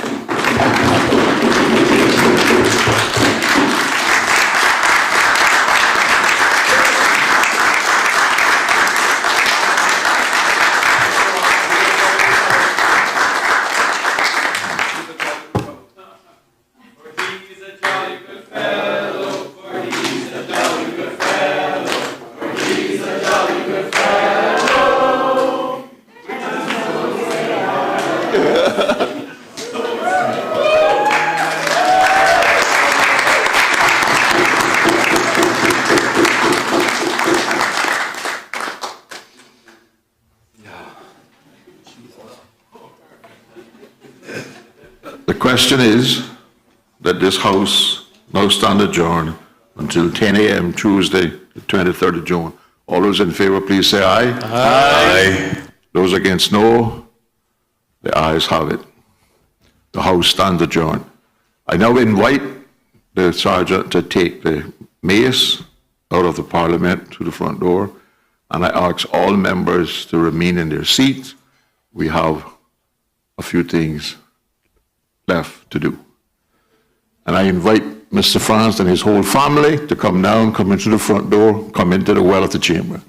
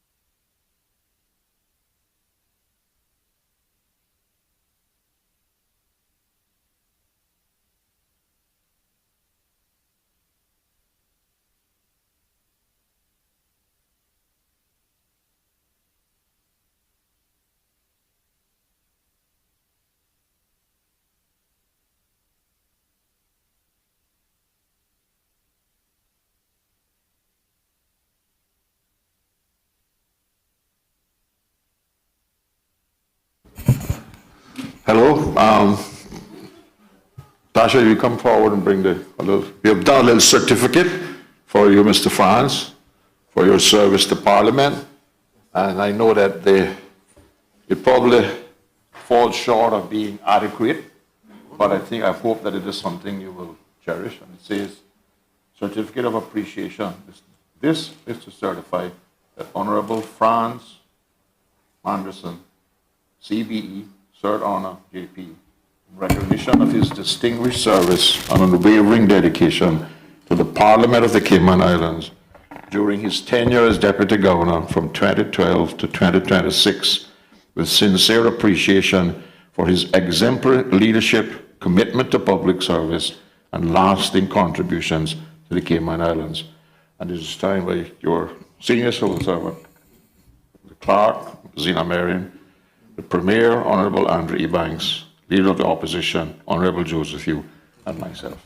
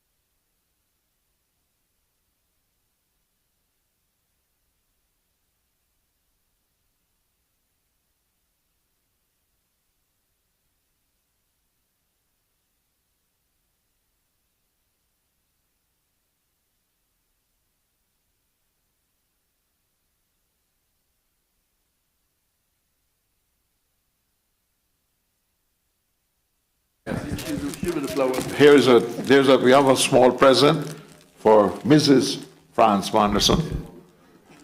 And we're hoping that this bag of goodies will get Mr. Manderson started off really well at home. He don't have no reason to go to the supermarket for at least half a day. And also we have a bouquet of flowers for your lovely mother, Miss Jenny Manderson. Thank you so much.